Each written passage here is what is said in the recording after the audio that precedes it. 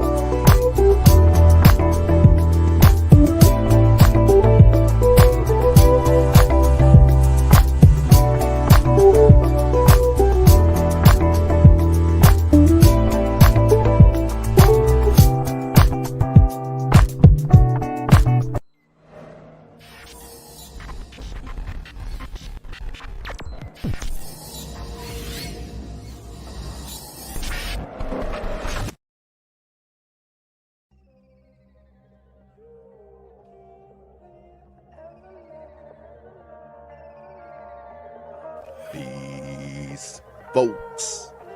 This is X from TPOT Media. Open your mind and wake your black ass up. You know what time it is. Hit that damn like button as you make your way in the door. Grab a seat, settle in, get ready. It's the Grown Man Hour with your host, my man, Bernard Riley.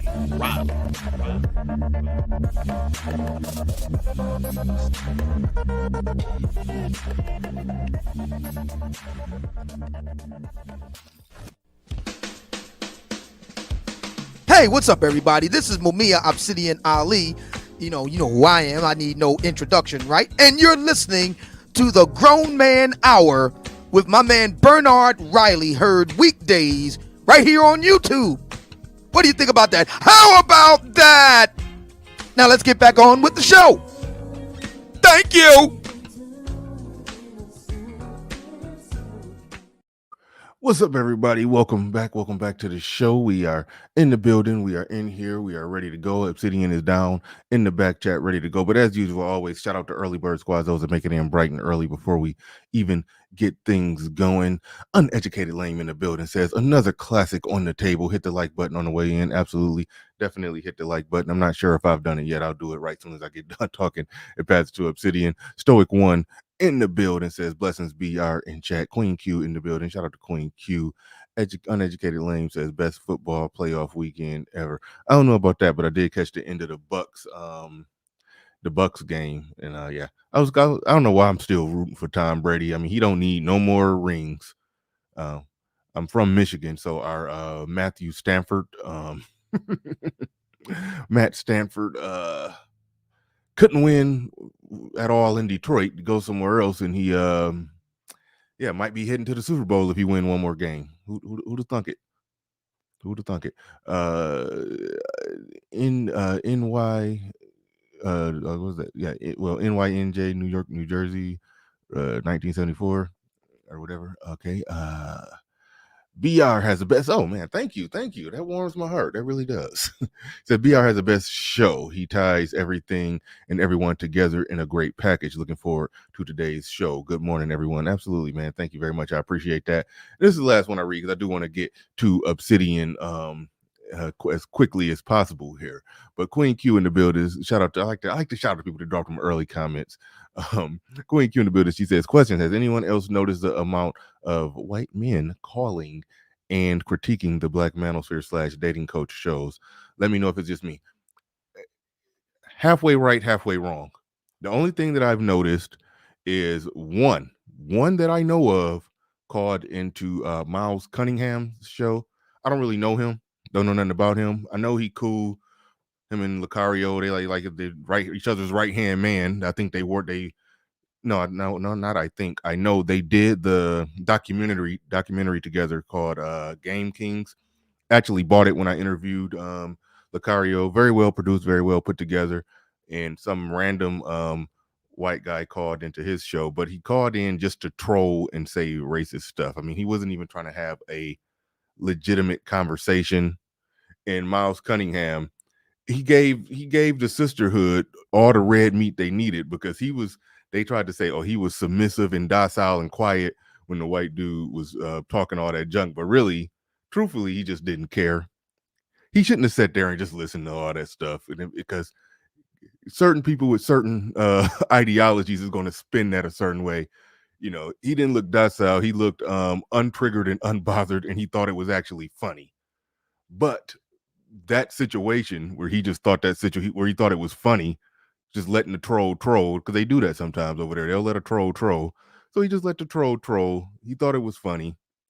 He was just unbothered and untriggered. Just let him troll.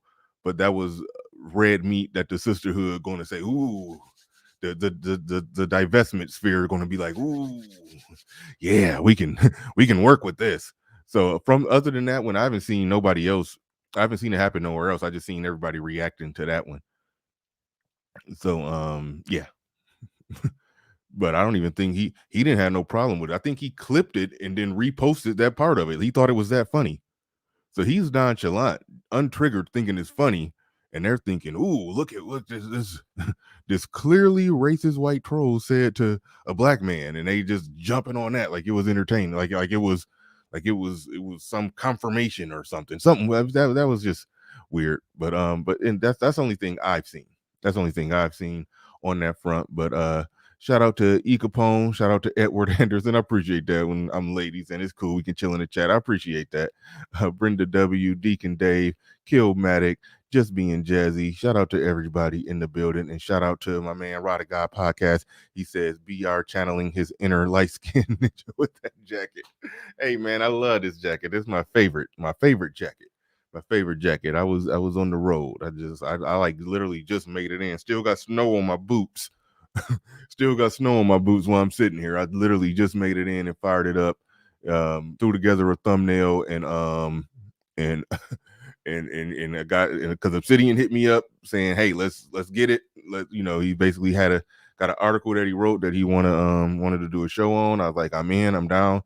Looks very interesting, so I was like, "Let's get it, let's make it happen." So we're making it happen here. And that's why I didn't want to start the show until he showed up because I had nothing to say. I wasn't planning on going on the air today, so I truthfully got nothing to say.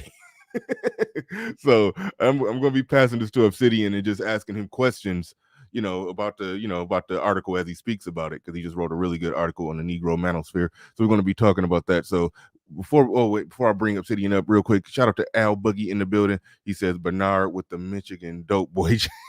Come on, man, cut it out, cut it out. So, all right, without further ado, we're going to bring up the man of the hour, Mumia Obsidian Ali, in the building. Welcome to the show. Hey, what's up, Bernard? Hey, what is going on? What is going on, man? Glad to hear from you. Glad to hear from you. If you didn't hit me up this morning, I probably wasn't going to be on the air. But you came to me. You wrote a nice article that when I finally made it in and touched down and back in my hometown, I've been trying to speed read the article. It was very very interesting, very interesting. As soon as I've already told you in the back chat, I was trying to piece together the thumbnail while the video, Yeah. But yeah, but anyway, we in here. So yeah, what's on your mind? What's on your mind? It's Did you hear very about this strategic what they call it? Strategic singlehood. Did you hear about this? Kevin talked about it. General Hardcore Tito talked about it. Dennis Sperling is due to talk about it. Professor Tierson Johnson talked about it. A number of other people. I believe Kendra D and Jessica X talked about it over on the Formers channel. I think it was like Friday, I think. okay. So a number of people have talked about it. So I've been in the dark, so this is all brand new to me. Me reading your article was the only thing I got from it, and I've been busy in a rush, so I didn't even get to read it as relaxed as I wanted to. So a lot of this is fresh on me. I haven't really even processed it very well. So this is all fresh and new for me. I've been in the dark on this one. Yeah, it's a article that's, well, the idea is based on an article that was written and published on the very popular and sometimes controversial Psychology Today website. I use it often as a go-to resource, just for the record, in my own writing. But it was published a few days ago, about 4 or 5 days ago, and it referenced a study that was conducted by one Dr. Jessica D. Mormon, and she is out of Wayne State University in Detroit, and that's in your backyard of sorts. It's about, I think the distance between Motown and Saginaw is roughly 100 miles, right? Yeah, So, give or yes, take. yeah, so it's roughly the same distance between Philly and New York. So yeah, her study had concluded that a lot of Black women deliberately become single, and it kind of goes from there. And like I said, Kevin and Hardcore Tito and Dr. Johnson and others had their own takes and spins on it. And I listened to all of them, and I read, the work, and gave my own take on it. So over the weekend, I think you know this. Over the weekend, I was sitting in on a panel with Jessica X and Sister George and some other people. And although we didn't talk about strategic singlehood, as it's called, what I had to say there applies to this topic, and that's this. The single biggest challenge. Well, first of all, the first thing we got to do, because Jessica X asked me why does this state of affairs persist with Black men and Black women? Why, in particular, why do Black men kind of not take what a lot of Black women are saying seriously, in a sense? That is to say, strong, independent, don't need no man, and so on and so forth. And my response to that was, I think because a lot of Black men are a lot more romantic than they're willing to admit. Although the Black love narrative, the Black love story, I guess you could say, is something that's definitely sold to Black women. The irony of it is that Black men believe in it a lot more than Black women do on the ground. And I think what the big takeaway from this article that comes at a very interesting time is that I think it's time that Black men started, taking seriously what a lot of Black women, not all, but a lot of Black women are saying seriously. But a lot of Black women have been saying for a very long time that they don't need no man to survive, and it's true. As a matter of fact, I even cited you in my piece, Bernard, in that respect. I don't know if you saw it, but I cited you in there. You said this on the air on a number of occasions, and we even talked about it as recently as I think it was last week, regarding Brittany Renner. You'll recall that our good friend and brother Pablo Fresco Bar made a point. He argued that Brittany Renner had, and I'm using his words, fumbled the bag, and he explained how and why. But your response was very interesting. Your response was, yes, I can see where you're coming from, Pablo, but in the minds of Black women like Brittany, they don't see it that way at all. They see their freedom is more valuable than pretty much any bag that could have been procured by Black women of a previous generation, like a basketball wife, like, say, Juanita Jordan, for example. I'm inclined to agree with you. You said this in varying iterations in the past, and I think what you said is right. It's true. A lot of Black women don't need a man to survive. And that's true. I think that's something that black men, let's just be honest here. We're really talking about non-select guys. I think it's something that, because when you get into the weeds with it, the certain class of guys already know this. But I think it's something that the more non-select guys need to accept, that it's true. In today's world, black women don't need a man to survive. They have the state. Shout out to Dr. Tia San Johnson. He summed this up very well. They have their own informal, communal and familial networks, primarily made up of black women, but sometimes there's some black men in the mix as well. But primarily made up of other black women. There are various nonprofit and for-profit organizations that fund and underwrite black women. Now, increasingly, we're having, quasi-state organizations underwriting them in the form of, various forms of universal guaranteed income and that sort of thing. So all of this put together, the welfare state and so forth, all this put together, yeah, it's true. What you've been saying is true. For a lot of black women, you haven't said it this way, but I'm summing it up. A lot of black women don't need a man to survive. Now, they do need a man to thrive. Yeah. They do need a man to do that. And that's the reason why, as you rightly, I love the way you characterize it, what in your view of what Kevin is doing, you typify it as kind of like dangling a carrot on a stick, dangling the idea of a high value man on a stick in front of these ladies, And a guy like that can, just be brutally frank here, enable a black woman to have a certain type of lifestyle, thriving. But as far as surviving is concerned, keeping the lights on, food in the fridge, or the Frigidaire, as my dad would call it, that sort of thing, subsistence. So no, black women don't need a man for that. And I think it's time that that black men for whom I'm talking to, and it's going to be difficult because a lot of black men are a lot more romantic than we like to believe, and we have the evidence to bear it out. Black men want to be married more than black women do. Black men want to be in relationships more than black women do. So even the phrase black love, I argue, has completely different meaning, from black women and black men. See, black love means something different to black women than it does to black men. That's a completely different black love.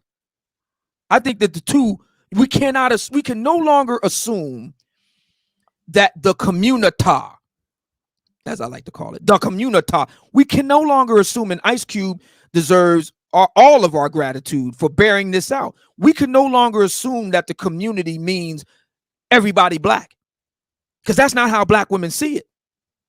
Black women don't see the communita as everybody black. They see the communita as black women. And they see black men as separate and distinct. So the notion of black love, that's something different. In the minds of black women, that's a whole different animal. But what is it though? What I mean, you said it's a different black love. I still don't even like or care for the term, but we're going in that direction. So right. So black love, you're saying it means something different for black men than what it means for black women. I think let's go black men first. Let's go in reverse order. Okay. The laws of civility. Civility would usually call ladies first, but let's go in reverse. For black men, black love means a chaste, faithful, dutiful wife, a dutiful and effective and loving mother to his children, and by extension, a good example of black womanhood to a larger black society.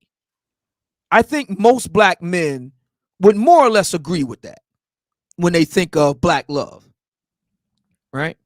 Even black men like myself who have no desire to marry would pretty much buy into that argument. Black love would mean a black couple No disrespect to our gay and lesbian brothers and sisters out there, but we're sticking with straight folks here for a moment. A black man and a black woman that are committed to each other, that the wife is dutiful and chaste and respectful and puts the needs of her husband and children ahead of her own, is a good example to, you know, everybody else.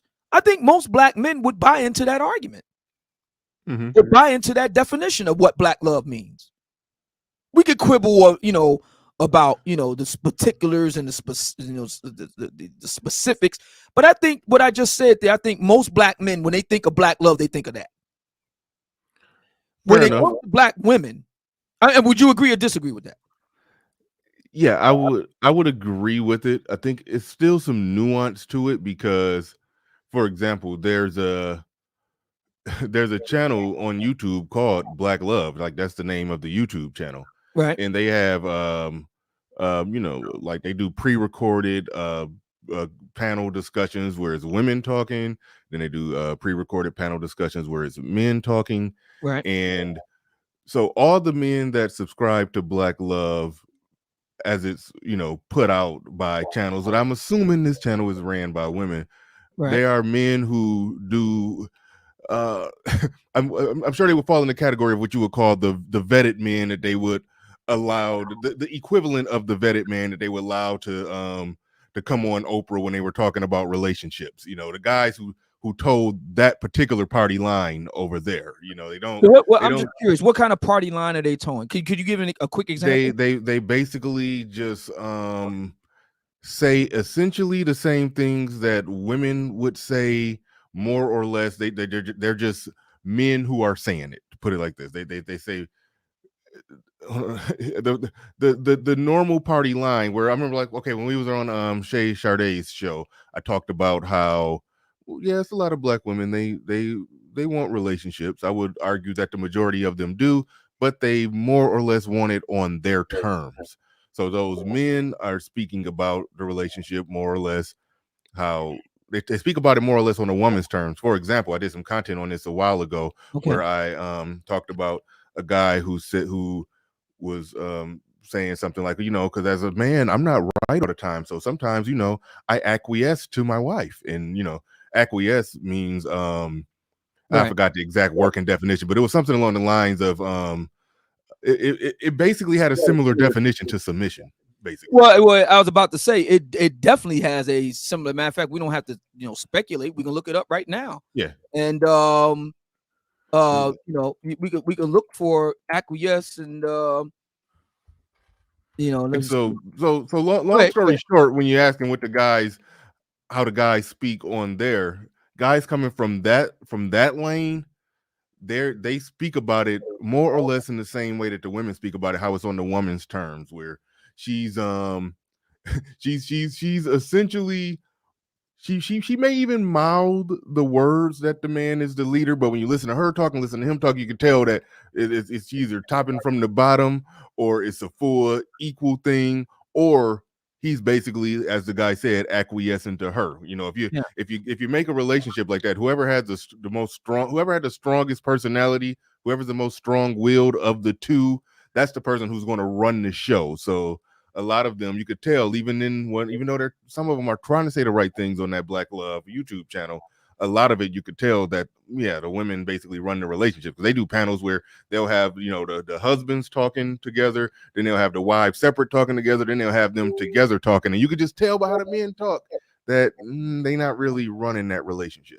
Well, okay, so what you just described is basically the black female conception of what black love is. Mm-hmm. Which is completely different from what I just said as it pertains to black men. We both agree that my kind of off the cuff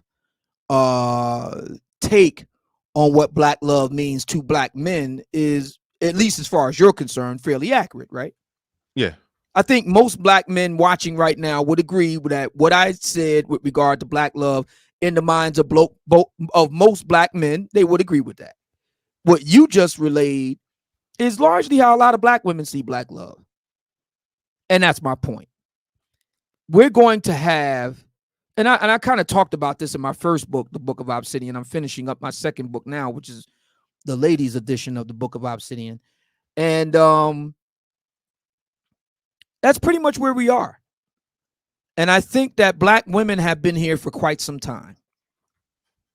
And I think it's time that black men, particularly, I'm just going to be brutally frank about this, the non-select guys need to accept this. I'm not saying that this is something that's across the board, that's like total. We still do have 1 out of every 4 black women marrying in their lifetime.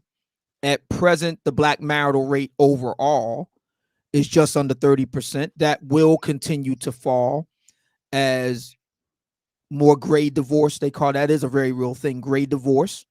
What does that mean? Gray divorce means older Americans getting divorced. So when we talk about older Americans here, but what we mean by older Americans is basically Americans that are AARP aged, Americans that are eligible for Social Security benefits, retirement. So we're talking about people that are in their 60s and beyond. Gray divorce is a very real thing, and we're going to see more of that as the baby boomers divorce. We also will see, Gen Xers. That's my cohort. As we move through middle age, there'll be more divorces. And as millennials continue to marry much less than Gen Xers or baby boomers in Black America. My own sense of it is that the black marital rate will settle at around 20%. So you're looking at 1 in 5. So it's not total. But it's overwhelmingly in the majority. We can't get around it. As a matter of fact, the NPR study on this found that only 25% of single black women are looking for marriage or a relationship. So I think it's time that the non-select guys, accepted this. That there are a lot of black women that are choosing to be single for whatever the reason, and they have a different conception of what a good life is. They have a different conception of what community means, what family looks like, what, to use the term, black love looks like. And that's only going to continue to increase as time goes on. The divide in simple things, basic things, essential things between black men and black women, that's only going to grow in time. And what you described on this Black Love channel that you have strong reason to believe is being, headed up by black women, that's just one really great example of what we're talking about here. The black manosphere itself, in a very real sense, is giving our take on how black men see these things. And we're a lot different because, the way that black women see things as it's conceived in the media, in the black media, right? I jokingly refer to it as black vagina vision media. They've been so ubiquitous and so pervasive for so long that's kind of like the default setting of media in Black America when you really sit down and think about it. One reason why the black manosphere has been making so many waves of late is because it's so different that you're hearing black men's voices unvarnished, so to speak. But the black manosphere's take on these things is so jarring is because it's speaking from black men's perspectives. And our take on what black love is vastly different from what black women's take on it is. And I think it's time that black men, particularly the black men that I'm focusing on, which is kind of to be a non-select guy is a very taboo thing because the black male stereotype or archetype is the kind of woman slaying womanizer, alpha dog, player and that sort of thing. And that's more fiction than fact. And but I think that's something that has to come out of the shadows. A lot of black men really do want to be in love. A lot of black men want to have, a wife or a significant other. A lot of black men really want to have a family, and it's becoming increasingly clear that that's not something a lot of black women want, at least not in the way or form, in the way or form that black men would want it. And there's no easy fix for this. As I talked about in the first book, it's a byproduct of freedom, and there's no real fix for that. There's no quick fix for it. I'll put it that way. Somebody in the chat room asked me about what my thoughts are about Generation Z black folks. My take on Generation Z at present is that they'll probably be the ones that will stabilize the black marital rate at around 20%.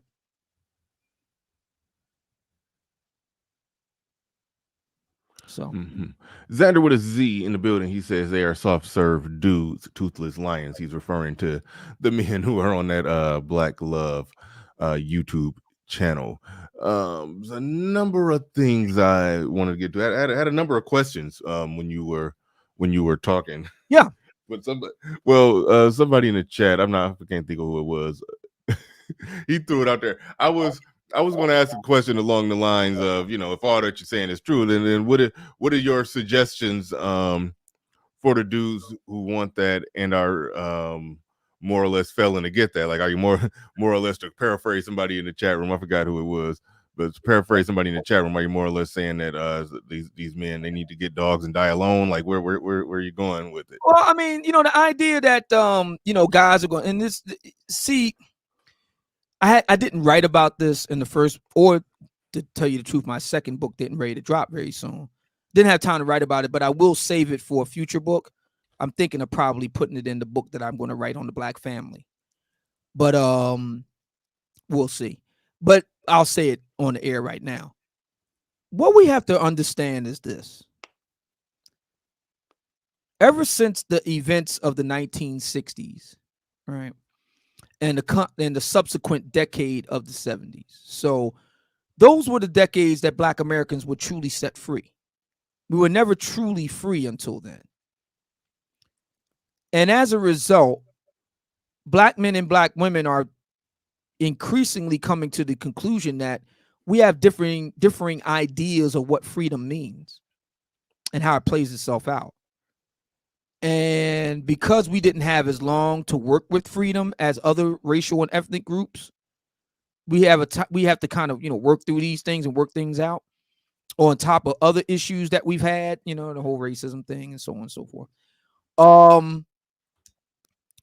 It's a power struggle. I mean, it's just a straight up, the image that comes to my mind. You ever seen the Jason Bourne movie? Actually, no. Well, no, I saw the first one. Okay.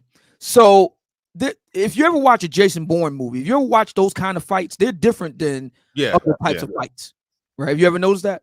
Mm-hmm. So if you watch a Jason Bourne movie, the fights aren't stylized. Like, a guy gets into a pose and he takes a swing and then other guy waits and he takes a swing. It's not like a choreographed thing. It's very hectic and frantic and the camera's all over the joint. And, it's really hectic. They knock it over stuff and all that.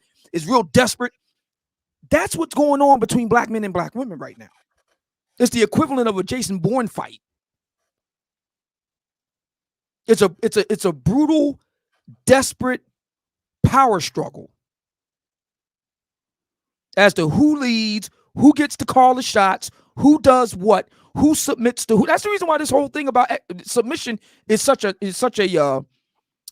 tinderbox of a word for a lot of black. It's almost like fighting words for a lot of black women when you sit down and really think about it. That's the reason why. And it's just going to continue to play itself out.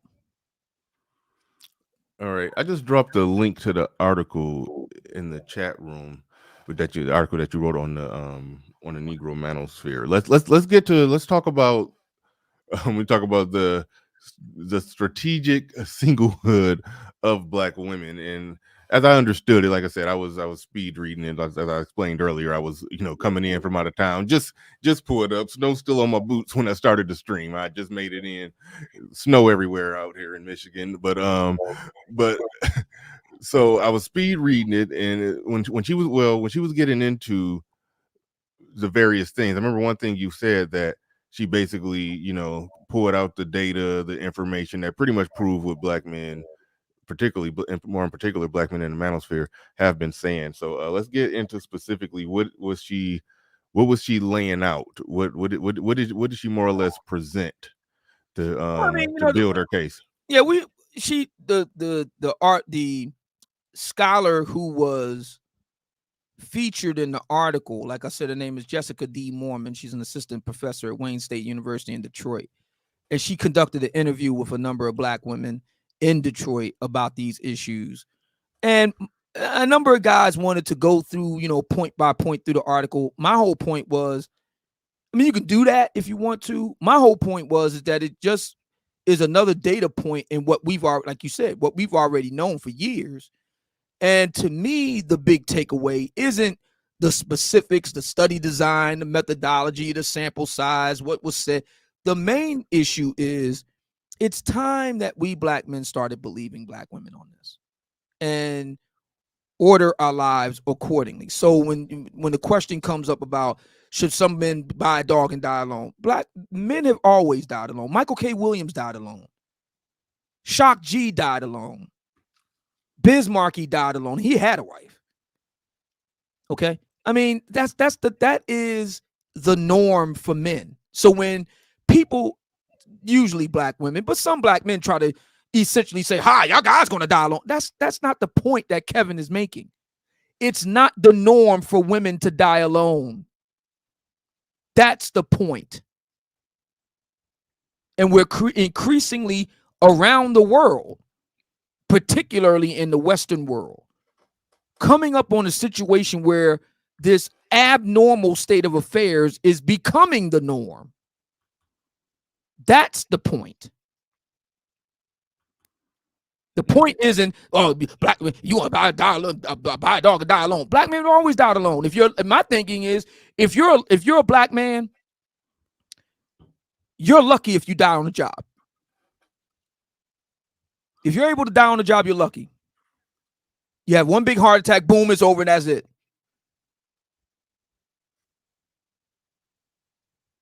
So when people say those things, I don't think that they get where Kevin and others are going when they say something like that. That the issue of men dying, in this case, Black men dying alone, that's not the point. The point is the abnormal state of affairs of so many Black women dying alone. That's the point.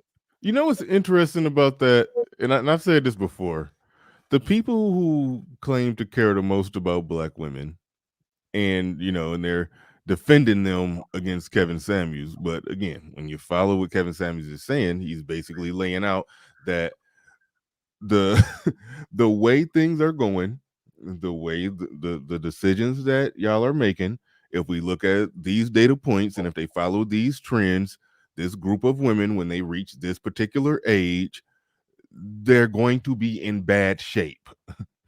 Instead of it's like in some weird cockeyed way of them trying to defend Black women against somebody who's telling them to take heed for something that's going to come, that's going to affect them. How is that even a remotely intellectually sound counter argument of somebody who supposedly cares about Black women and defended them to say, oh, well, the men gonna die alone too? I mean, if Black men and Black women are majority together, and then if one dies alone, quite naturally, the other one statistically is going to have a percentage that would die alone too. Like nobody ever really denied that, but I don't know why they think that that's a counter argument. Well, I can tell you the reason why, and let's just get right to it. You're talking about Black men, but the Black men who say this. Mm-hmm. Well, and that's the reason why when I was plotting out the Book of Obsidian, I don't know if I ever told you this. When I was plotting out the Book of Obsidian, it just wasn't a one-off book. Mm-hmm. I had planned to do a trilogy, but it wasn't just a trilogy. I had planned to do. Now I didn't plan to do a book for black women. That was the oops baby. But all the other stuff I had planned out, and one of the things that I had planned out was a book about the black family. Because my argument has always been that you can't really see. It's interesting. Black people talk about the community, but they treat it as if it's a separate entity, right? It kind of reminds me of what Mos Def said on his classic album, Black on Both Sides, right? So in the very beginning of the album, he says that people always ask him, what's up with hip hop? And he said, y'all treat hip hop as if it's like some kind of, giant over there in the mountainside, coming down to visit the townspeople. We are hip hop. So, hip hop is doing well. We're doing well. If we're smoked out, then hip hop is going to be smoked out. It's the same thing here with the community. We talk about the community as if it's a separate entity. That's true. The community is made up of black people. And what is the basis of a community is black couples. How are you going to have a community where you got disjointed, atomized people? That's not a community. Y'all just share the same geographical living space. You're not even neighbors. They've done studies on this. The studies have been done. It was a excellent excellent scholar out of Harvard University named Robert Putnam. He wrote a book called Bowling Alone. It was a big deal a couple decades back. Him and others have done studies on stuff like this. When you have disordered communities, you don't have a neighborhood anymore. You just have people just living in the same area. That's it. They don't commiserate with each other. They don't commune with each other. They don't fellowship with each other. They just live in the same. You could live. There are societies in America now, and I'm talking about Black America. It's possible to live in an area in Black America and not even know who your neighbor is. That's a very possible thing because of the breakdown of the Black family. So I say all of that to say, when I was writing the book of Obsidian, I said, okay, at some point I'm going to have to connect all of this to the Black family and by extension the Black community. So at some point in the next year or two, I'll be writing a book about the Black family and tying it all in. So let my geek flag fly here. It's my own take on the MCU. All of my books kind of connect to each other, like a MCU movie connecting to one to the other, like a comic book connecting one to the other. And the community is made up of people, and the people it's couples. That's the basis of a family. That's the basis of a society. That's the basis of a nation. Is couples. In a very real sense, we're seeing Black America come apart along gender lines, where you got Black women over there, and of course you're going to have Black men there, and you got Black men over here, and of course you're going to have some Black women over there. That's essentially what it's coming down to. And this article is just another. Is not just a signpost.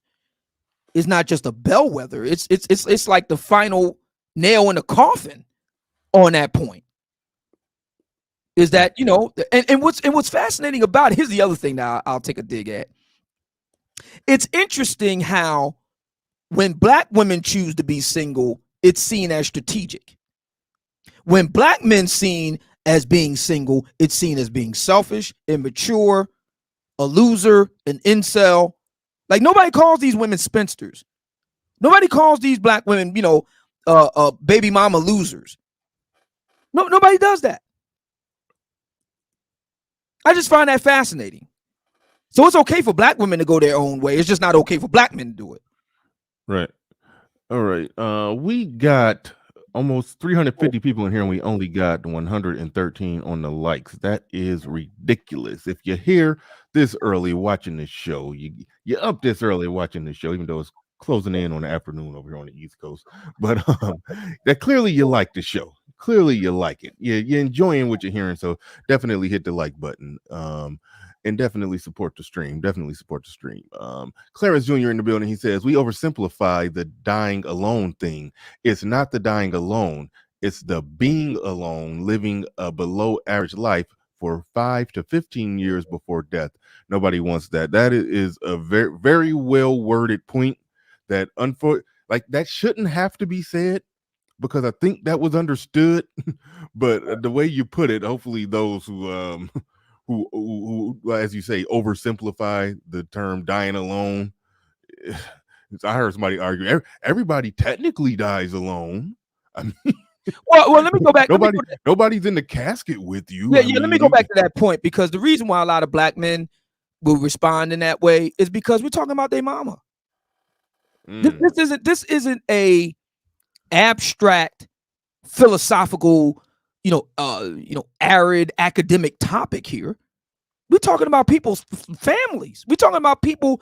The people that we're talking about here are not distant, individuals. These are people in your own life. These are your sisters. This is your mama. This is your grandmama. This is your auntie. This is your daughter. And so for a lot of black men, this hits close to home. This is just, this is something that hits very close to home for a lot of us. A lot of us know somebody who we have as a female family member who is more than likely going to die alone. And, as the brother just mentioned, the run up to that, the very ignoble, undignified, brutal final years. And is that something that we're really prepared to see on a mass scale? That's the point that Kevin tries to get at in his shows. That it's not just a thing of just, you got Aunt Petunia over here and Aunt Bernice over here. No, I'm talking about this is a mass scale, a wave of this sort of thing happening. I don't think we're really prepared for something like that. Mike and Vince Perkins in the building with the super chat. He says, as a black man from Detroit, I can personally tell you Detroit black women are a good measure of the absolute extreme of every black woman stereotype. Bad, as a 45th president Donald Trump used to sum things up. Yeah. Bad. He's my guy. But anyway, that's a whole other topic. But in any event, I understand exactly what he means, because I didn't really want to go into the weeds of debating the sample size and all that, but I couldn't help but notice that Dr. Mormon's sample size came from Detroit. And I'm like, do you really want to use? I get that Detroit is the blackest city in the country. I get that. But it also comes with a whole lot of not so great caveats too. Do you really want to use that?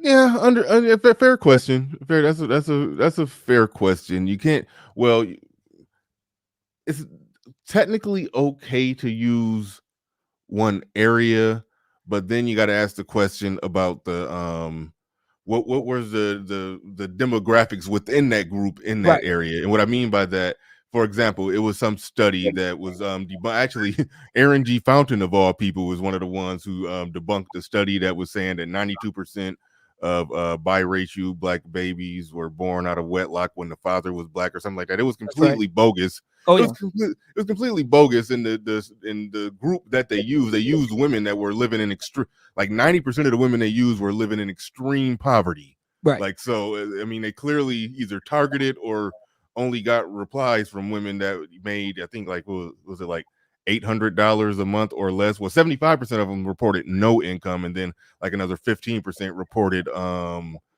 making $800 a month or less. So you run the numbers on that. These women were probably making anywhere from $0 to $10,000 a year, and a lot of them probably was somewhere between $0 and $5, or $1 and $5. Those that did have some type of income.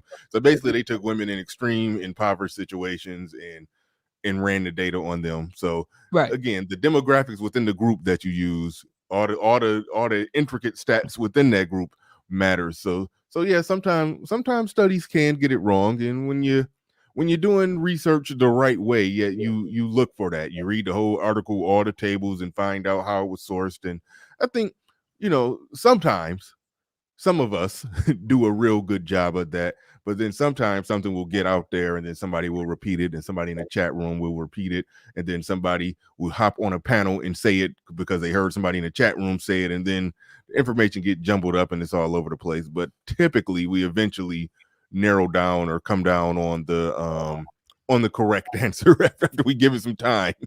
Give it some time. I think the Black Manosphere does a good job at coming down on the correct answer. Well, I mean, again, I don't think that the appropriate response to this particular article. Wait, hold on. While you speak on that one, I'm gonna grab some coffee while you speak on that. So go ahead. Yeah, You got it. I don't think the appropriate response on this particular article is to, debate how many angels can dance on the head of a pin. I think the appropriate response is to actually start listening to what Black women have been saying for a long time now. This is nothing new. Black women saying they don't need no man is certainly nothing new. They've been saying that ever since I was at least a teenager. So you're talking about going back into the 80s. I think it's time that we started listening and moving accordingly. So, what does that look like? What will that look like for a lot of Black men? That's a very good question. I don't think there's any one pat answer, because there are so many Black men living different types of Black lives, So I don't think there's any one answer for it.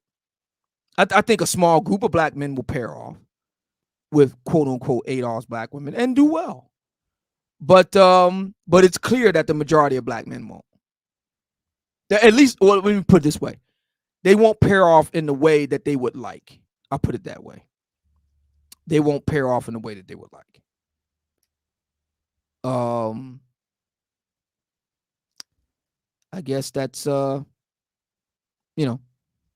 it's not a it's not a very how do I say Disney-esque type of ending. In a lot of ways, is not typically American, because it's a fact that Americans prefer more optimistic endings to stories. That's a fact. But it's not going to end like that. For the majority of Black men, it won't. No. So, somebody asking the question in the chat room, where do I see Black America in 50 years? That's a very good question. I've been thinking about this for the book on the Black family, projecting out, and that's always a very tricky type of thing. I don't have a straight ahead answer for that. Like I said, I've been thinking about that for the book on the Black family, which is about 2 or 3 books ahead right now. But I have been thinking about it. I'm going to be giving a lot more thought to that question about where Black America will be a half a century from now. So you're looking at circa 2072, thereabout, winding down the 21st century. That's a very good question. I mean, will Black America even look like Black America as we've known it 50 years from now? And will that be a good thing or a bad thing? I don't know. I had to sit down and really think about it. I had to do a lot more research and a lot more thinking about that question. If anybody else has any questions while we wait for Bernard to join us back on the air at 32 minutes past the hour, just post your question up in the chat room. It'd be even better if you did it through a super chat. That would be great. Or a Cash App. You see Bernard's Cash App there. It's $ Bernard Riley 99, the 2 numbers 99, $ Bernard Riley 99. It would be even better if you did it that way. But yeah, I think that it's a very good question about where Black America will be in a half a century. I really don't know. I don't know. There are some that believe that you will see a rise.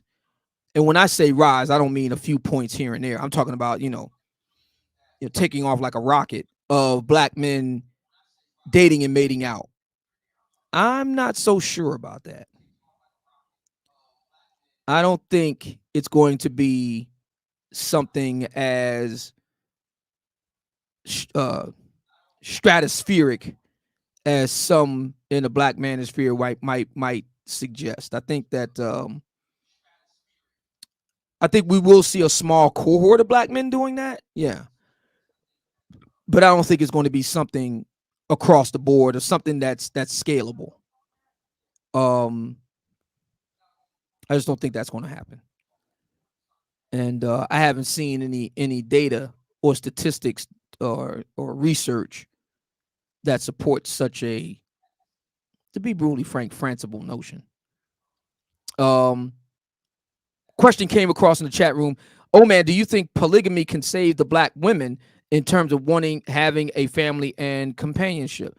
Black women are by and large against polygamy. And you know, there are a whole lot of different reasons, but one reason is very simple. Black women don't want to share the resources. They don't want to share the resources. They want one man's resources going all to her and or her children. So, and since most black men don't have it like that to support a polygamous family, there you go. Obsidian is in denial because he's still trying to pander to black women. How? Where am I made my money pandering to black women? And furthermore, can you give me any statistical research, Indigenous TV, that backs up your position that black men en masse are dating and mating out? Because last time I checked, only 15% of married black men had a non-black wife, and that was as recently as, if I remember right, the last decade. So if you can provide, better data, I'm all ears. You can post it right here in the chat room. Post up the links. The argument was that the 2020 census was going to be, a watershed moment.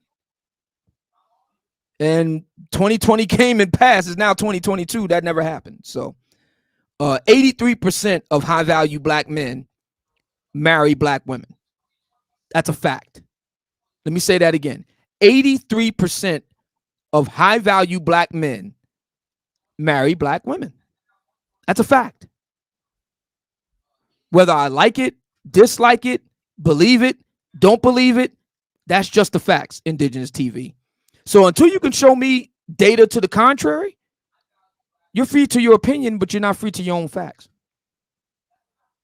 And the facts are that the vast majority of black men, especially black men who are in a position to do so, don't. So, let's see if anybody else has any interesting questions here to field. Let's see. Let's see. Disagreeable says, it's 2022. What weight does a marriage stat hold? A lot. People who are married have more, get more. They even have more sex than single people. That's a fact. The most successful people in America also tend to be the most married people in America. They get married and they stay married. I say this, Disagreeable, as a confirmed bachelor and avowed hedonist. See, that's my commitment to the facts, not my ideology, not my personal feelings, not my personal lifestyle choices, the facts. The facts are that the more married you are, the better off you do in life. Those are the facts.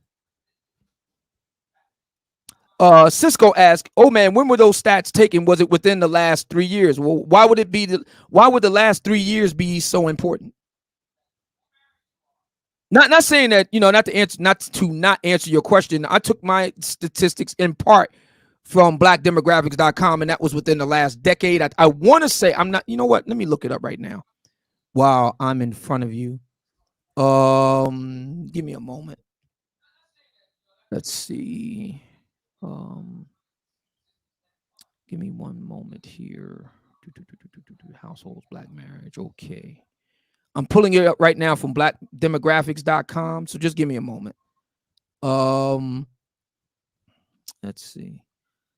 2017. So that will be 5 years ago, Cisco. 2017. Let's see. Indigenous TV says, yes, but you started shitting on SYSBM by suggesting they don't have a voice in this space. I didn't suggest that at all. I never said that SYSBM didn't have a voice. I asked the question, though. If your argument is that you're done with black women, why are you here? especially in this particular form that we're in right now. Bernard Riley has made it clear, abundantly clear, over and over and over, that he's for black marriages, he's for black love. So if you're SYSBM, why do you keep coming back? In light of that fact, that's like a vegan going back to the steakhouse and just arguing with people that like to eat steak. Why? If you've made the calculation that you're done with black women, why do you keep going to a venue that is at least in part about black women? Why?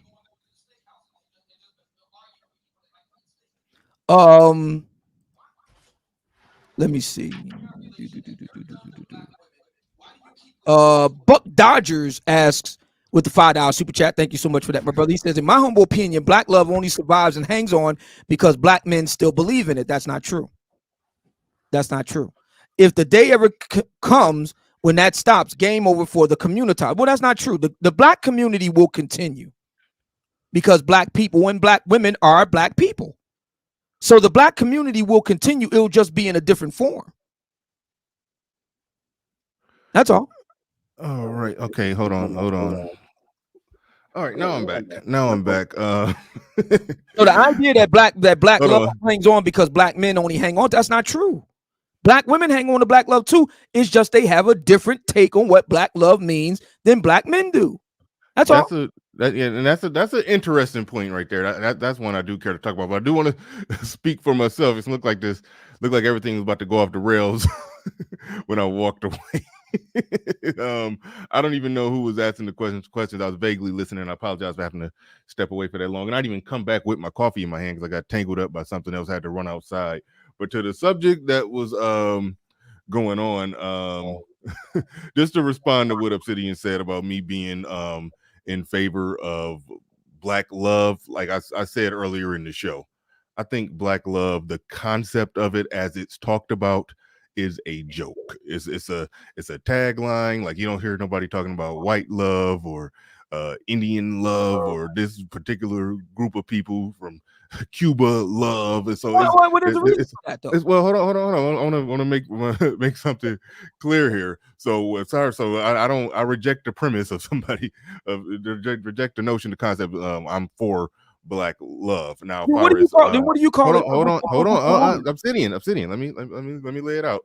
As far as black relationships and black, I'm pro-black in the sense that I would like to see black people progress, and the best way that people progress is by intact families and raising children the right way. So in that sense, yes, I am pro black people, black men and black women working out their problems in their relationships, but I'm not in any way, shape, or form, as somebody mentioned in the chat room, not in any way, shape, or form against SYSBM. They're welcomed over here. So that like I'm so.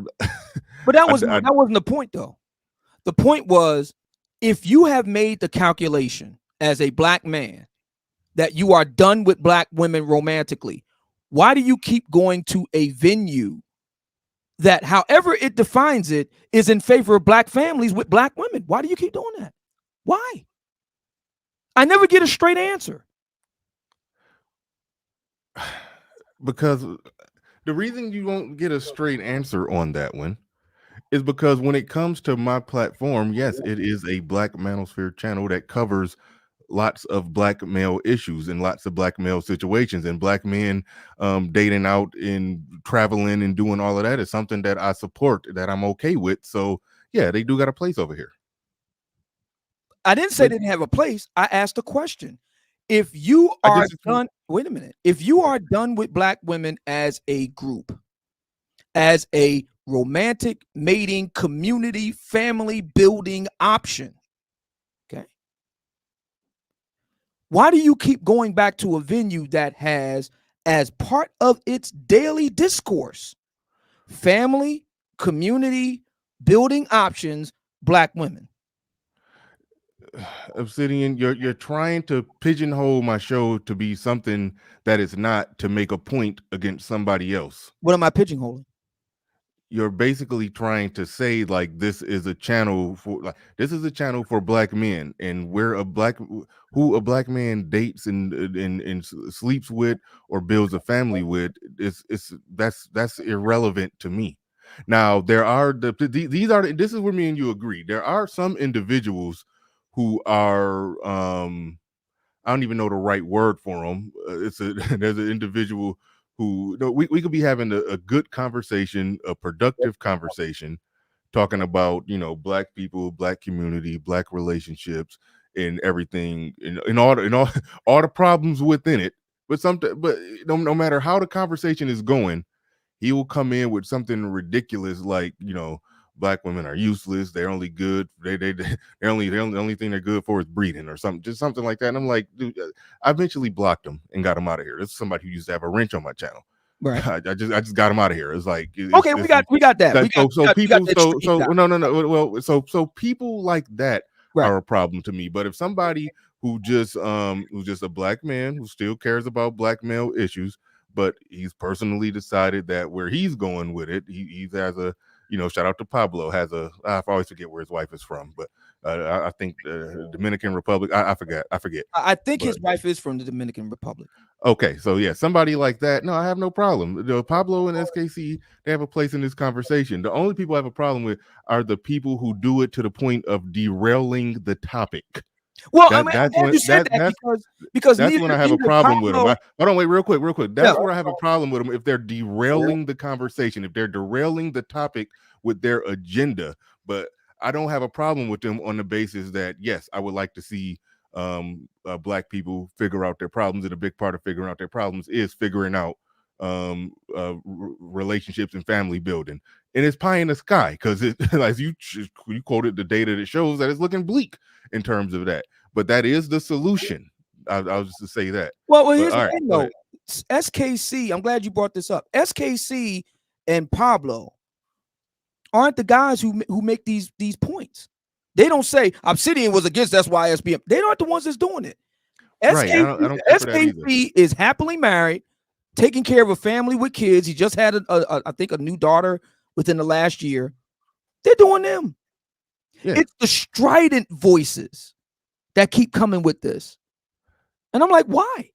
And I agree with you on that. The only thing I disagree with is don't weaponize my position on something else and use that as a way to exclude them, because my overall position on black men talking about whatever black male issues are, so what black male issues are separate and apart from black women completely, have nothing to do with black women? I agree with you that they're connected on. So that brings me back to my question again. SKC, Pablo, they're not the ones that's doing all the shouting with the tiki torches. They're not the ones doing it. It's the other guys that are coming near that are so strident. I'm just simply asking them a question. The guys that are happily married off with non-black women, they got families, they got lives, they doing them. Yeah. Well, ask them, why are they so strident? Why do they show up tiki torch in hand about it, but don't weaponize? I do talk about this. I do talk about this in my upcoming book. There's a chapter in the book of Obsidian, the ladies edition, called The Swirling Wars. And I talk about this. And I talk about it, from the crystalline Karazin side, but I also talk about it from the black man side too. And what I find similar in both. And what I say in the chapter is that what I just said. I noticed that the people on both sides who find somebody that's not black and they pair off, they tend to go off and do them. But the people that are making all the noise, are they really paired off?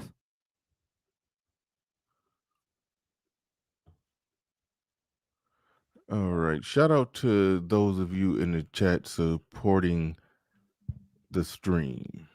The Tiki Torch people, whatever faction of the manosphere that you're with, if you are a ranting, raving Tiki Torch with an agenda, coming in the chat room trying to circle every conversation back to the thing that your little thing, even if that's not the topic, yeah, that's annoying, and those are the people I have a problem with. don't have a problem with anybody. If somebody's, hardcore with their MGTOW, hardcore with the SYSBM, I don't got any problem with a brother, finding his own way. I have no problem with that. That's you're supposed to do that. You're supposed to find out what works for your life. That's what you're supposed to do as a man. I got no problem with that at all. But yeah, those who in a damn near belligerent way try to circle every conversation back to their little agenda, that's when it gets annoying. So that's the part that me and you can agree that we speak against. And I have gotten rid of people for just if they've done that too much for too long, I've gotten rid of them. But anyway, let's get to the super chats. We missed a lot of super chats when I was away. Buck Dodger in the building. He says, I think that's in my humble opinion. I think that's what IMHO stands. My humble opinion, black love only survives and hangs on because black men still believe in it. If the day ever comes when that stops, game over for the community. I think you I think you addressed that one when I was away. Yeah, I did. Yeah, okay, I did. Cool. But somebody did ask. Somebody did make a point in the chat room that Obsidian is a confirmed bachelor. Why does he care so much?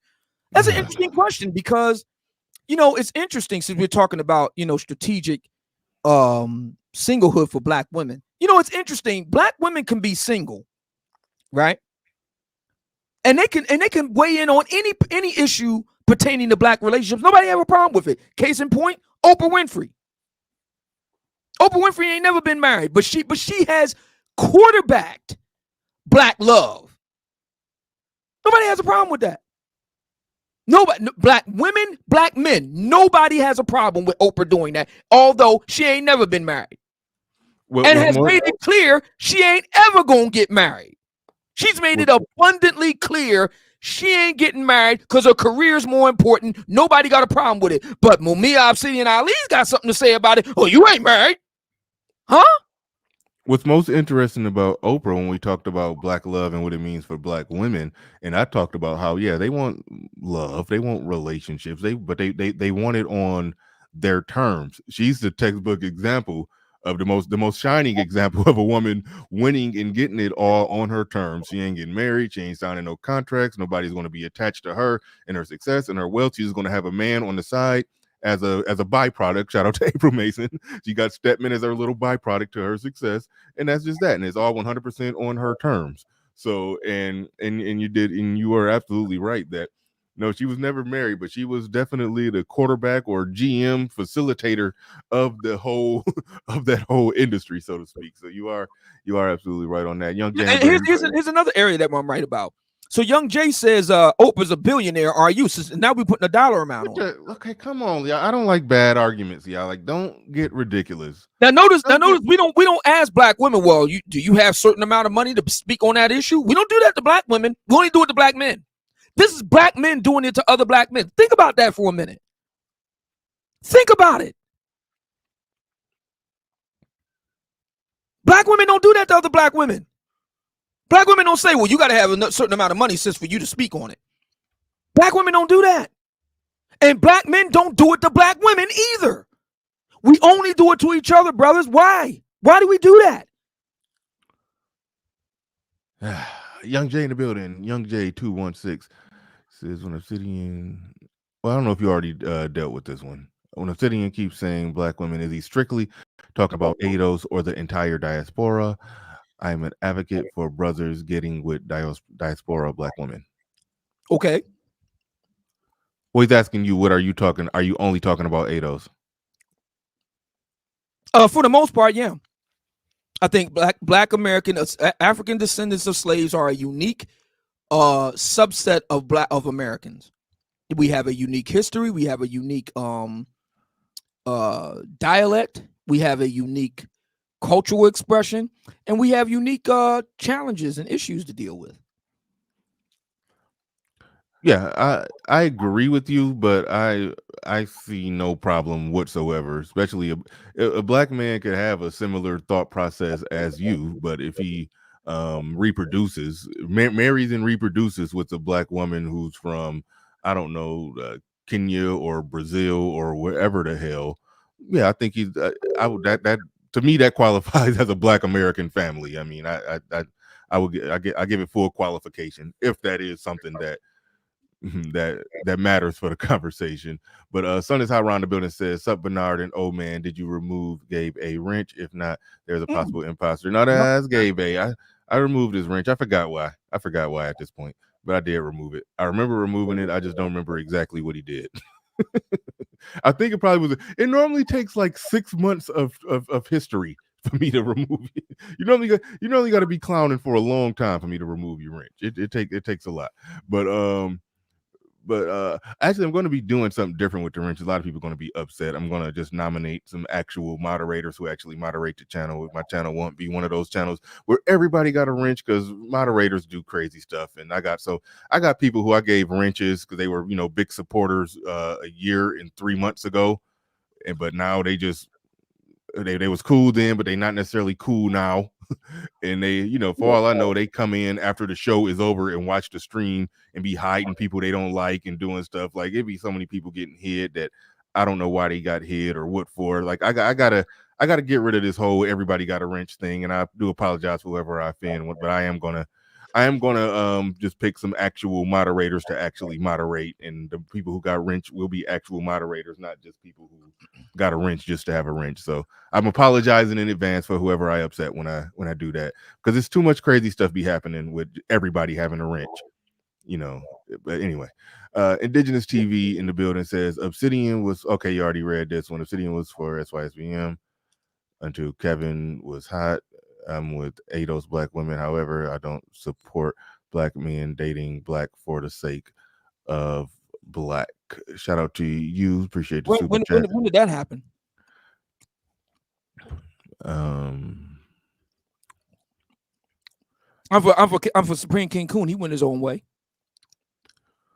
I'm for Pablo. He went his own way. See, what I'm not for is the rhetoric. Indigenous. I'm for the doers. I'm for the guys who actually do it, and then they go on with their lives. I'm not for the tiki torch guys. That's the difference. The brothers that actually pair off and they save themselves and they go and pair off with whoever they pair off with, good on them. I support their right to do that. God bless them.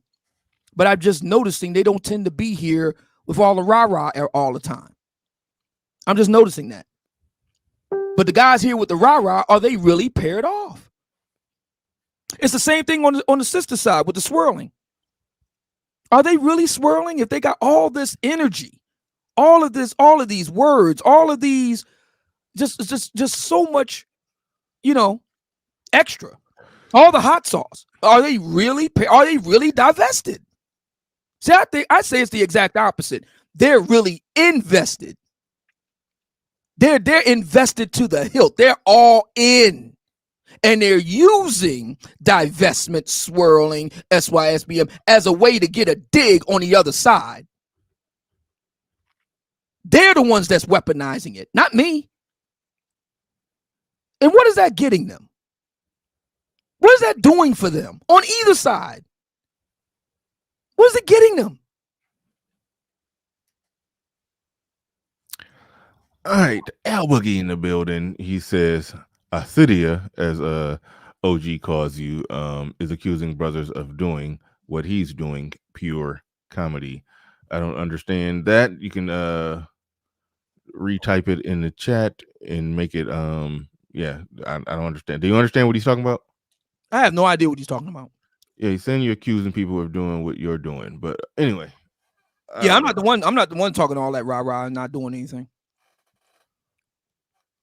Mm-hmm. But I'm glad that the topic came up because it is in my upcoming book, shameless plug, the Book of Obsidian, the ladies edition. It's a chapter in the book called The Swirling Wars. What's interesting about that from the swirling end of it? And shout out to the late great David Carroll.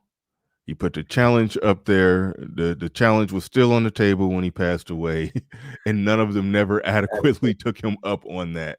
And that sort of speaks to what you're saying, because the stipulations of the challenge was that some of the women the divestment women who talk all this junk, all this as you say, the sugar honey iced tea about black men and about how you've divested during Christmas time. You just show it could be a 1-minute video of you and your white boyfriend and or husband or whatever unwrapping gifts, kissing under the mistletoe, just having a good old time. None of them actually took him up on that. Now, there are videos of women doing that, but none of those women can be identified as a part of that divestment movement. But not a single card carrying divester, I'm talking about part of the movement, and talk all that cash, sugar honey iced tea about black men. Not one of them could produce a video. Not one. And they could have got rid of their biggest detractor. He said he would have deleted all 3 of his channels. I don't even, the ones he not even using. He would have deleted them all and just went away. And he had that offer on the table for, I believe, like 3 years. So 3 Christmases went by, and nobody could properly do it. And even when Crystal and Karen tried, she just dug up some videos of some women who probably never even heard. Don't have nothing to say. And the irony was, and Uncle Dave, the late great Uncle Dave, pointed this out. The irony was, those women ain't the ones talking sugar honey iced tea. They made his point. They got their guy and they went off into the sunset. That's it. Mm-hmm. Yeah. And just think about it like this.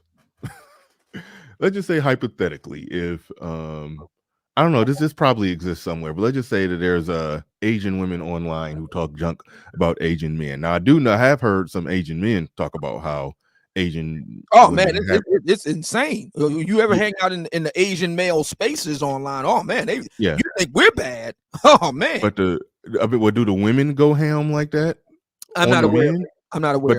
But the men talk about all the stuff that their women say. Right. Now, so let's just say if the women went a step further, where they went online talking about it, and let's just say that single guy, you met a nice Asian woman, and she's online all day talking junk about Asian men. When she's supposed to be your man, but she's online all day talking junk about Asian men. At some point, aren't you gonna be like, what the hell? Like this, that would become a problem for me.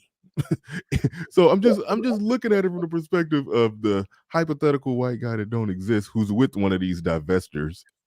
It just seems like they would be like, so that's what you do? You sit here and argue with the black men? Well, we have evidence of this. We have evidence. We don't have to theorize about it. We have evidence in Crystal and Carrison herself. She's divorced. Well, we don't know. In part behind what you're talking about. How do you? Okay, is that leaked information? I don't know if that's why. In part.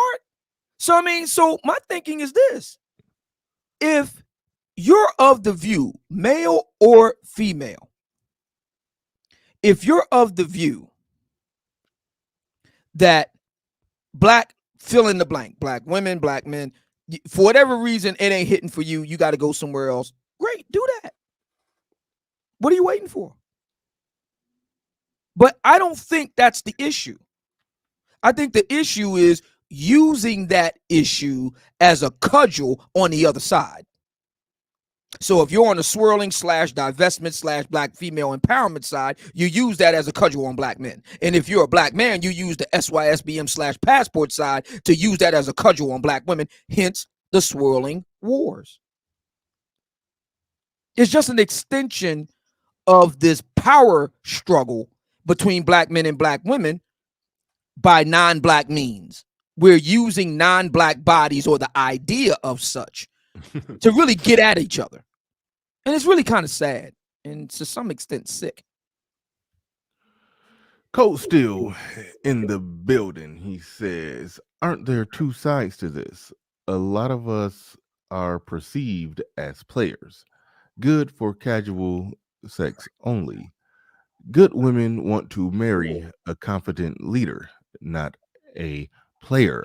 My response to that before I throw it to Obsidian, yes, they want to marry a confident leader. I don't think they have the ability, or they tend not to exercise the ability to distinguish between the confident leader and a player, because the player is somebody, a player's got confidence. So when the player walk up to you and approach you, he's speaking to you with confidence. He's firm. He's assertive. He knows what he's saying. He knows what he wants. He say what he mean and mean what he say when he's coming at you.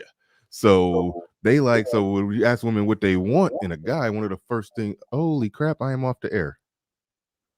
My views just went down to 1. You're back up now, 401. You're back up. Okay, StreamYard is showing me 1 viewer. Yeah, I'm looking at you live on YouTube right now. It's over 400. All right, let me just do a quick refresh to make sure. Yeah. Hold on. Yeah. Let me. Okay, no, I just refreshed YouTube. Okay, it does say 398, Right. and it says 390. Whoa, okay, that was scary. Yeah. I think it's something going on with YouTube. Don't worry about it. But anyway, I thought I lost my channel real quick, but No. where was I at? But yeah, anyway, you ask women what they want, they're going to typically say, "Oh, I like a guy with confidence." You know, they look at that confidence, but I don't think that they either don't know or they pretend to not know or understand the next step or where the two connect between confidence and leadership. Yeah, they like a guy with confidence, but that can manifest itself in many ways and not necessarily leadership. He just had confidence in charisma when he approached. That's where I'm at with that. But I don't think they do a necessarily good job at differentiating between somebody who's a confident leader and somebody who's just a confident player who's spitting some good game in their ear. But anyway. Well, I address this in the upcoming book too.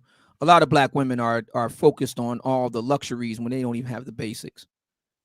And the simple truth is that a lot of black women need to focus a lot more on the basics in a guy. And it's going to be a very hard sell because, you know, black women are free. You know, they're free to pursue, you know, luxury goods in a man over, you know, basic fundamentals. They're true to they're free to do that. And the black love machine persists because of that. You know,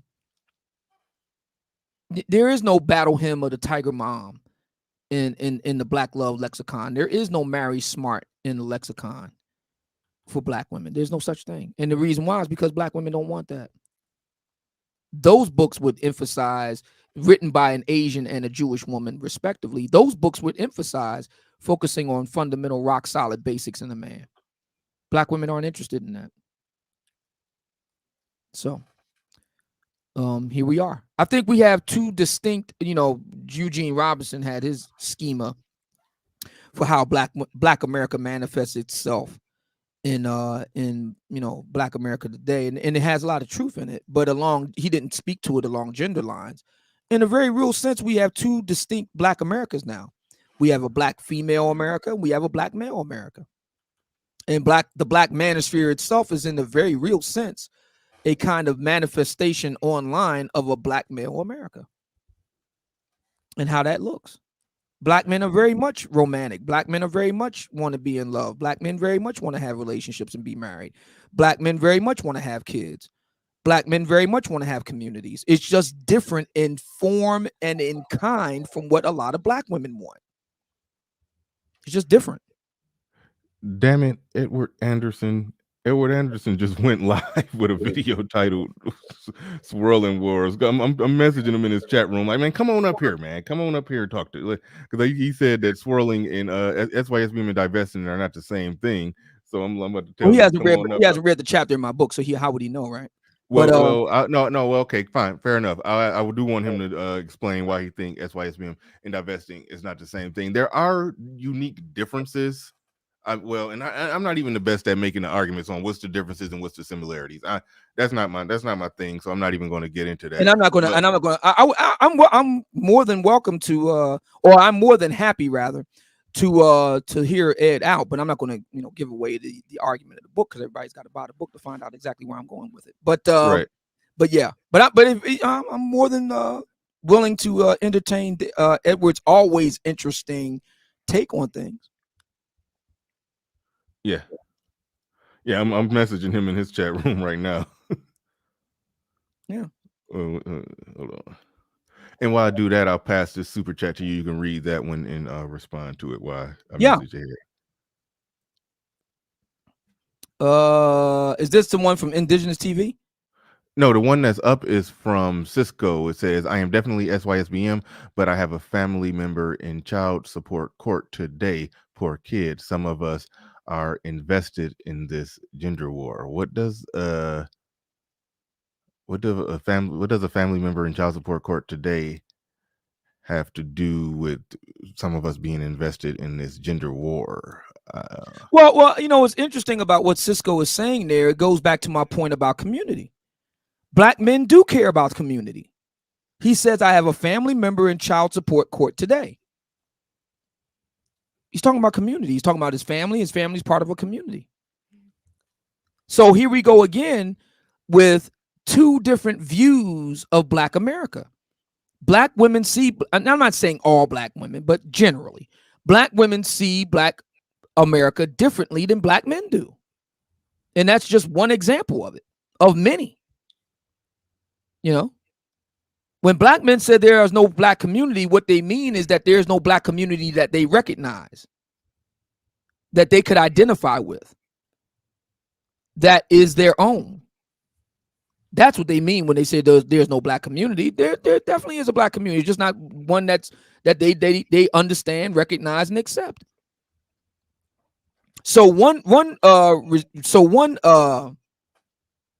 response to that is the idea that we can recreate our own community by importing various types of women into it, and as long as we're Black, our children will be Black, and that's something that is happening right now. Eugene Robinson talked about that in his book, Disintegration, the Splintering of Black America. He talks about the one type of Black Americans that are coming along that are the emergent biracial Black children, not totally with Black fathers. Some of them have Black mothers. But in any event, one parent, be that male or female, is Black, and the other parent is non-Black. So they could be white, Hispanic, Asian, whatever. And they're giving a different take on what it means to be Black. We'll see how it works itself out in 50 years. We'll see. All right, Indigenous TV. I appreciate the super chat, but just quit with the pettiness, man. I don't care for that. All right, I don't care for that. He says, "Here comes the fact that y'all date out. So why are you here? I am a member of the community. I'm a vegan, but I don't have an opinion on veganism. Why should vegans care about what non-vegans think about what vegans eat? Why should they care? If you're a vegan, I'm not a vegan. I don't eat meat, but I'm not a vegan. If I don't eat meat and somebody comes along that does eat meat and gives me their opinion about eating meat, why do I care about their opinion? Why? Why should it matter? Why? Why should it matter? I'm the guy that doesn't eat meat. Here comes a guy who does eat meat and tells me, you suck because you don't eat meat. Okay, so my not eating meat is not contingent on what you think about it.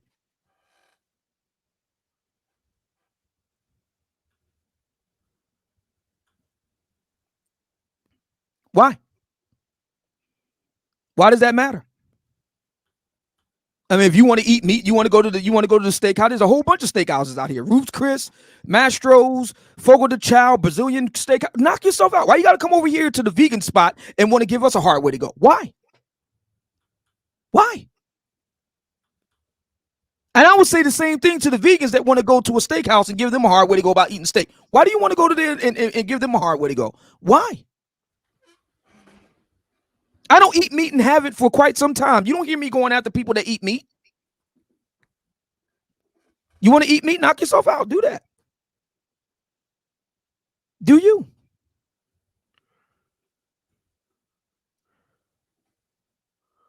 All right. All right. This is one thing I mean, sometimes it can be interesting when we get off topic, but this type of getting off topic, it's a derailment, and it speaks to what I talk about. I don't like when somebody oversaturate the chat room with whatever agenda they got, and it just gets weird. And so we about to move on. Was it something else about the article? I did put the link in the chat if anybody wants to come up and have a conversation. But was there something else about the particular article in question, or the strategic singlehood of Black women that you wanted to talk about? Yeah, I Anything? mean, to me, I think the article, because I've heard a number of different takes on it, and some of them are very interesting. For me, my personal opinion is that I take it as a bellwether. It's time that Black men started taking Black women seriously when they say they don't need a man. In a lot of ways, that's true, and you got to come up with plans that may or may not include Black women in the way that you would like. Okay, what does that mean? Because it's funny, because we derailed on this whole SYSBM. They're saying that you're caping for Black women, but at the same time, if you're saying that Black men need to come up with plans that you didn't exactly say that may not include you said may not include Black women in the way that they would like. That does speak to the notion, the concept of Black men moving not in the way that they're accusing you of strictly moving. But either way it goes. So what do you mean by that? They got to figure out how to move in that way. What I mean by may or may not include Black women, what I mean by that is as a intimate mate, as a partner, as a mate, as a spouse, as a significant other. That's what I mean by it when I say that. But that may or may not include Black women. That's what I mean when I say that, so that we're clear. And to the other question, let's dive right in. Although there is a not insignificant number of Black women without children, that is true. But there are even more Black women with kids. This has been a major flashpoint for a lot of Black men in mating. But the simple truth of the matter is that most Black men are going to have to mate with women and have kids because they don't have the means to do otherwise. That's what I mean. And that's not the only way. Hold on. You said most Black women are going to have to. Or are you just talking about sex, or are you talking about build a relationship and all or family? Why do they have to build a long-lasting, or to use ARC's term, a monogamous, emotionally profound relationship? All of the above. No, I'm asking why. It was a why in front of that. Because a lot of Black men don't have the means to do otherwise. See, wanting to do something is one thing. Being in a position and having the means to do something is something else. Most Black men don't have the means to actualize their desires. They don't have a means to get in a relationship with a woman who don't have kids yet? In many cases, yeah. There are some Black men who can do it. For example, let's take the whole thing about SYSBM, for example. Okay. We actually know a man right now. I'm not going to go into names, but we actually know a man right now who's doing it to the hilt as we speak. But he's rare among Black men. Most Black men can't afford to go and live overseas for 6 months at a time unless they're in the military and then get on the deployment. But most Black men just can't pack up and just go overseas and live there for 3, 4, 5, 6 months at a time. Most Black men just can't do that. They just don't have the wherewithal to do that. They just don't. That's true as far as going overseas, but when you say they may have to deal with a woman with kids, they may have to be in a relationship, long-lasting, emotionally profound, monogamous relationship with a woman who has kids already. I don't know why you're saying that they will have to do that. I mean, they have their choice. They can choose to, as you say, take a knee. Oh, yeah. I'm glad you brought that up. There will be Black men. We already know the numbers right now overall. There isn't any specific numbers for Black men broken out that I'm aware of. But overall, we know for particularly younger men, 18, I think it's 18 to somewhere in the 20s, the percentage of virgins among them has gone up significantly since the 1990s. We know that's true. Well, I didn't mean take a knee and not have sex at all. I was just saying just take a knee in terms of just the hell with a relationship. If it gets to the point if it gets to the point where I for some reason can't find a woman that does not have kids, also true. I know I want to make my point, but I want to circle it back. if they get to the point where they can't find a woman of a certain age that don't have kids. That's also true. You're right. No, I'm not right, because I didn't even make my point. I didn't finish the sentence. I'm not right, at least not yet. There's still the option on the table in America. Like, I mean, yeah, we understand the number and percentage of baby mamas out there. We get that. But when you look at the full scope of women in Western America, like I can go out. When I was single, I would go out regularly and meet women of all races who didn't have kids. I mean, it was possible to find a woman that don't have kids. Like, I finished saying that there is a not insignificant number of black women who are childless. I just said that. Okay, so I don't. It doesn't seem as bleak to the point to where I didn't say anything about bleak. Okay, well, it doesn't.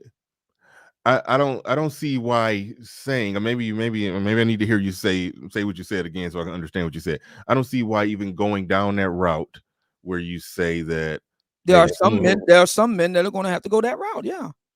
No, I'm asking you about going down that route in the conversation. Because I don't see. There are some men that are going to, that if they want a relationship, it's going to have to be with women with kids. For some men, that will be true. Well, yeah, I do not think that in most cases will be true for for example, the men who have kids. I think a lot of those ones are let's look at the numbers with women with children. Let's look at the numbers there. Here again is a numbers game. Mm-hmm. There are more men without children, black men in Black America. There are more black men without children than black men with children. We know that's true. Well, 52%, yeah. So again, it's just simple numbers here. It's not a matter of ideology or a particular stance one way or the other. I'm just looking at the numbers, man. Yes, there will be black men who will just go MGTOW monk and that. Yes, there will be a percentage of black men who will do that. Yes, there will be a percentage of black men who will pair off with a virginal black woman, and they will go and make a family and begat this and begat that and do their thing. Yes, there will be black men who will do that. Yes, there will be black men who will, go SYSBM and they'll do their thing overseas and they'll get them a nice foreign girl and then they'll ride off into the sunset. Yes, there will be black men that do that. Yes, there will be black men who will, just be knocking down chicks left and right and be womanizing until the day they leave out of here in a casket. Yes, there will be black men who will do that. Yes, that will happen. Yes, there will be black men who will be essentially complaining about baby mamas because that's pretty much all they have available to them. Yes, what I'm saying here is that there is no one decision for black men to take here. There's going to be many different paths for black men depending on where they are in their life, depending on what they have to work with, depending on what they can afford, both literally and metaphorically, what resources they have at their disposal.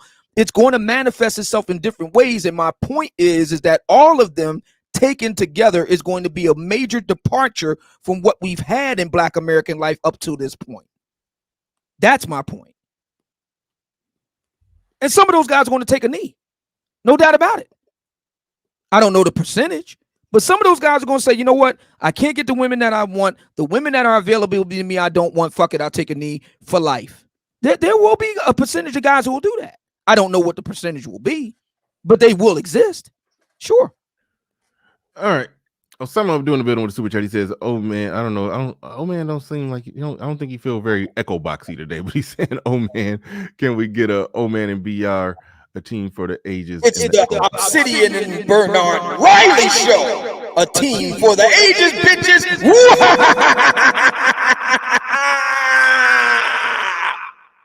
All right, he did it. I didn't think he was feeling very echo boxy, but he pulled it up. He pulled it out. All right, we have Ricky Manor in the building. What did Trump announce that he's running for 2024? Did he form? Oh, wait, you muted. Did Trump form? Oh wait, hold on. I think I've been in under a rock. Did I miss a news cycle? Did Trump announce he's running 2024? He's always hinting at it. I mean, anything's better than what we have now. Yeah, okay. You had when I saw you with that up, I'm saying he must have made a formal announcement. If you got the Trump banner up, I was like, okay, it must be go time. It must be go Yeah, time. I'm gonna be working on that campaign again too. So it is what it is. But anyway, what's going on, man? What you got? Loving life and living the dream. One thing that I will say, and because Brother Obsidian just said that there are some black men that will take the knee. One thing that we got to look at here, okay? Why are these brothers taking the knee? They've already been broken. The ones that do take the knee. I hooked up with my woman in my late 30s. Wait, what do you mean by broken? Well, think about some of the shaming tactics that these black women have been putting on these brothers their whole lives. They make them feel about that small. They call them ugly. They call them pathetic. They call them broke, gay. You know what I'm saying? So you'll have somebody who think that they got lucky because they hooked up with a woman with kids. You feel me? Yeah, that exists. And you got these women that tells you that you're lucky to have them, even though they're broken. And the way I look at it, that's a form of gaslighting. One message that I would like to get out to young black men, especially, is that a woman shouldn't tell you how lucky you are to be with her. She should always tell you how lucky she is to be with you, and vice versa. It's always these bad women, you know what I'm saying? These social degenerates that always have to remind you that they're a good woman. It never fails. And to go back to Brother Obsidian's point when he was talking about there'd be some brothers that bend the knee, or there are some brothers who can't even afford to get their passports to live overseas. They don't have the disposable income to chill out overseas and learn the culture or whatnot. Because they get over there, they get lazy. Or the only time that you see a lot of these brothers come back here with foreign women, like you said, is when they joined the military. They got stationed overseas, and they bring the woman back to America. But then again, we don't know what that woman's intentions were for coming back to America with this person. Because there's a lot of women who get married to these men just to get out of their mama's house. So what kind of house are they trying to get out of by coming back to America? You always got to know what the other person is in it for. Mm-hmm. You know what's interesting? Well, let me ask the brother a question. We met down in Atlanta last month. Let me ask the brother a question. Why do you think so many brothers complain about bad women here in the black manosphere? Why do you think that is? You want me to be honest with you? All right, here's the unfiltered answer. They've had bad experiences with black women. So you're talking about in the past? In the past, yeah. I think that they've had a lot of bad experiences. They were dealing with the women of a certain caliber. Okay. They didn't elevate to the next caliber. Okay. So I mean, because I'm not saying that all black women are bad, but the women that they talk about, they sound like the trashy women. It's kind of like if you got a white boy who got who got a zip code of 90210. He's not talking about Amanda from the trailer park. See, here's what I think it is. I think a lot of these guys are talking about their present. They're not talking about their past. They're talking about the now. Then they need to actually elevate their class. Then a lot of guys are involved with those type of women right now. Then they need up their ante. And the reason why they speak about it so much is for that reason. They need to. I've said this numerous times already. Hate effing is the default setting of mating in Black America. I don't know if you people even listen to me when I say that. Hate effing is the default setting. Obsidian, do you think that you're invalidating the critique of the Black manosphere, which you founded, when you say that a lot of these guys are saying what they're saying about Black women because they're currently in a bad situation with the Black woman right now? Like, how am I invalidating it? Well, I think the arguments that that have been put forth by the Black manosphere and currently are being put forth by the Black manosphere are valid critiques. They're not just a guy complaining about some ratchet chick that he can't stop having sex with. I think with the Black manosphere as a whole, the whole kebab of knowledge that's been put out there, whether it's from BGS, yourself, Angry Man. Shout out to Black Ram, and Kevin Samuels is the most popular, putting it out there right now with his 1.3 million sub platform. I think it's a lot of information that covers a myriad of things, and not just personal experiences with a guy who made bad choices in women, but just the overall psychology of Black women and how they operate. I mean, this article that we were covering today, I mean, those type of things supersede the notion of oh well, you're just around bad women. Like that's what they say to us to try to poke a hole in the arguments, in the validity of the arguments that we're making, to deflect from the fact that we're being accurate, statistically accurate, and telling the truth in the things that we're talking about. So why I don't understand the point of going to of saying that. Well, I mean, in the name of just taking shots at somebody, okay, sure. But other than that, Why would I be taking shots at anybody? Okay, well, if you're not taking just shots at somebody, then why go there? Why then So why it can't go? be true. What I said can't be true. I'm pretty confident it's true for some men, but when we're talking about the Black manosphere, You're saying that there are no Black men in the Black manosphere who are doing what I'm talking about? I'm pretty sure there are some Black men in chat rooms who are probably making bad decisions. But not just chat rooms. Just chat rooms. They're Black. Dr. What was Dr. Umar Johnson's downfall? The conscious stripper, wasn't it? Tommy Sotomayor has been embroiled in what? So we're talking about easily several different scandals with Black women that were problematic. Can I interject there? Something? No, wait, hold on. Well, we're talking about the Black manosphere. I just when you frame the argument the way that you framed it, it comes off in a way like invalidating the validity of the solid arguments that the Black manosphere has made. Many of those arguments headed by you. It's possible to be correct about somebody and still effing them at the same time. You can be effing somebody who is a horrible human being. If you don't believe that, ask Alan Roger Curry. Take it from him. It's possible for you to be banging, to be attracted to be drawn to somebody who ain't sugar honey iced tea. Both can be true. I agree with that part. Absolutely. 100%. Ricky Manor, go ahead. You was trying to jump in. Yeah, the reason that I think the Black manosphere is so important, and it came to be more true when I came down to Atlanta to see you guys, man. I think it's important because we have a lot of Black men that, as they came up in these households with these dysfunctional women, I think the Black manosphere is a good compass. Because if you came up in a household with these dysfunctional women, then, unfortunately, they're continuing a cycle, and they want to break the cycle. They mentally cannot afford to do it anymore. And I think it's brothers like Obsidian, yourself, Bernard Riley, David, the late great David Carroll, that actually woke a lot of these brothers up. The king of controversy himself, Tommy Sotomayor, Kevin Samuels, they're waking these brothers up.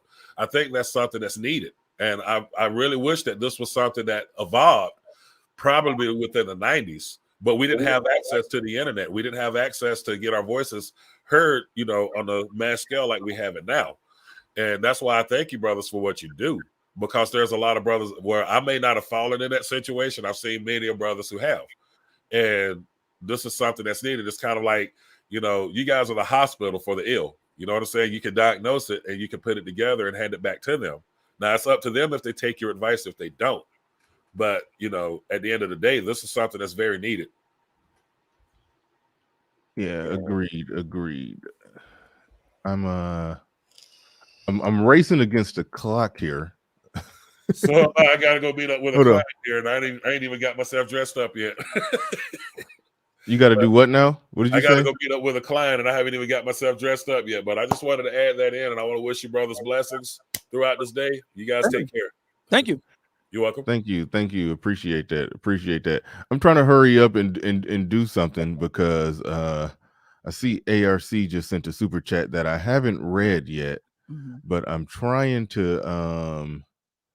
Okay, it looked like I may have just done it in time. Look like I may have just done it in time.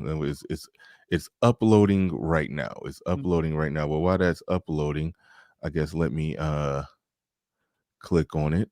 click right there, and still uploading, so I had to play it after. Oh, there it goes. Hold on. Let's see if we got it right. ARC.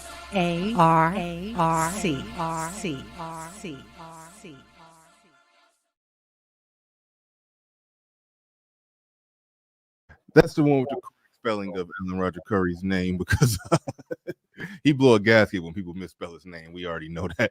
But shout out to ARC, came through with a $20 super chat. He says, summation of Obsidian's commentary. ARC was right. Black love is not completely dead. Black love is alive and well for quite a few black men and black women. Now I have no idea why I beefed with ARC between 2017 and early 2020. Hashtag ARC is right. Thank you, ARC, for the super chat. We do appreciate that. And Obsidian, do you wish to respond to what ARC has just super chatted? I do. First of all, I have no idea who the person in this pictured is. Second, but to go to the point, I think that's young ARC. Oh, and second, we didn't have a beef over the question of whether black love was alive and well for quite a few black men and black women. That wasn't the nature of the beef. Number one. Number two. Number three. I never made a point about. I never argued that black love was dead for everybody. I never made that argument. I've always said that for the upper class, both black and white, the divorce rate was like 20%. I've been saying that for years. I've been saying that before I got on the air. People that know me personally know that. Shout out to Charles Murray, Coming Apart, The State of White America's 1960 to 2010. Excellent book. So I mean, no, what I'm saying here, and the other point I would make is that ARC's focus has never been Black America. It's always been a generalized take. My specialization is Black America. So, I mean, I've never made the argument that I never made the claim that he supposedly was right about. That was never the basis of our going back and forth. And I've never claimed that Black America, that no black man could do well in Black America along Black love line. I never made that argument. All right. Somebody said nice glamour shot, ARC. Hey, that was a headshot from when ARC was trying to make it in Hollywood. He was trying to, his words, he said he was trying to be the next Will Smith or Denzel Washington. So I think that's one of ARC's. Oh, and there's one other thing I want to jump in from that time, if I could. Al Boogie keeps saying that I created the Black Manosphere and I'm talking against myself. Clearly, he doesn't understand what I'm talking about. See, I've never spent time talking about thoughts and hoes and this and that. I never spent time talking about them. When I talk about black women, it's a specific, particular type of black women I'm talking about. I've been very precise with my words. I have 12 years of writing in, soon to have 2 books, over 7,000 hours of podcasts and live shows. I'm very precise about who I'm talking about when I talk about black women. I'm very precise. And I'm not talking about baby mamas, thoughts, 304s. That's not who I talk about. I talk about very specific types of black women, talking about very specific things. Mm-hmm. So a Feminista Jones ain't a thought.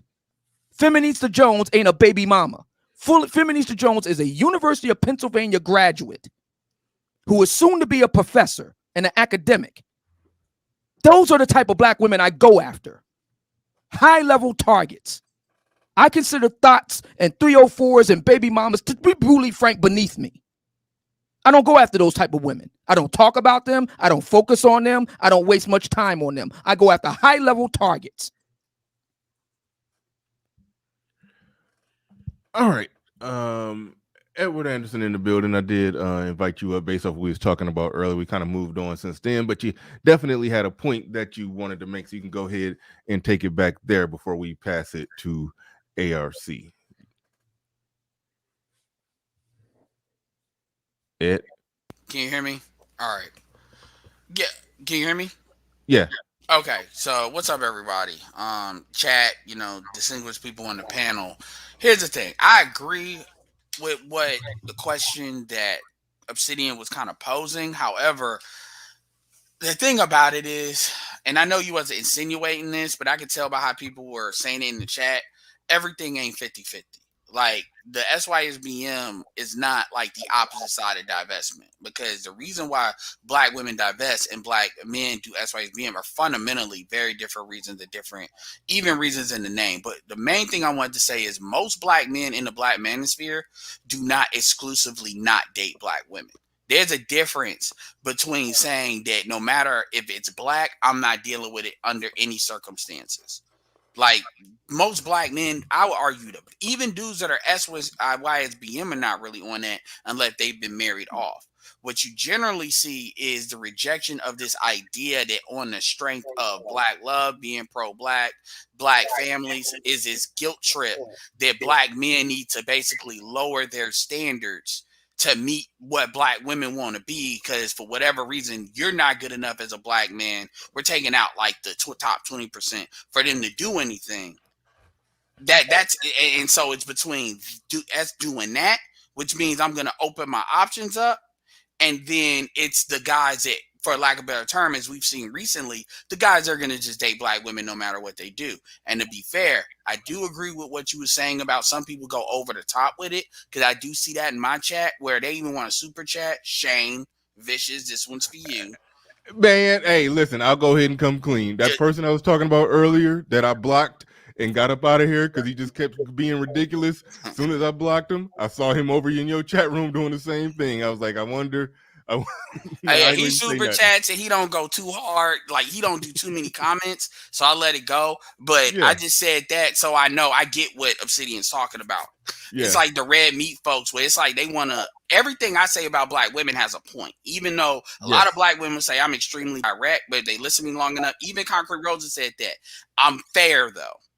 You know, and so it's a point, just like what Obsidian was saying. Now, as far as I do talk about 304s, and that's because I'm talking more of a cultural standpoint. But you have a lot of dudes that they want to fuck these chicks, so they want these chicks just to act right. And I'm like, well, fundamentally, if they're 304, David, it's like saying I want to have sex with a witch, but I just don't want her to worship Satan.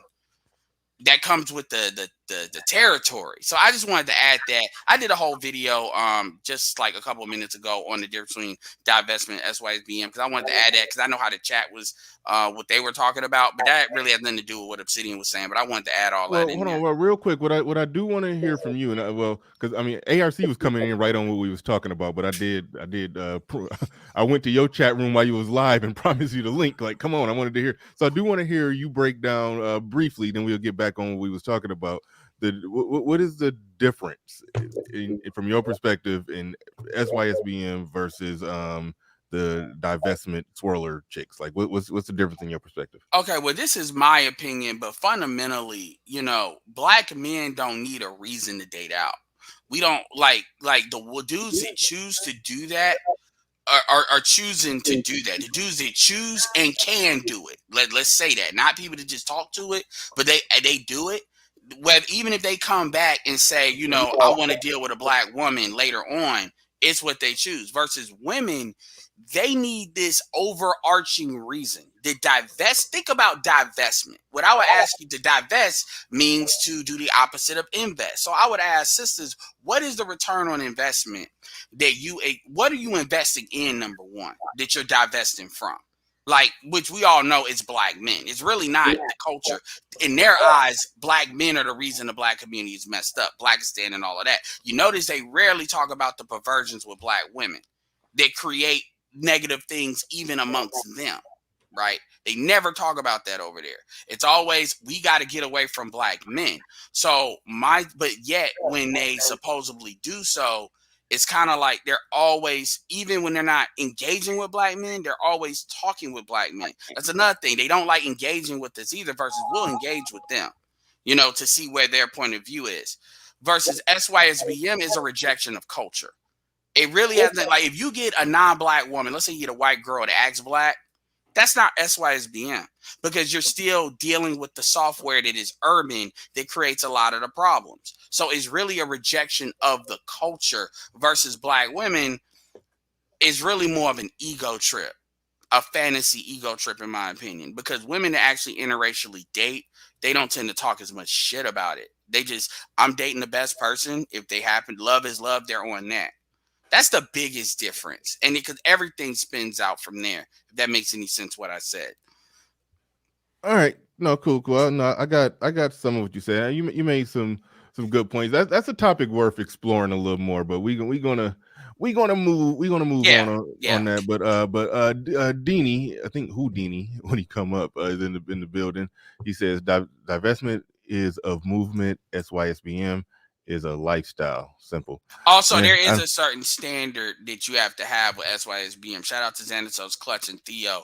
Like this, it ain't no dusty SYSBM. Like you're supposed to actually self-improve yourself to a point where you're operating out of the minimum standards that a lot of times the Black community wants you to be in. It's really not dealing with a whole bunch of like basically Black women that are just different colors, but the software is still the same.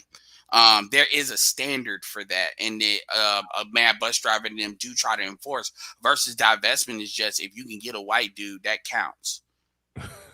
Fair enough. If you can. So yeah, I'm done. Yeah. All right, cool. All right, we're about to move it on to ARC, who just sent a $20 super chat with some critiques. I'll just say critiques of Obsidian. So I'll pass it to ARC. Wait a minute, I don't think I read this one. Deanie says the Vox article about the gender gap in Black views on Trump referenced in your article was pretty interesting and also worth a read as well. Absolutely. I think I'm up to date on all the super chats, but thank you to everybody who's supporting the stream. But go ahead, ARC, you have the floor, you have the mic. Good morning. That was the that was a 27-year-old ARC in that picture. Oh, okay. That's on my profile. 31 years ago. Right. So on. Obsidian, straightforward question. So you're suggesting that the Mumia Obsidian Ali from roughly March of 2020 to now is the same Mumia Obsidian Ali that preceded that?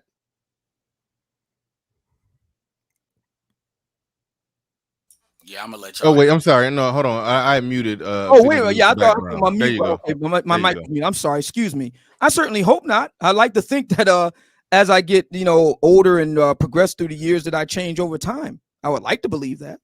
Okay. Well, at least you acknowledge it, because I think you've seen some of the. I'm in, as I do from time to time on Bernard's channel. A lot of times I just, as they say, watch from the clouds. I've been watching from the clouds for a while. But you said a couple things that raised my eyebrows that relates to why I super chatted what I did. And what does this have to do with the current topic of strategic singlehood and Black women's response to it? Because you have a lot of talking points now that honestly are similar to my own. Whereas that wasn't the case between 2017 and late 2019, early 2020. So it tripped me out. Have you read the article from Psychology Today and the study upon which it was based that led to the show being done? But we're talking about the topic today, and the topic I'm talking about comments you made discussing the topic. Right. My topic is about Black women's strategic singlehood and how Black men should respond to it today in the year 2022. Yeah. Obsidian, he is responding directly to the words that came out of your mouth, which were. Yeah, I'm not coming up here digressing away from your. Here's the two things you said that raised an eyebrow with me today and what prompted my super chat. Number one, you said that there are a lot of Black men who want to be married, who want to have a family, and essentially who still believe in Black love. That's right. Now, let me go back to right after I had my second appearance at the 21 convention. You did a live stream where you emphatically said, fellas, I'm going to tell you something. Us Black men, we can never have a Black version of the 21 convention. And I'm going to tell you why. You want to know why? You said those white men at the 21 convention, they still believe that's right in love with their white female counterparts. They still believe in marriage and raising a family with those white women. That's You right. said black love is dead. That was your emphatic comment. You said black love is dead. You said black men have left the building. We are not interested. The juice is not worth the squeeze. For a lot You of black basically men, like, fuck these black women. We ain't trying to pursue them to be our wives and significant others. for a lot of black women, but a lot of black men, that's true.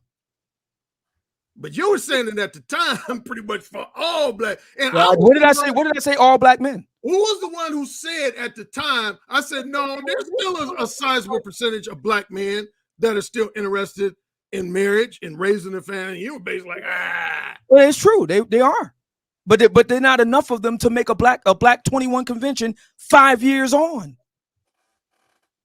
The fact that there is no black 21 convention that parallels the white one proves the point. There's not enough of them. There's a smaller percentage of black men, as I've been saying all along, that will do okay. And a larger percent of black men that will be in the wind, more or less. Some will land here, others will land there, some won't land at all. That wasn't your attitude back then, bro. With all due respect, that wasn't your attitude. Now you're more diplomatic in your response now. I remember your response. We all mellow with age, do we not? Some do, some don't. Well, apparently I have. Okay. Yeah. Then the second and final thing, along the same time, you made a comment. I don't remember exact words, so I'm gonna be paraphrasing. You said something to the effect that non-select men need to recognize the reality of the situation. That's correct. And accept it for what it was. That's well, correct. if you remember that one of the big things that led to our infamous big falling out in early June of 2017, I essentially said the same thing back then. And you came to me with, oh, so Alan, you said all men need to lower their standards. I said, no, I didn't say that. But I said they need to be more realistic. And you was like, no, it sounded to me like you saying they need to lower their standards. I said, no, I didn't say that. You didn't specifically lay it out. What? I did. What the fuck you talking about? I laid it out like a valedictorian from Harvard. I laid it out. Okay, where is it? Where's it written? Where's what written? Mine is written. Where's yours written? Where's what written? Where you said you've laid out these particular options for those black men? Where is it written? So we can all go back and look it up. Y'all not familiar with my books and my videos. Everything I've said is either in my books and or in my videos. Okay. Well, what I'm talking about is laid out in print. Well, anybody can go and look it up. Okay. So okay. I'm just telling you, man, you coming across to me, my opinion, as being a major flip-flopper on a lot of stuff you're talking about today. That's fine. To me, this don't sound shit like the 2017 Obsidian. No, it doesn't. Nothing. No, it doesn't. And it shouldn't. Okay? If you're willing to acknowledge that, then I have no problem. But don't act like my super chat, even it had an underlying lighthearted sense to it, but don't act like it was totally invalid. No, it's just off topic. Invalid. No, it's just off topic. No, well, your opinion. All right. Thank you. Later. All right. Thanks for coming up, ARC. Appreciate you. All right. Going back to Edward's point about SYSBM. Again, he hasn't read the chapter in the book coming up, but I'll say this. The point about percentages, there's more of them than us. The point about why we do it versus why we do it, that's not the point of the chapter. The point of the chapter, well, one of the points of the chapter is how both sides use the idea of mating out as a way to whoop up on the other side. It's not really about mating out. It's about finding a way to whoop up on the other side. That's the point. Because the people on both sides who actually mate and date out, they're not the ones trying to whoop up on the other side. They're too busy living their lives. They're too busy living their lives, dealing with their kids, living with life, paying bills, paying a mortgage, and living life and loving each other. They're too busy. The people that got nothing but time on their hands to be on social media all day long, they use divesting and empowerment and SYSBM and this and that to whoop up on the other side. That's part of the point that I make in the book. And guess what? Here's something that you'll like, Ed. Here's something that the brothers was like about this. I blame the swirlers in part. I blame the swirlers in part. Let me say it one more again for the nosebleed seats in the back. I blame the swirlers in part for what you see right now with the SYSBM guys whooping up on black women or on the other side. They're part of the reason why that exists. I lay it all out in the book. I lay it all out in the book. I explain it. I give the timeline, everything. It's right there.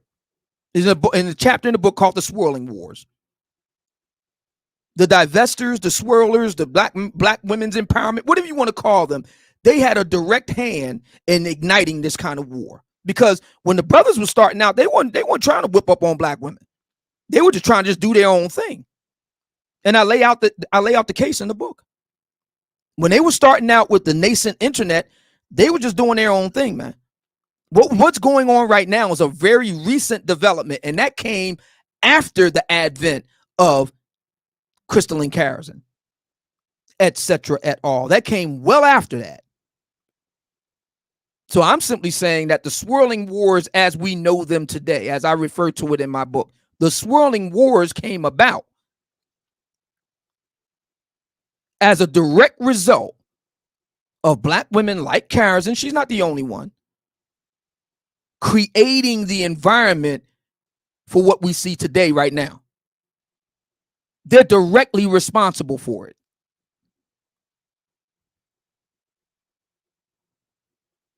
That's it. And I call the chapter in the book The Swirling Wars. And it's just another extension of the quote unquote gender war by other means in Black America today.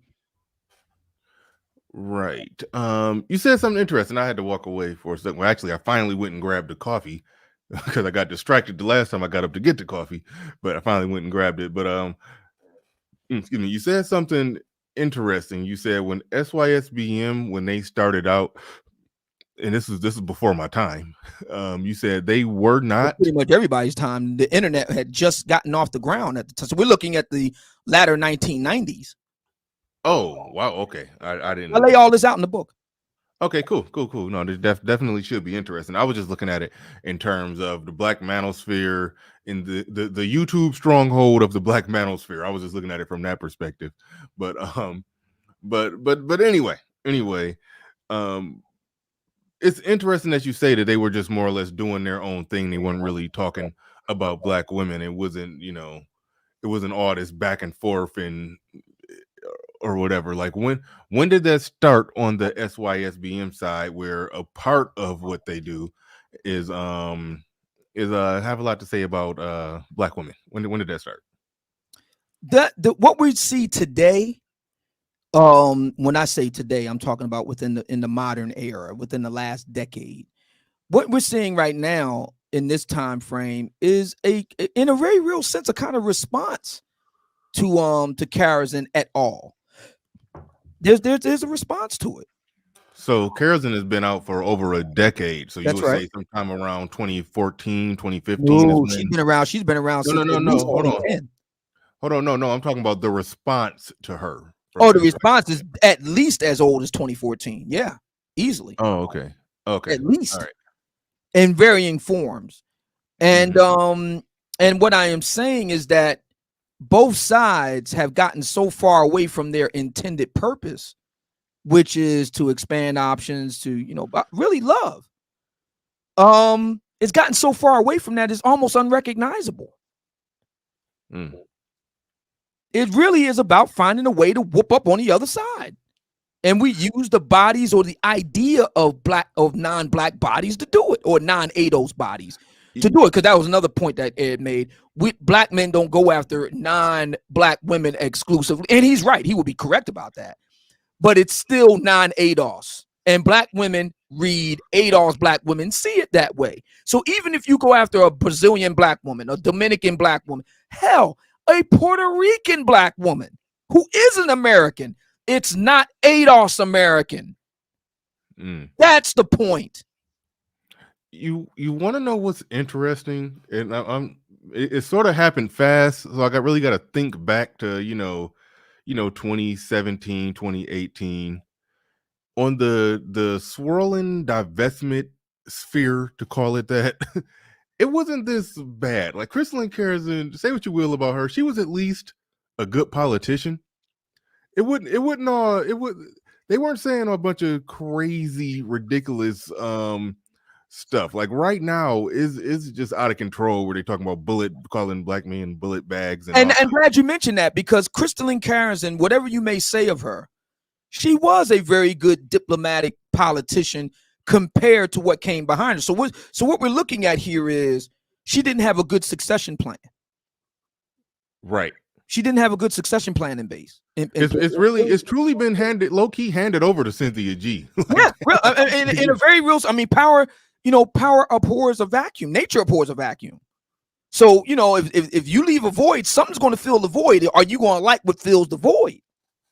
Mm-hmm. And in a very real sense, the Cynthia G contingent, if you will, has filled the void, and she's nowhere near. She doesn't have the class, the grace, the style of Crystalline Carrison. Whatever you may think of Crystalline Carrison, and there's a lot to say about her. Yeah, she does have a measure of grace and class and panache that she puts across in what she does. Yeah, and Cynthia G just has none of that. She just doesn't. Right, but when I say what you're saying right there, and I agree with you, I'm not talking about necessarily how she looks and how she presents herself. I mean, yeah, that's a factor in it, but I'm more so talking about just her like, for example, just the way she communicated it. Okay, she would always use the term, hey, just expand, just increase your dating options. Okay, right. You date black men, but just look at other men. Keep all options on the table, and may the best man win. She would put it that way. She would right. try to put it in a way to where it didn't come off as that. Now, sometimes her chat room would tell the truth. Her chat room would sometimes show the cards if you ever just watched her chat, or she would, or Crystalline Carrison, she might go on somebody else's channel and say what she really think. But as far as somebody who was leading that movement, she did try to keep it clean, even though a lot of this, even though she would pull out some BS articles or make a BS. She would make bad arguments. Right. I'll never deny that, simple boy. She used to make bad arguments, and that's what you used to do. You used to pick apart her bad arguments. Right. But this whole I was going to go back and do that. Hold on. This hold on. I just want to make it clear. This whole abort blackmail babies, bullet bag stuff that's going on now. Right. She wasn't about that. She was just making bad arguments that probably seem smart arguments to people who don't think. Right. That's what she was doing. And that ain't a crime, but that's what she was doing. And thankfully there was people like yourself and David Carroll who could pick apart what was wrong with her arguments. Right. But it wasn't bullet bag talk. But anyway. Right. The main, I was going to go back and because she's back on the air now, as everybody knows. And I didn't know. Yeah, she's back at it, and she's doing the whole thing, and and she's making what's interesting about Carrison. It's really kind of sad. Now we just had ARC up here talking about, are you different from you was back then? Yeah, I am different, but Crystalline isn't. Crystalline is still saying the same thing today that she was saying, if we want to use 2017, that she was saying in 2017. Nothing has changed. And that's sad. And, I don't want to go backward. There's a lot of black people on both sides. Okay. And I'll have to save this for the Black Family book. There's something on both sides, black men and black women, that don't want to move on. Because you want to know the reason why they don't want to move on? Because they can't. This is it for them. The past is all they have. This is it. They don't have a future. They don't see themselves in a future. That's why they hold on so much to the past, to past grievances, the past hurts, past slights. That's why they hold on to it so much, because that's all they have. They don't have anything else. They don't have anything else to look forward to. And for me, I'm always looking ahead to the future, to new challenges, new vistas, new perspectives. I'm always looking ahead. That's the reason why I embraced writing this book for Black. I had zero idea I was going to do that. None. Some guys are trying to say Obsidian is pandering to the black women now. See, that's what he's doing. No. You want to know how this book came about? The Book of Obsidian, the ladies edition, because black women contacted me and asked for it. Wait, hold on. Before we get into that, so I just realized somebody in the chat room is laughing face emoji. He says at Bernard leaving that super chat up. I hadn't even read it. I have a bad habit of clicking on super chats and not reading them. And so then when I read it, I was like, oh, that wasn't a nice one to leave up. But I'll let you go ahead and respond to that now. So yeah, let me read it. Let me read it. K-K-K-A-C-A-Y. So I'm assuming it's pronounced K. Says the following here. He says, Obsidian did not evolve. You don't change overnight in your 50s. What happened is he saw KS's success and realized what he was talking about was not viable. Well, obviously you haven't read my book, because if you did, you would have saw seen right in the introduction that in the introduction it was dated February 2020. Kevin hit his stride in the late spring of 2020. So I actually wrote this before Kevin became a star. And to date, I remain the only person that Kevin has actually actively done a pitch for to date. Well, if you're done commenting on that, I do want to say something about this, because I was just. I do have something to say about the 50s piece too. Okay, because that's something else about Black America. We have an ageism bias against black men. We don't have an ageism bias against black women. We have an ageism bias against black men, older black men. We have some serious daddy issues. Understandably, I'm gonna talk about this in the family book. What's fascinating to me is about a lot of guys, and your show tends to get a good number of younger guys. I don't know Kay's age, but I'm going to assume it's not mine. I could be wrong. I'm going to assume it's not mine. What's fascinating about a lot of guys that are not my age, that are young enough to be my own son, is that they have so much to say about men my age when they ain't been there. There's no guarantee you're going to be my age. You can fall dead tomorrow of a bullet. There black women out there talking right now, talking about you a bullet bag, you a bullet magnet. You can die of that. You could die of Omicron or Delta or any other variant of the Rona. Black men are the number one group that get cut down by that. So you don't know anything about being my age, but you have so much to say about it. Zero experience, zero perspective. Certainly have nothing to show for it. I just find it fascinating that so many younger guys have so much to say about men my age. I just find that fascinating. Only in Black America do we have that. You don't hear that in other sectors of American life. Other guys understand that, that's something that they don't know about that life yet. They need to sit down and take a seat and be quiet and listen and take out their pencil and write and learn something. You never stop evolving. The day you stop evolving is the day you die. That's when you stop changing. All right. What I find interesting about what Kay said, he said, well, let me just reread. He said, Obsidian did not evolve. You don't change overnight. In your 50s, what happened is he saw Kevin Samuel's success and realized what he was talking about was not viable. I think the flaw in what you're saying, even though I do think there were two events that sort of changed Obsidian's perspective or view or how we do things, and I'll talk about that after I get done. I think there were two events. Neither of which had anything to do with Kevin. Well, I'll talk about that after I'm done. But the flaw in his argument is that you saw Kevin Samuel's success and realized what he saw Kevin Samuel's success. Well, he saw Kevin Samuel's success and realized what he was talking about wasn't viable.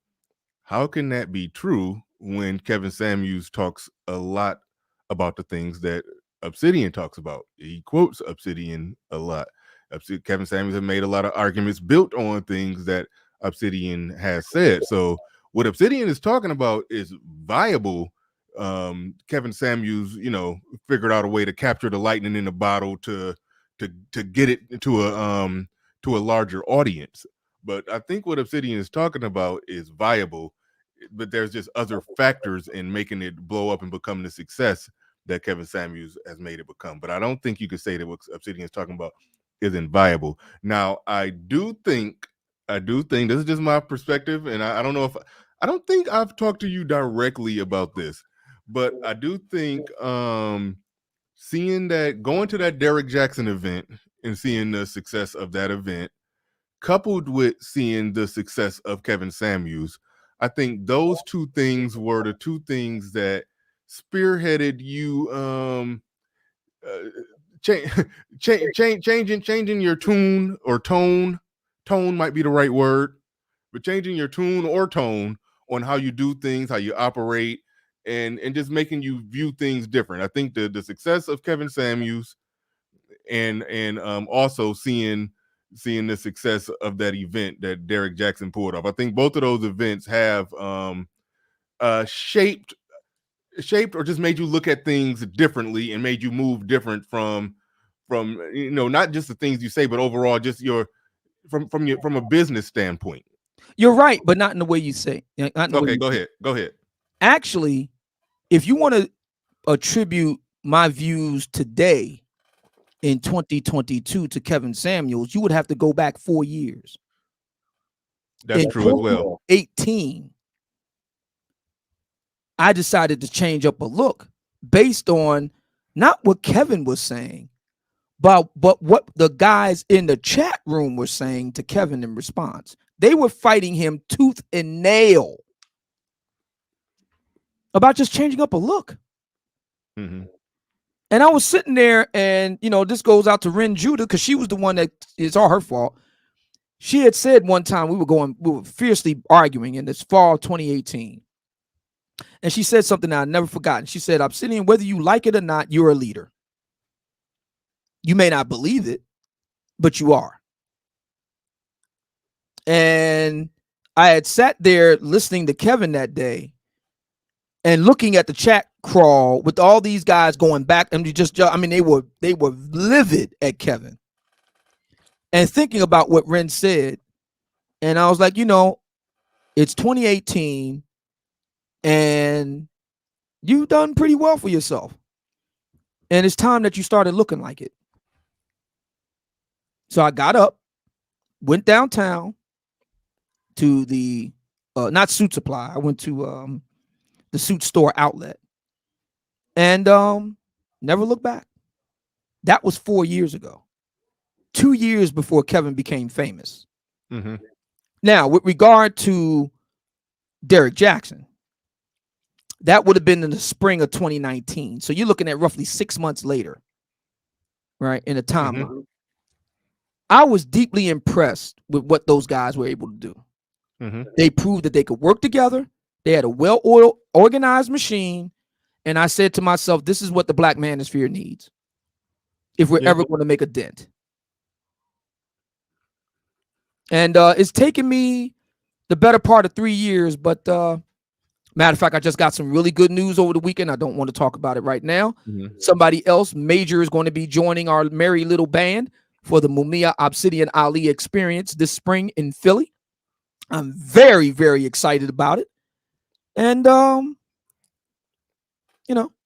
we're going to do it. We're going to do the whole thing. And Kay, yes, I argued KS down about dressing up, and then I changed my mind. See, that's another problem. You did? Whoa, hold on. Wait, that's new information for me. You argued with Kevin Samuels at first about putting on a suit? I did. And then I changed my mind. See, that's another problem that Black men have. We can't change our minds. I changed my mind. And here's the trick about it. Black women don't have a problem with it. It's Black men that got a problem with it. Well, to this day, the one thing that Black men can do to change things, they refuse to do. The one thing that they can do today, they refuse to do. How is that working for you? None of the sisters have a problem with it. I get good results. And I'm going to keep changing my mind until I get what I want. You go ahead and stay with your old, tired, ossified, calcified way of doing things and keep getting no results, complaining day in and day out about the same tired shit. Keep doing it. Meanwhile, I'm going to keep tweaking and adjusting and changing till I get things just right. You know why? Because I want to win. I don't want to be right. I want to win. A lot of brothers want to be right.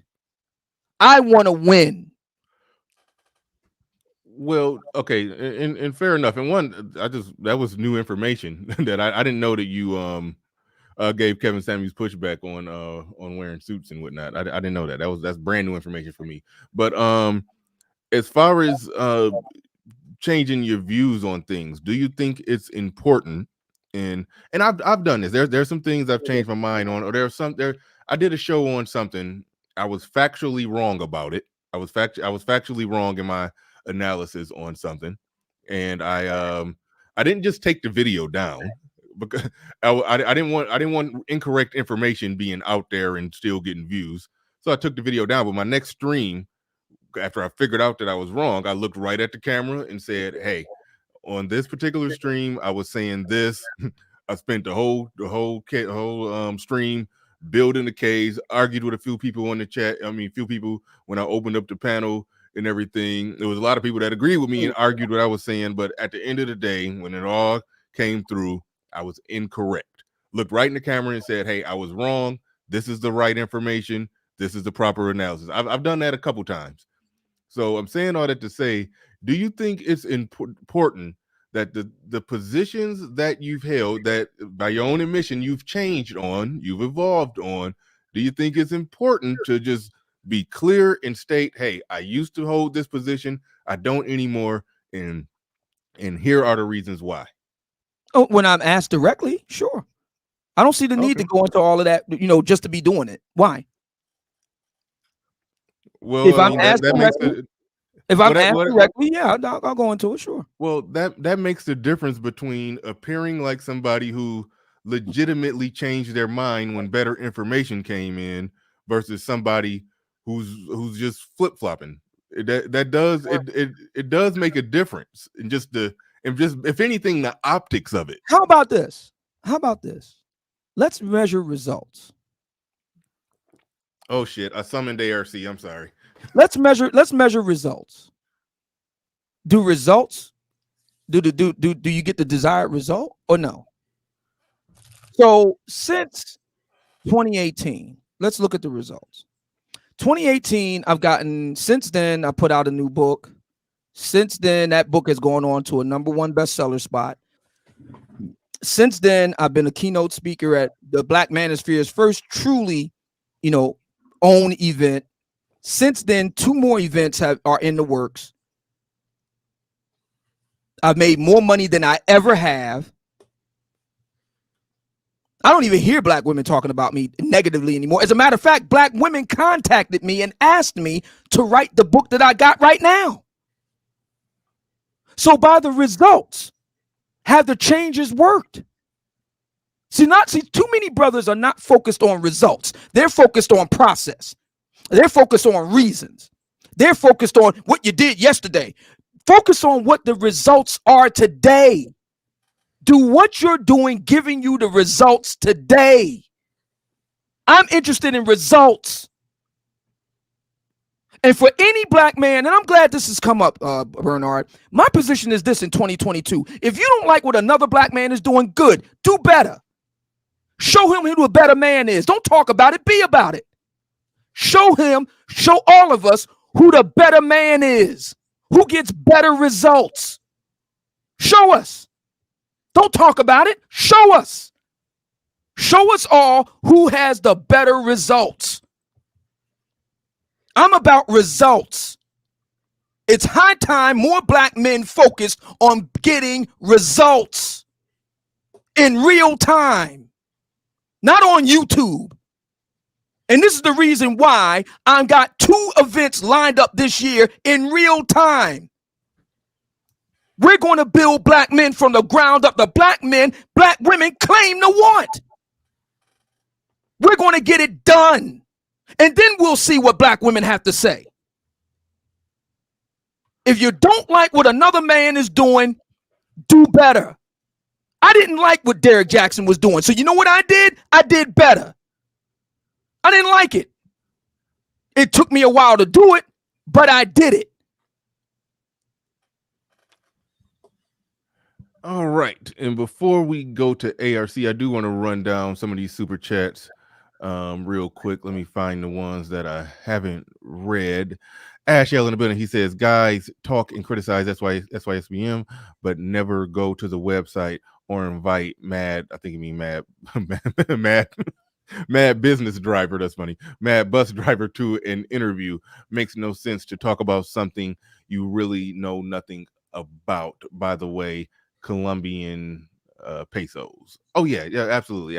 Thank you very much for that. I do appreciate it. And I think people, I never see a Mad bus driver get interviewed, so I think you raise a good point. He probably should get interviewed a little bit more. But overall, I think people understand what SYSBM is. But yeah, going to the website and seeing and reading the actual tenets would be useful for some people. There, I said it in the building. He says hardcore divestors don't follow Crystal and Karazin. I halfway agree with that because of how she politics. Be advised, Crystal and Karazin is close friends with who is this? Berlin. Oh, is that supposed to be Brooklyn Blue? I don't know who that is, but I'm familiar with the name. I think that's what you're trying to spell out there. Alpha Male Honesty with Tobias in the building. He says, as a brother that has lived abroad for many years and dating out, I rarely see brothers abroad.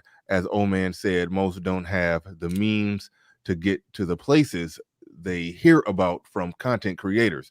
It's a dream for most. Thank you for the super chat. Definitely appreciate that. E Capone in the building says, I got 5 on it. B, I appreciate you having 5 on it. And shout out to Gabe A, showing that I can take your wrench and you still support the channel. I appreciate that, Gabe A. Even though you're annoying as hell, but I appreciate you. He says men shouldn't just keep changing. He says men shouldn't just keep changing their minds to win. Wise men should be slow to establish their positions before they pick sides and positions. Thank you for the super chat. Appreciate that. Got a couple more. Ice in the building with a super sticker. I saw you asked me not to take your wrench, man. I'm gonna be doing a major de-wrenching, for reasons, nothing personal, but I gotta, everybody can't have a wrench. It'd be too much crazy stuff happening with people with wrenches after the show, going to rewatch the stream and hide people. It's too many people with wrenches, giving too much power to too many people to do too much crazy stuff. But Kay in the building says difference between organically evolving versus in your 50s trying to latch on to whatever can make you relevant / a buck. One is authentic, the other isn't. And so we're just going to push pause right there. I know Obsidian probably want to respond to that, but I do want to hand it to ARC because I think he's probably coming up to touch on something related to what the brother just said or to what I said, because I will shout you out that when I said what I said, I do know you said something very similar first. So I do got to give you credit. That's why I knew right when I said it, I saw you down there. I was like, yep, I summoned ARC because he was one of the first ones that more or less, I don't know if you put it exactly the way I put it, but it was pretty close. Pretty close. Go ahead. Yeah, I did come up to co-sign with what you said because, well, I'll say this as relates to, oh man, you know, we had at least 3 or 4 big blow-ups on your channel. And I want to say our next to last one had to do with this subject. And I ended up doing a response video because he was arguing about change. Let me say this. I have no problem with people changing and evolving. But that's distinctly different from flip-flopping. And one of my idols in mainstream media network news who actually addressed this very, very issue, and I did that in my response video after my blow up with Old Man on your channel about 1.5 years ago, I want to say it was a guy named Tim Russell. Because Tim Russell, if anybody, put in the chat room, TR, if you're familiar with Tim Russell, he used to be the esteemed host of Meet the Press. And he was the king of gotcha moments. Because if I had to give a little backstory on him, here's what Tim Russell would do. He would usually interview a number of politicians. And I'm going to make up a name. Let's say we got Senator Jankowski on. and he'll say, so Senator Jankowski, you're running for senator, re-election. The polls don't look good for you. I don't know if you'll be able to, you think you're confident you'll be reelected? And he said, oh, sure. I'm very confident. He said, so I take it, Tim Russell would say something like, I take it you've changed your viewpoints on black people and gays and lesbians. That was his way of giving people a chance to come clean. And so let's say Senator Jankowski said, oh, Tim, I have no idea what you're talking about. I've always been a fan of the black community and the gay and lesbian community. And Tim Russell just look at it and say, oh, really? Really? He said that he would usually ask, are you sure? And the guy said, God maintained his stance. He would say, oh, yeah, I've always been, Then he said, okay, yeah.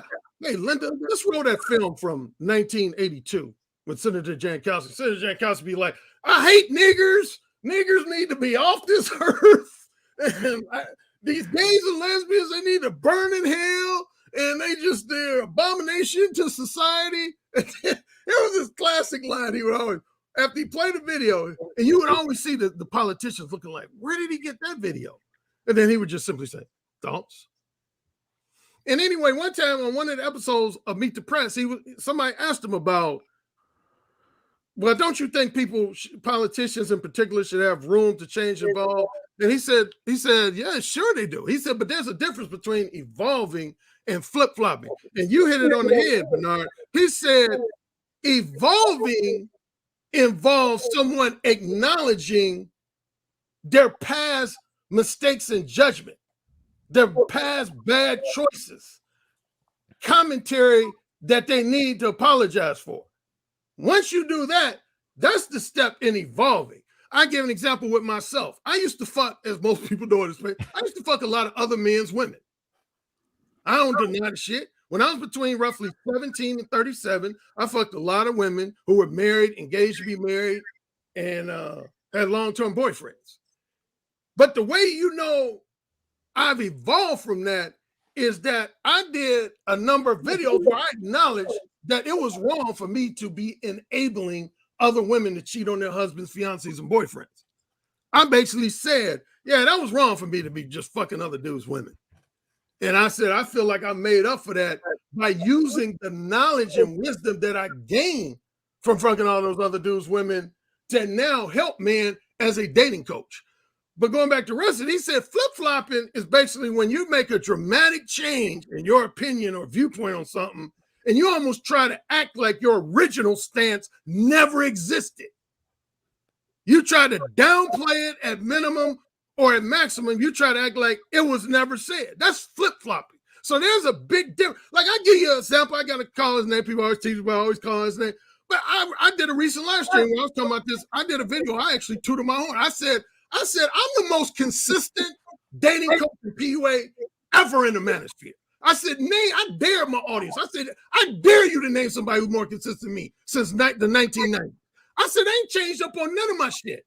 But I said, like, you got Alpha Male Strategies who first came out saying, go out and lie to these women, go out and manipulate these women, do whatever it takes. That was the exact phrase. Do whatever it takes to fuck these hoes asleep. And I didn't agree with him, but I respected that. He was being so forward about owning up to the fact he's telling men to lie. But anyway, as everybody knows, about a year and a half, 2 years later, he did a 180 on that stance. He said, no, lying and manipulation is for low value men. That's not something high value, because he was using high value man, I want to say even before Kevin. He said a high value man doesn't need to lie or manipulate women. That's something low value. And anyway, in the recent live stream, I said, I said, I lost respect for him once he did that 180, man. Because here's where it's important. When you market yourself as some kind of expert, some kind of authority, some kind of self-help guru, there is no room to be flip-flopping and shit. Like somebody tried to use that thing with Alpha Male Strategies in my chat room saying, well, what if he's just evolving? I said, no, fuck that. He's calling himself an expert self-help guru. If he was just a regular dude, that's okay. If you're a regular dude, it's okay to switch from a low-fat diet to a low-carb diet. But if you come out saying you're an expert on low-fat diets, and then you switch and go to a low-carb diet, the integrity of your words has diminished significantly. When you call yourself a self-help guru, there is no room for this blatant, drastic flip-flopping on shit. I've been consistent since the 90s. I ain't flip-flopped on shit. I ain't contradicted myself ever in my self-help advice, ever. And I triple dare somebody to say that I've ever done that.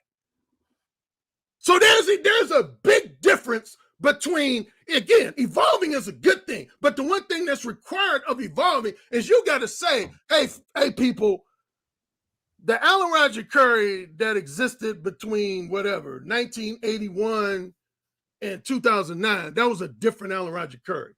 I'm not that same guy anymore when I used to fuck married women and do all that. I'm not that guy anymore. I'm a different guy because I've evolved. I've thought about some things and I've evolved. But I did all my evolving before I came out with my books, not after. Before I came out with my books. So yeah, man, the whole, to me, it's a cop-out. Well, number one, it's just simply a mistake for people to try to conflate evolving with flip-flopping. Now, that's my number one point, if I had to just sum it up to one thing. Evolving and flip-flopping are apples and oranges. All right. Oh man, do you got a response to what Alan Roger Corey said? Oh, and I'm sorry, I muted you again because you had background and feedback. I apologize. I hate muting people, but there was a little background, little feedback coming in. But oh man, you got a response to what ARC just said? I guess he doesn't. I'll drop down. All right, thanks, ARC. Do appreciate you coming up. Mic check, Obsidian, are you there? All right, we're going to attempt to let me see, who is this? A person down there. You don't got to show yourself on the air. Just turn your camera on just real quick so I can see you. All right, you can turn it off now if you don't want to be live on the air. All right, you had clothes on at least. So all right, hopefully you don't take them off while you're talking and flash us and get my channel taken down. Shout out to the Lapeef. Shout out to the Lapeef Network. Hey, how you doing? Doing great. Yeah, so I was just kind of listening. This is actually kind of, I think, the first I've heard of you before, but first time I think listening to your show. I appreciate the content. So thank you. Thank you for having me on. So I was just kind of listening to the conversation, and so I started listening to Manosphere content maybe a little over a year ago, right? Mm-hmm. And so background, I am married to a non-Black woman. I have a couple kids. We live in Metro Detroit. And so I listen to the Manosphere content because of, obviously, I'm a Black man everywhere I go, right? Even so, the issues that are talked about, whether it's regarding relationships or money or family, I highly identify with. One of the things that I noticed when I listened to this content, one of the things I can say drew me to a lot of the Manosphere content is it was much more inclusive of the Black experience. A lot of these other subsets, whether it's the conscious movement or the pro-Black movement or whatever might be out here, there's a lot of qualifiers that removes you from being able to actively participate and communicate. And I think that's a negative thing because we're not monolithic. We all live very different lives depending on our lines of work, our family structures, our regions of the country we're in. But we do have a few things that tie us together. So that's the reason why I really kind of enjoy the Manosphere content, is it's inclusive to pretty much all Black people here in the United States or North America or worldwide. We don't delineate really. We don't get into ADOS and doing all this other stuff like that. Right. And so a lot of times when I'm in comment sections or I go on forums, I'm communicating in a way of sharing knowledge of things that I'm seeing in my community, in my backyard, with my friends, because most of my closest friends are Black males. I'm communicating that.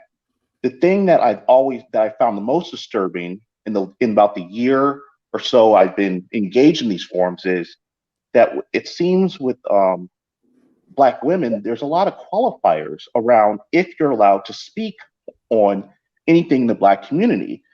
And the reason, and so I'm not, this is not What the do, hold on, bad. wait, what do you mean by that when you say it seems like with Black women there's a lot of qualifiers to if you're allowed to speak in the Black community? What specifically are you talking about? So I'm going to remove myself from this. So my dad was an engineer growing up.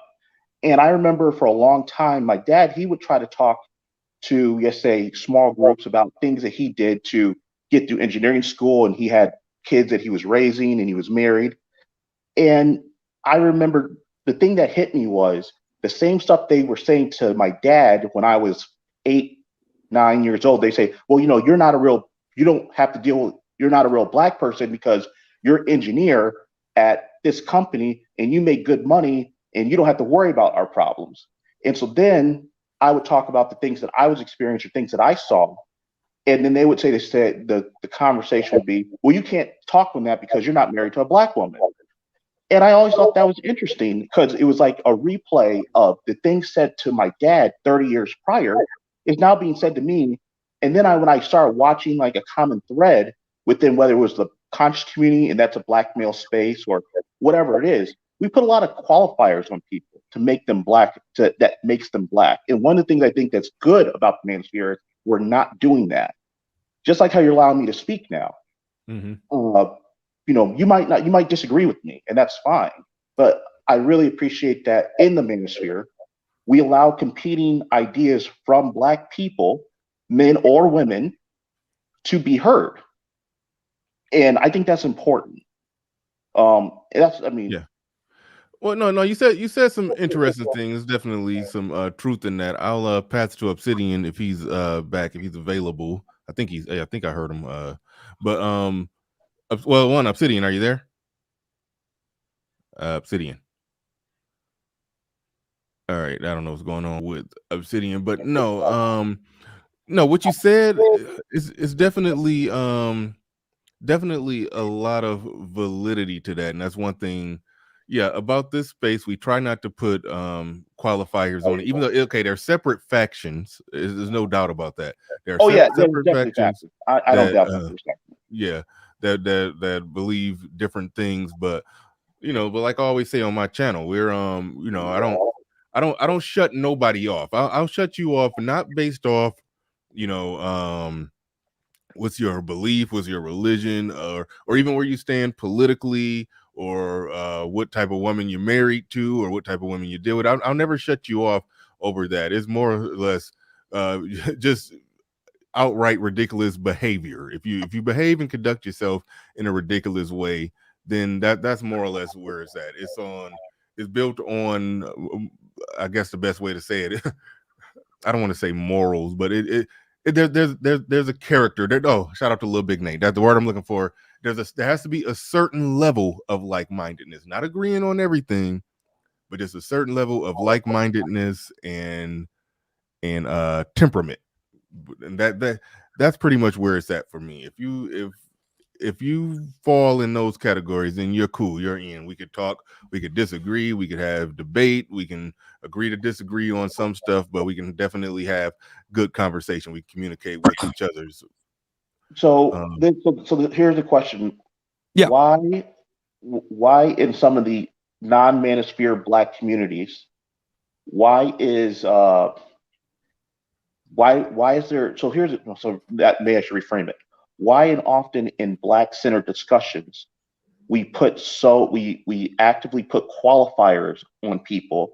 I mean, and it's just not in the online space, even in in college spaces or professional circles, we put a lot of qualifiers on people that deems them worthy or unworthy to speak or have an opinion.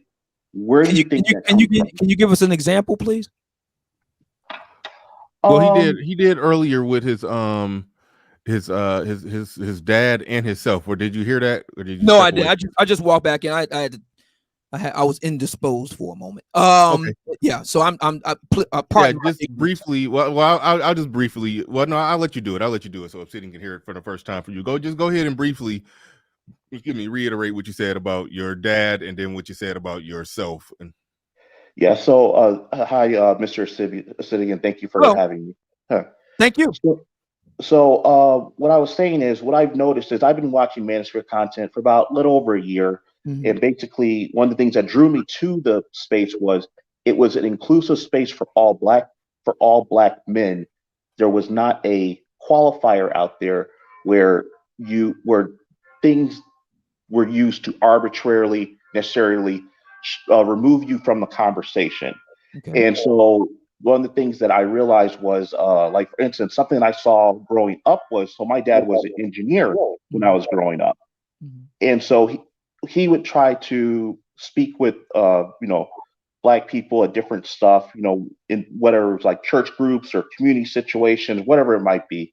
Right. And the first thing that would come out of people's mouths would be, well, you're an engineer, you don't have to deal, you're not black, you're not that, they would use that as a way to diminish what he was seeing, irregardless of, he still had kids he was taking care of, he still was married, he still was walking around as a black man in the world.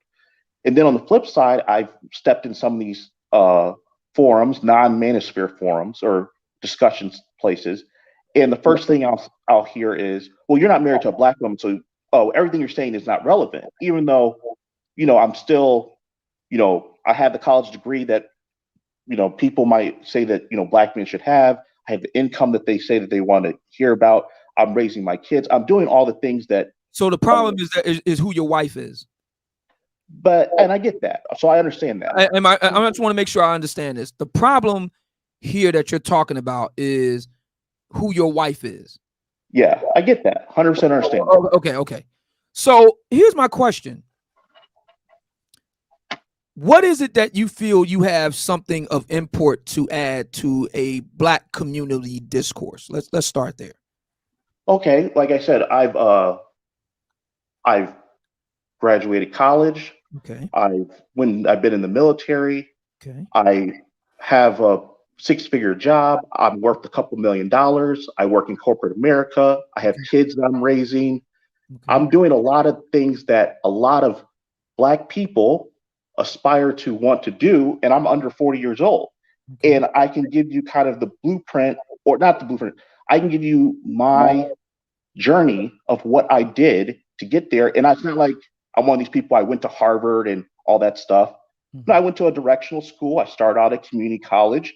I worked a job, and I just kind of went through life, just like I saw a lot of my non-black counterparts, whether they're white or Asian. It's not like this secret sauce to do it. It's kind of a very basic. It's kind of like a very simple path you kind of follow to get to this level. And I'm saying it's not even that special of a level. Because I know people who are worth $15-20 million, and I get that it might be what I'm saying is there's a way to what they want to do. Well, it seems like that we use these qualifiers and we start playing to the lowest common denominator. If you don't have a felony, or if you don't have a couple kids out of wedlock, it's very pervasive. Where we get. Let me jump in and say it like this. It sounds like what you're more or less trying to say is that you being the successful black man that you are, you have a lot of skills, tools, knowledge, and insights that could definitely help black men, and by extension help black people, but they shut you off from the conversation, what you could possibly add to it. I mean, if I heard that correctly, you said you're worth $2 million. Like, people who are worth $2 million are typically in position to hire people, like are typically in position to create and build things that's going to help people, beyond yourself, so yeah, what you're saying is you have a lot to offer, but you tend to be shut out, pushed out, shut down when you try to offer it, because, well, it looks like from the picture your wife is Asian. Is that more or less what you're saying? Yes or no? Yes, but what the thing is that I find actually even more disturbing is that black men are generally receptive to it, because they're like, hey, this guy's out here doing where I want. Black men are relatively receptive, right? What I actually find more disturbing is a lot of black women, especially until they're like over the age of 50, because I have a lot of black female coworkers, that I work with. They're cool with me, but 25 to 40, very, very, very hostile. It's very interesting. All right. For some right, reason, good. Good. I want to pass all the information we just gathered here. I want to pass that to Obsidian and see what his thoughts on it is. Yeah, I don't have any problem with you at all. I'm sorry. What's your name again? Christian. Chris, I don't have any problem with you at all, man. That's okay. I never said you guys. I have zero problem with you. As a matter of fact, I think you can contribute a whole lot to a prosperous Black American society. I think the difference is, see, I don't hear you coming through the door saying, my Asian wife this, my Asian wife that, black women this, black women that. You're not coming through the door with that. No, not what I heard. What I heard was, I have something of value that I can contribute to the discourse among black men, and I'm getting guff for it. No, so again, what I said, the thing that drew me to the manosphere content is it seems that it's very inclusive. But then when you go into non-black manosphere content, whether it's other black male content or even some of the black female centered content, it is not that same experience. What I was saying is I was trying to give accolades to the manosphere, saying how inclusive it is. Okay, so let me come at it this way. What manosphere content do you think the black manosphere would do well to be more in alignment with and emulate?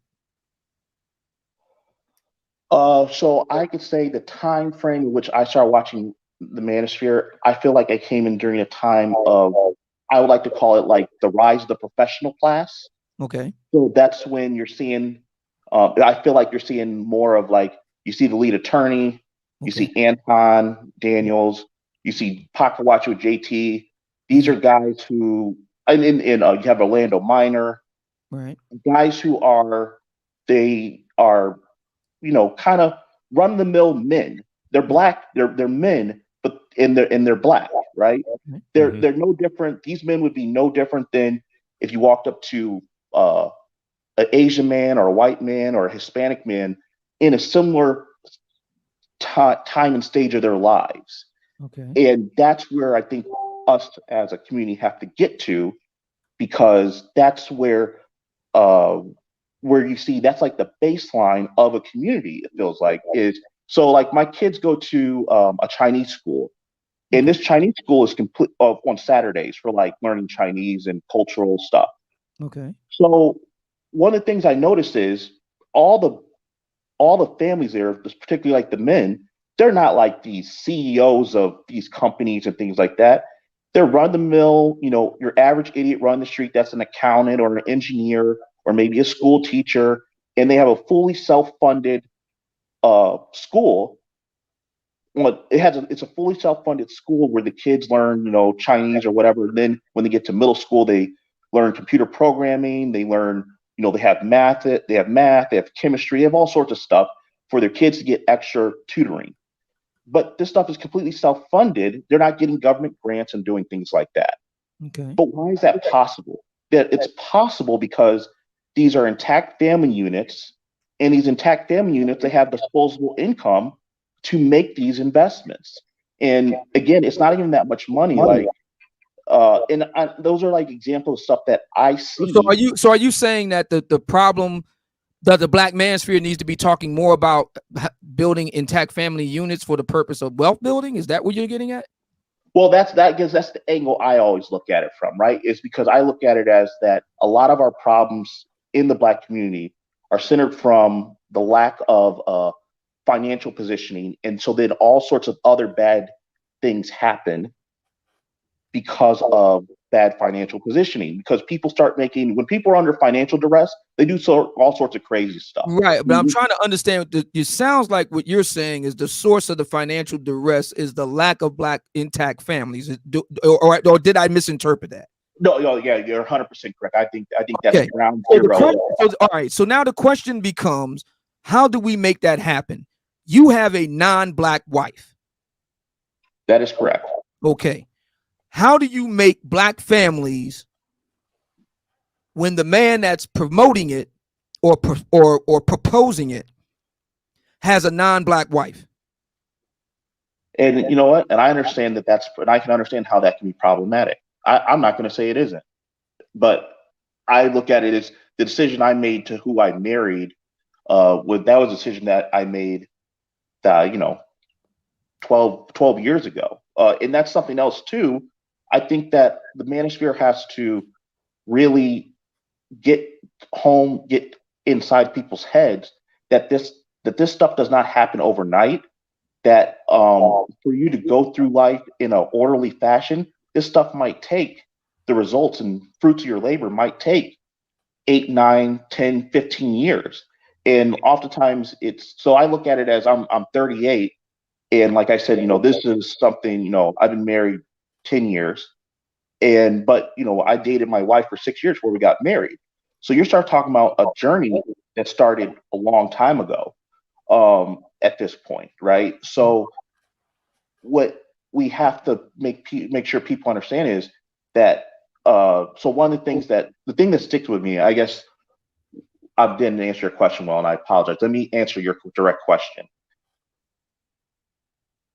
How do we pitch that? Well, the way we pitch that is that if you have a stable environment, okay, for Black families, that people like myself would have available Black women to marry when we are looking for wives at that time frame in their life. Did you say something, Bernard? Oh no, I was saying I agree with his general point that if it's a long-term game, and True. if Black people did do better in the long-term game of building better families, there would be more Black men like him who, that when they reach that success and they want to get married and they're building that type of success, it would be more available, viable Black women that they would find to marry versus Agreed. dating or marrying out.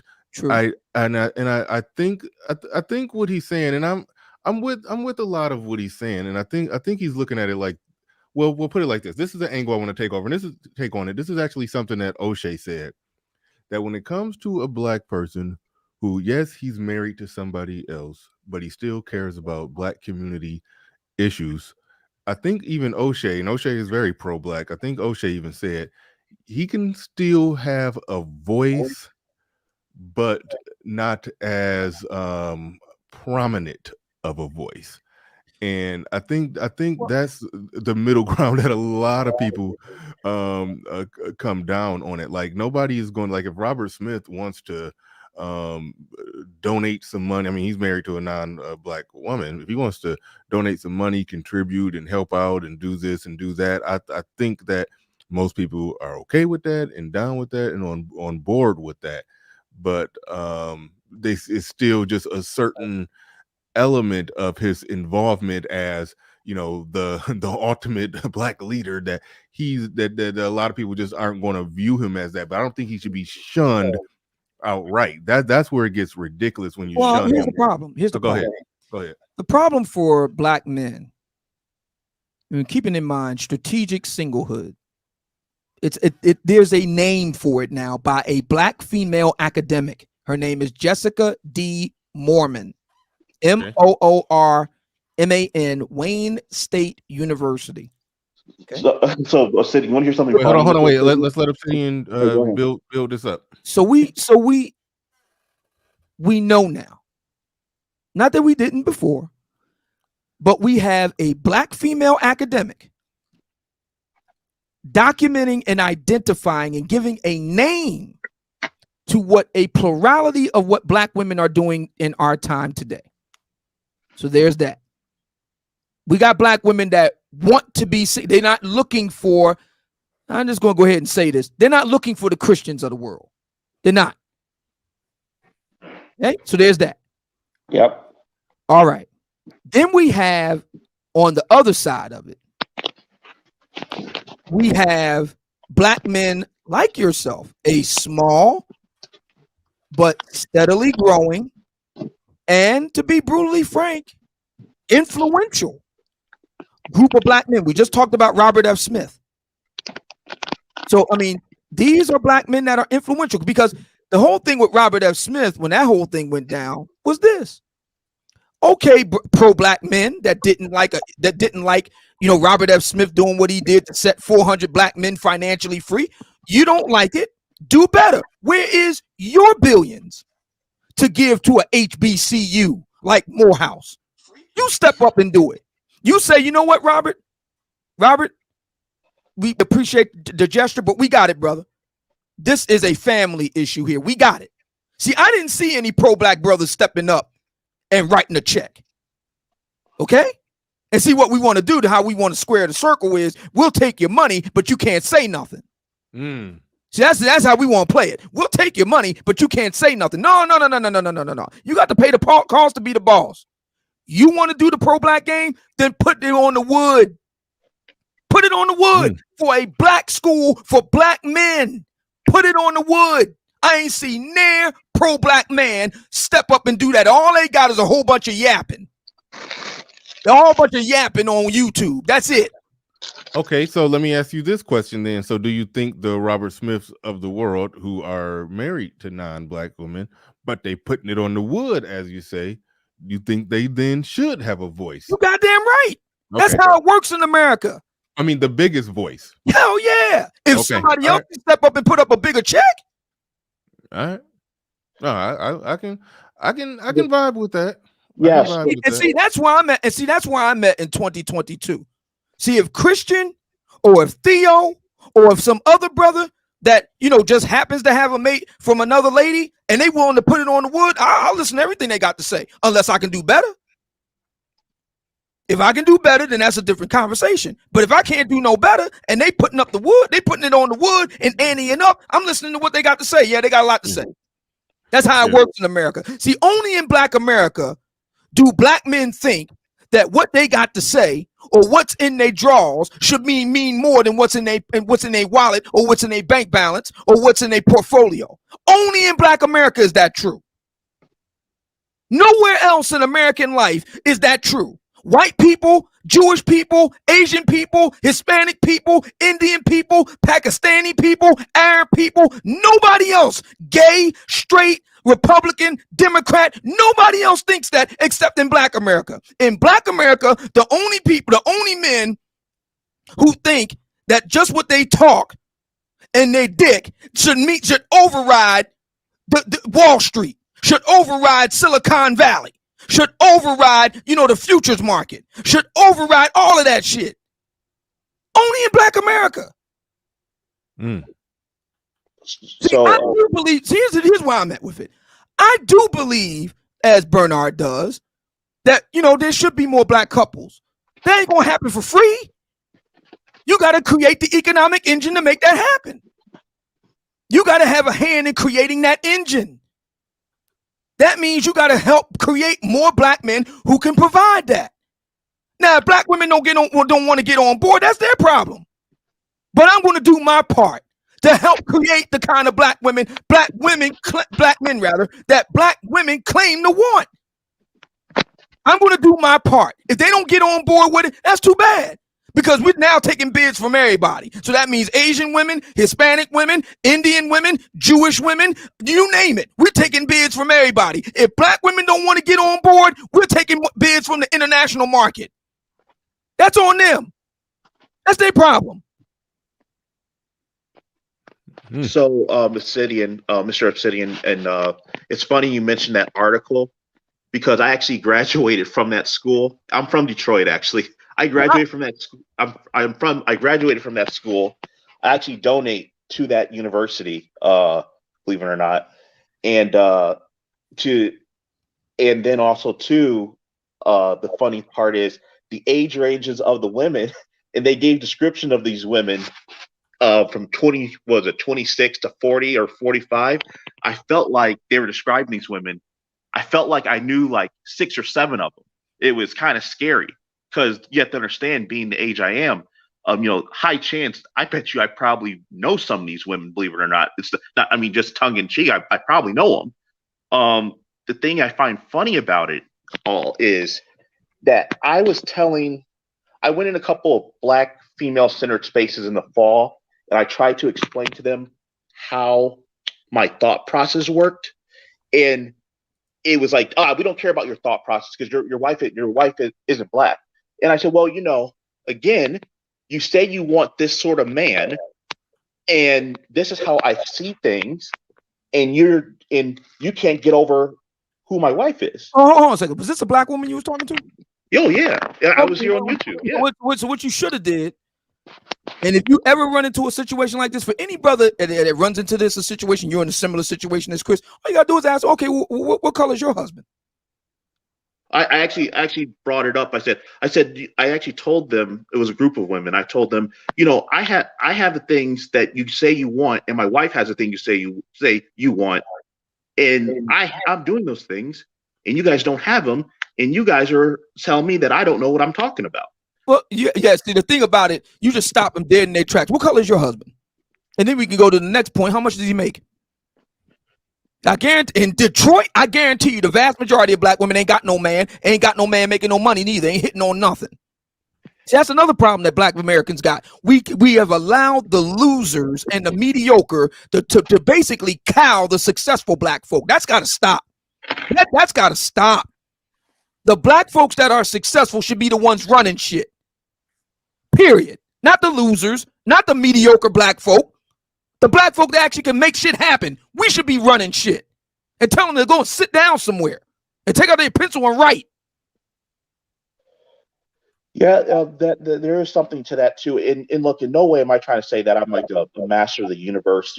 I'm just a wheel in the cog of the machine when it comes down to it. You know what I mean? Like, I was at my son's friend's house, yesterday because we were shoveling snow and we saw them outside walking around, and we went inside. The kids were playing in the backyard, but they're both, the husband and wife are doctors. One is like from the middle, the husband's from like the Middle East, and the wife is white. But it's a $2 million house, right? It's like a $2.5 million house. That all laid out makes me really question some of the decisions I made in life. I feel like, hey, I gotta do better because my neighbors a couple houses down, I ain't doing that. So there's a couple streets over, but not either way. You get the point. So but the thing is, there's whole neighborhoods and whole cities like this, filled up people. And sometimes there's just a few Black people in these situations. And what I look at it as, again, I'm not the oracle. I don't know it all. There's Black people I run into every day that are doing better than me. I think that oftentimes, I think what the manosphere could really do is really position itself that Black men and Black women too, who are in positions to say, hey guys, this is what's going on, because I was just in a meeting with these 5 major companies in your region, and this is what they're planning to do. They're planning on sending everybody work from home and give everyone laptops. Who has devices, who makes these widgets, that way you can try to get contracts to do the installs.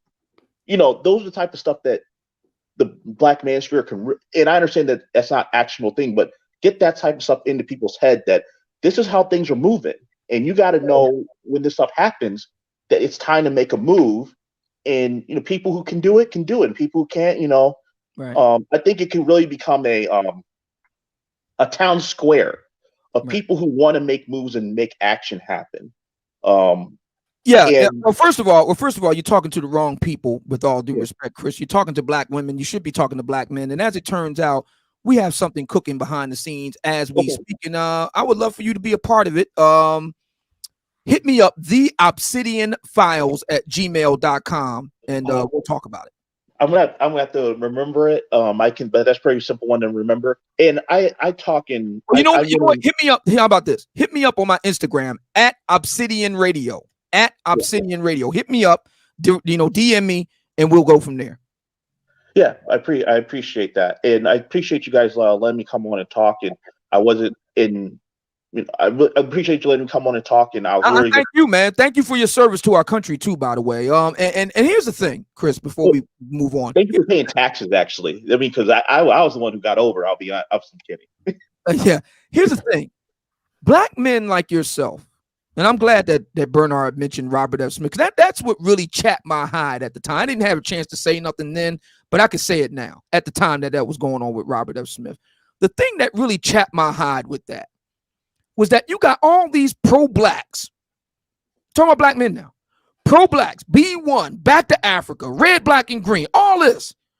They got so much to say about Robert F. Smith and who his wife is. And listen, man, if you feel that some kind of way about it, then you put it on the wood to set these brothers financially free. You do it.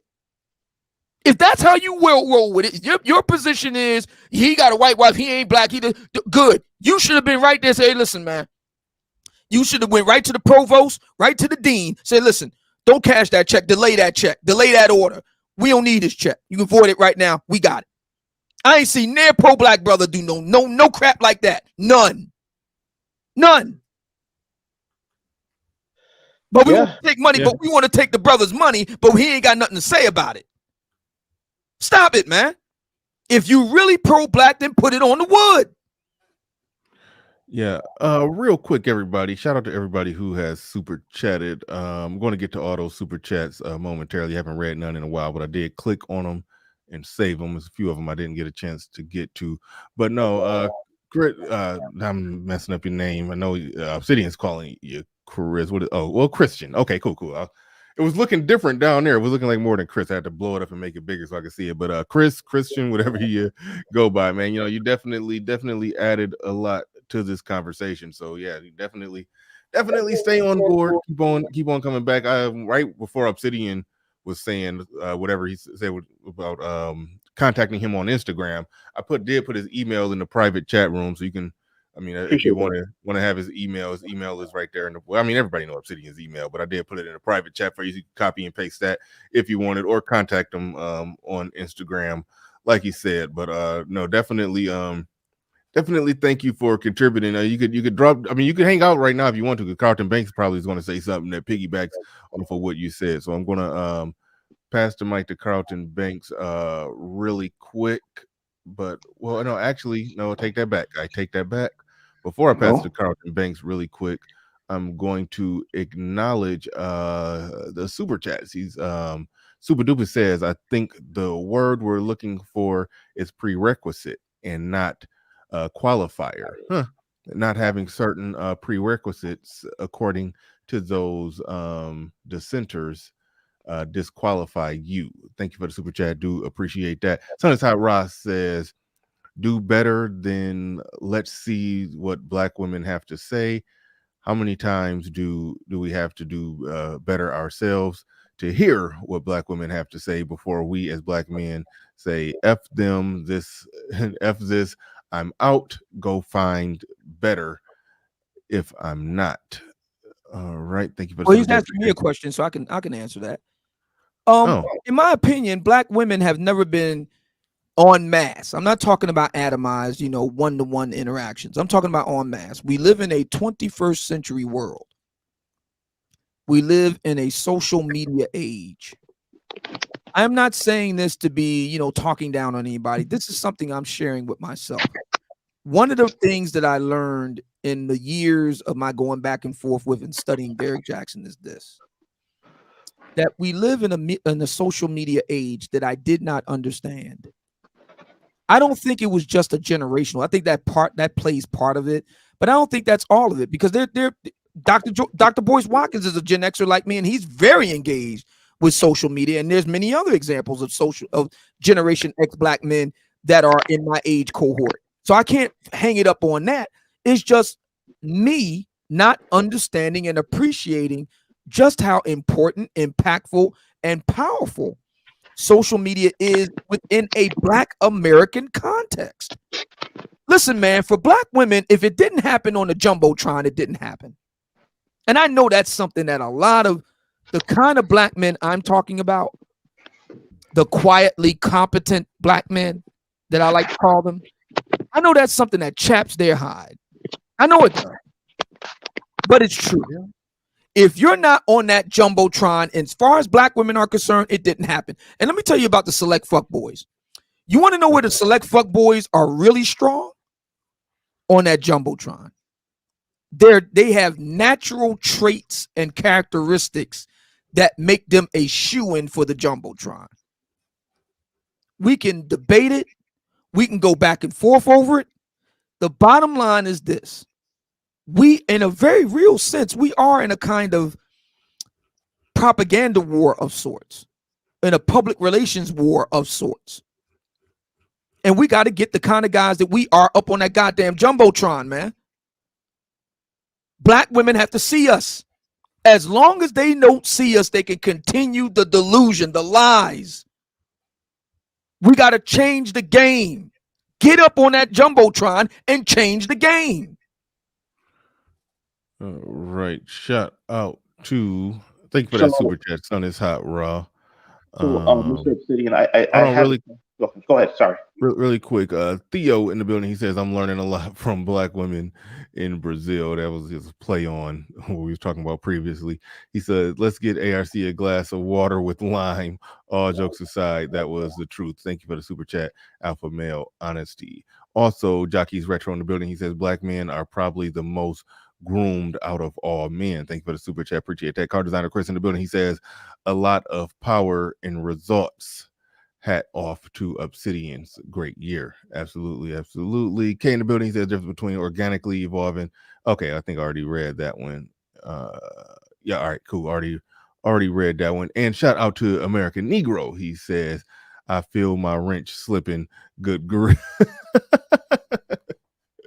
Yeah, man. I don't know. I'm gonna do a wrench purging. Nothing personal, just gonna things to make the channel run a little more fluently.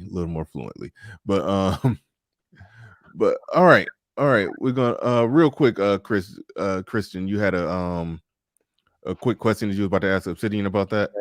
Yeah, so Mr. Obsidian, and so this is something that, again, and maybe this is a therapy session at this point. One of the things that I struggled with is something that you said, if it didn't happen on the jumbotron, it didn't happen. And so the thing is, oftentimes, and again, this is just because I always look at things from the financial and money angle, because if I look at that cures a lot of problems. That always cures a lot of problems. How do you show people, right, that doing things that are stabilizing in nature, okay? The whole point of stabilization is oftentimes it's not flashy. It can't be it's tangible, but it's not flashy. And I know how it works in our community. I mean, I'm not naive to this. I mean, I get it. I get it. Trust me. I remember what it was like in college. If you pulled up at the party, you had if you had some J's and you had a chain, you were able to holler at some chicks. But if you pulled up and just wearing a polo shirt and some Air Force Ones with some jeans, you're going to have to kind of get in line and hope to see what you could get. Again, but that's not. How do we change the culture and mindset of things that are stabilizing are the things that are important, and not the things that flash up on the jumbotron? You don't. You appropriate your enemy. See, here's the problem that a lot of black men have, particularly black men like you, Christian. I'm gonna tell you what it is. A lot of black men like you think a lot of ways that the old Republican Party thinks. The old Republican Party thinks that by funding think tanks and having debates about tax policy and those type of things, that you have the right arguments and you'll win the day. Wrong. One reason why the left is so successful is because they have the control over the media, the academia, and entertainment. And the only way the right is going to make any headway is if they get in there and start wresting control back over the media, the entertainment, and academia. Think tanks don't mean a whole lot. They're nice, and don't get me wrong. I use AEI and Hoover all the time, but they don't win the fight. It's the same thing here. Black women want the good life, so give it to them. There's nothing sexy about chinos and polo. It's nothing. Nothing. As a matter of fact, Mystery says in this book, in Neil Strauss's book, The Game, when they first meet up with Mystery, he goes over to one guy who he names Sweater and tells him to burn that in the pair of chinos he got on. Women ain't attracted to that. One reason why Kevin is so devastatingly successful, and this isn't my words, this is a black woman's words. Sade Henderson over at Shay Sade. She says because he oozes success and wealth and the corporate image.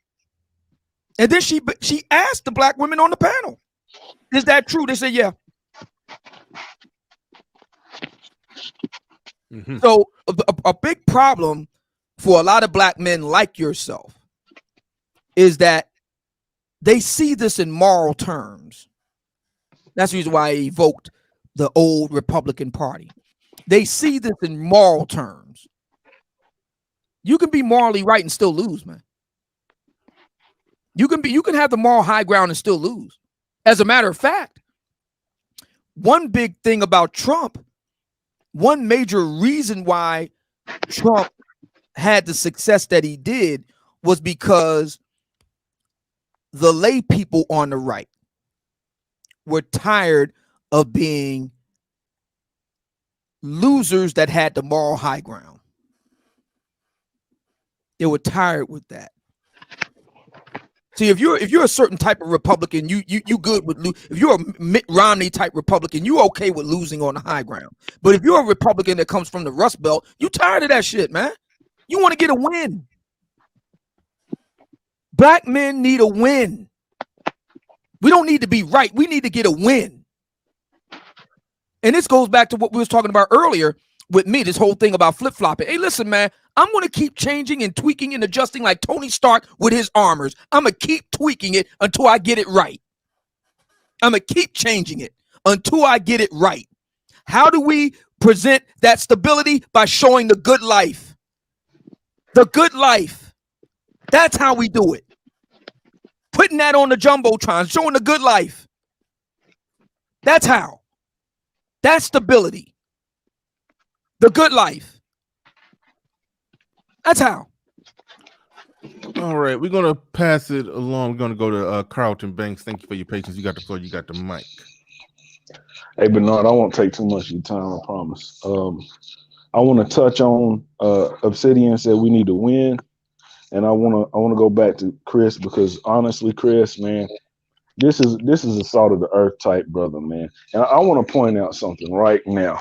I'm going to say the black community as is does not, we don't give these people the proper respect that they deserve. And we do things that is absolutely incorrect, wrong. Like Obsidian said, it's bizarro world. One thing in particular, just to point this out, I've always had this problem with this. You have so many Asian shops in the black community. You know, whether they have gas stations or a liquor store, or they have they selling weeds. But yet, if you remember back when the brother who had the pink lotion company tried to open up to sell to other people, what stopped him? What stopped him, Bernard? If I remember correct, I think you're talking about the shea butter folks. Yeah, shea butter. Yeah. What stopped him? It was Shea I Bush think- and Rich Dennis. Okay. Well, yeah. see, If I understand it right, it was black women. I mean, well, you know the story. You could explain it. What did they stop him from expanding his brand to other races or something? because they successfully got him to not do that. because they felt betrayed. But yet it's because they have they do not understand power. Power comes when you take it from somebody else. Just like when they come into the black community and they siphon that power, we give them anything we have. We had the chance to do that, but they shot that down because it makes them. It made them feel bad that they had to share something. So because of their feelings, we lost. This man was employing black people. It's decisions like this that I feel like is so damaging. Time out. The person who owned that company was black or no? He was not Yes. Ados. He was like Nigerian. He was Nigerian, but he was black, and so it was a black. It was technically a black-owned company. Yeah, He it was. It was a employing. black-owned He company. was a black-owned. It was If being I bought remember out by correctly, Bain. from Liberia. It was being bought out by Bain Capital, and pretty much, the same women that black women will call people of color, is the same women that Okay. they wanted to get mad about. And at the end of the day, they still ended up selling it. I actually think they still ended up expanding it. But what he ended up doing was buying Essence as well and going on a recurring apology tour that he's still on till this day. But go ahead, man. It's just the thing is we're gonna have to open our eyes and understand something. Look at Chris, and look at the fact that he's although he's in a relationship with, he's married to an Asian woman. He still cares enough about his people that he wants to give. And so many of us black men think this way. So many of us still care so much about what goes on. And the thing is, we're going to have to be listened to. Look at what Theo is doing for free. This is stuff like this is changing lives. That's my one major regret is that although I'm still in Sub-Zero's class, I did not do both classes at the same time. I didn't join Theo's class. I regret not doing that. I should have done them both. But What do you mean? What's the other part? Because I don't know what you're talking about. What do you mean? I know if you What do said you mentioned Sub-Zero, I'm assuming you're economically in Sub-Zero. Are you talk about No, your, no. Oh, you're wait, talking about stop. I got it. Sub-Zero teaches the an IT thing. IT class, and so Yeah, you're yeah, talking about yeah. he's Theo's taking class. he's taking Sub-Zero's IT class, Oh, okay. and he's upset that he didn't choose to take Theo's class. He's saying he should have did both of those classes at the same time. Go ahead, Carl. Yeah, I feel that I'm in the top of the class, amongst the top of the class, and I didn't want to sacrifice that. Ultimately, it was my deciding. That was what it was the deciding factor. But my point is that we have to, as things are, it's just not working. It's not been working, and it's not going to work. And so, some of these people who are doing things that may be seen as are enemies. Some are not. I won't say enemies because Chris is not viewed as an enemy, but he was not viewed favorably, and that has got to change because even though he's marrying out, he still has his hand open to his people, obviously. Yeah. And so what I say to this is, 2018 was the year of death to SYSBM bashing. 2019, I think people realized it was an unstoppable train. I think what black people need to start asking is, what can we get from these people? 2022, let's ask, what can we get from the people? We can't change these people. They're going to do what they're going to do. But what can we benefit from these people? It's a fact. I mean, that's what needs to be asked because a lot of times they do have something to give. So Right on. Good stuff. Definitely good stuff. AM1 in the building. He says black men take a major L for refusing to accept that image matters. Carlton Banks, I'm going to mute you up because you got some weird background noise, but definitely thank you for your commentary on that. Okay, good. You muted yourself. Yeah, still hang out. Just unmute yourself. It's not that bad when you're talking, but when you're not talking, it's bad. So, but all right, go ahead, Ed. You got it. Yeah, so I forget. Sidney, you remember who wrote the book about the splinterization of Black America? Eugene Robinson. Eugene Robinson, yeah. So pretty much, what Christian is talking about is pretty much, and we're going to talk about regionally in Detroit. He wasn't culturally compatible with black women. We can't say he can't get no pussy because he's married and got kids. He can't say he's not economically viable because he clearly is. And then you got to remember he's got that kind of money in Detroit. Today's Detroit. So, so my point is when you look at where, and the things that I heard you talk about, Christian, was like basically swag. The same stuff Xanatos Clutch and other people talk about. And that's not something that wasn't really who you are, to the qualifications of most sisters. So really you fit into the category of it has nothing, people will call this lame, corny, or whatever, but you're not culturally compatible with black women in that area. Urban, I will say urban-minded black women in particular, but suburban-minded black women at many times adhere to that urban culture, and we see it everywhere. And we don't talk about we talk about culture as far as black culture, but when we start getting into specific cultures like the talented 10th culture or the boule culture, now black people start getting weirded out because now they want to play I'm talking even black men, play the Illuminati game. Now they want to play the money doesn't matter game. This is why a lot of black men will basically back up a lot of black women in jumping on Robert Smith. But because you notice, because Obsidian, notice this, and actually Robert Smith has a YouTube channel that he shows a couple of little things that he does every once in a while. And I found that, thanks YouTube for recommending that to me. But you notice that with Robert Smith, nobody took the time to show that his kids, not his youngest kid that he had with the white woman, the Cuban woman, but his other kids, his other two kids are with you call her mixed or whatever, but with a Kamala Harris style black woman.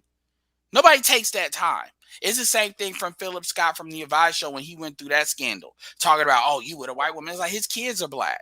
So it's like, as far as the genetic debt that pro-black, particularly pro-black men, really cry about, those people already paid that, but they'll put them in the same category as Christian, because to them that's a distinction without a difference. And these are people that are loyal to what I call the gynocracy. You usually will call it the matriarchy, and they act like they don't understand it when I know they do. And so the reality of the situation is Kevin did a show. I remember that show, not the show where he said shit black being dated out, but he had a show saying we're saying that we're claiming these black men again. And he basically had the posture of what the fuck are you all gonna do about it? And so what I would say, where Carlton is talking about when he says we, I get the we part, but there's a certain percentage of black people that they're not going to change. All they're going to do is leech, because that's all they know fucking how to do. And to be fair, that's why I got respect for how Robert was very targeted in how he spent his money. Shout out to Don Peoples, another guy that hires black people as far as his big real estate projects. So when you look at the splinterization of Black America, what you're essentially seeing is people that are going to start breaking up into groups. And the folks that want to be, because you spoke on this earlier, Obsidian, people don't want to be on that poverty shit. And y'all want to throw shade at the talented 10th or people that aspire to be at that level. As far as working hard and stuff like that, because make no mistake, I get what the talented is associated with, but when you're looking at, blue collar brothers, they got mad skills with their hands. They know how to, work, electricians, the trades, right? When it comes to gentrification and people wondering what you do with that, they have definitely a big role to play on that, because, people forget that shit. So my point is, when it comes to black people that want to strive to a certain standard, those are the people I rock with. And we may have some differences on that, but that's the people I rock with. The rest of them that want to play the black community, I'm for the black community looking black. But what I am not going, and this is why I brought intercultural dating into the conversation, but what I am not going to do is sit there and keep on grading motherfuckers on a curve while they sit there and then say to the guy that says he's a millionaire and can prove it ain't got nothing to say. Make no mistake. If it was any motherfucker I know that said that if I knew was a part of that conversation and I dealt with that and they said that or they acted like that, male or female, I wouldn't be talking to them no more, because you're not a serious person. You're not.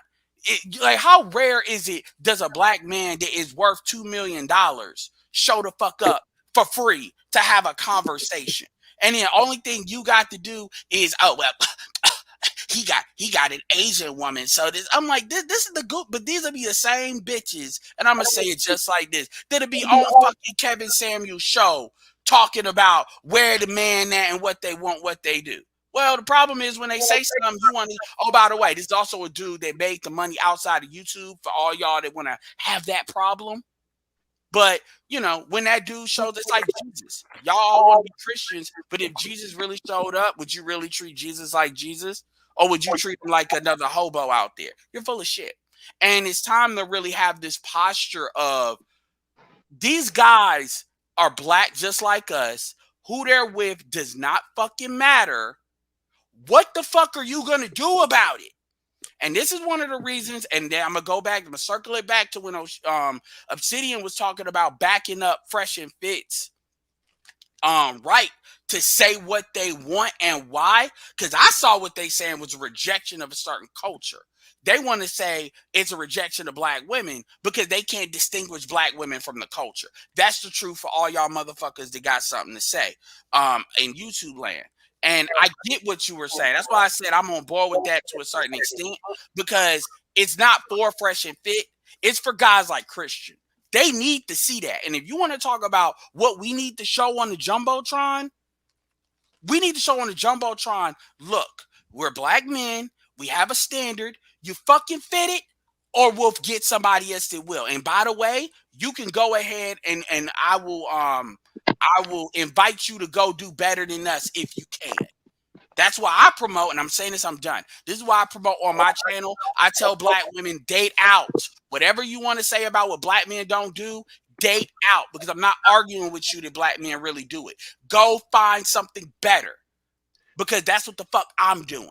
And I'm going to basically speak for folks that have done that. They're living their lives on a high level. I also heard what you said about the dude with the $2 million house. That's what you want to be. You want to aim higher when somebody can kind of stretch you out and then, do better. But what we got is people trying to pull the black community down on some, well, like you said, dick in your drawers and talk game. That don't build shit. I'll leave it with that. So real quickly, thank you for saying that. And I'm sorry I jumped in just now, but no, go ahead. I was muted anyway. This is something that, and I get it. Hey, I know how my voice sounds. I'm not naive to that. So this whole thing, when I hear this conversation around lame and square, trust me, if you people who know me, trust me, I did knock down more than my share of few. So I mean, that's just what it is. So, but when I was growing up, I played 3 varsity sports. I was not a lame. I just didn't grow up in a black area of Metro Detroit. Okay.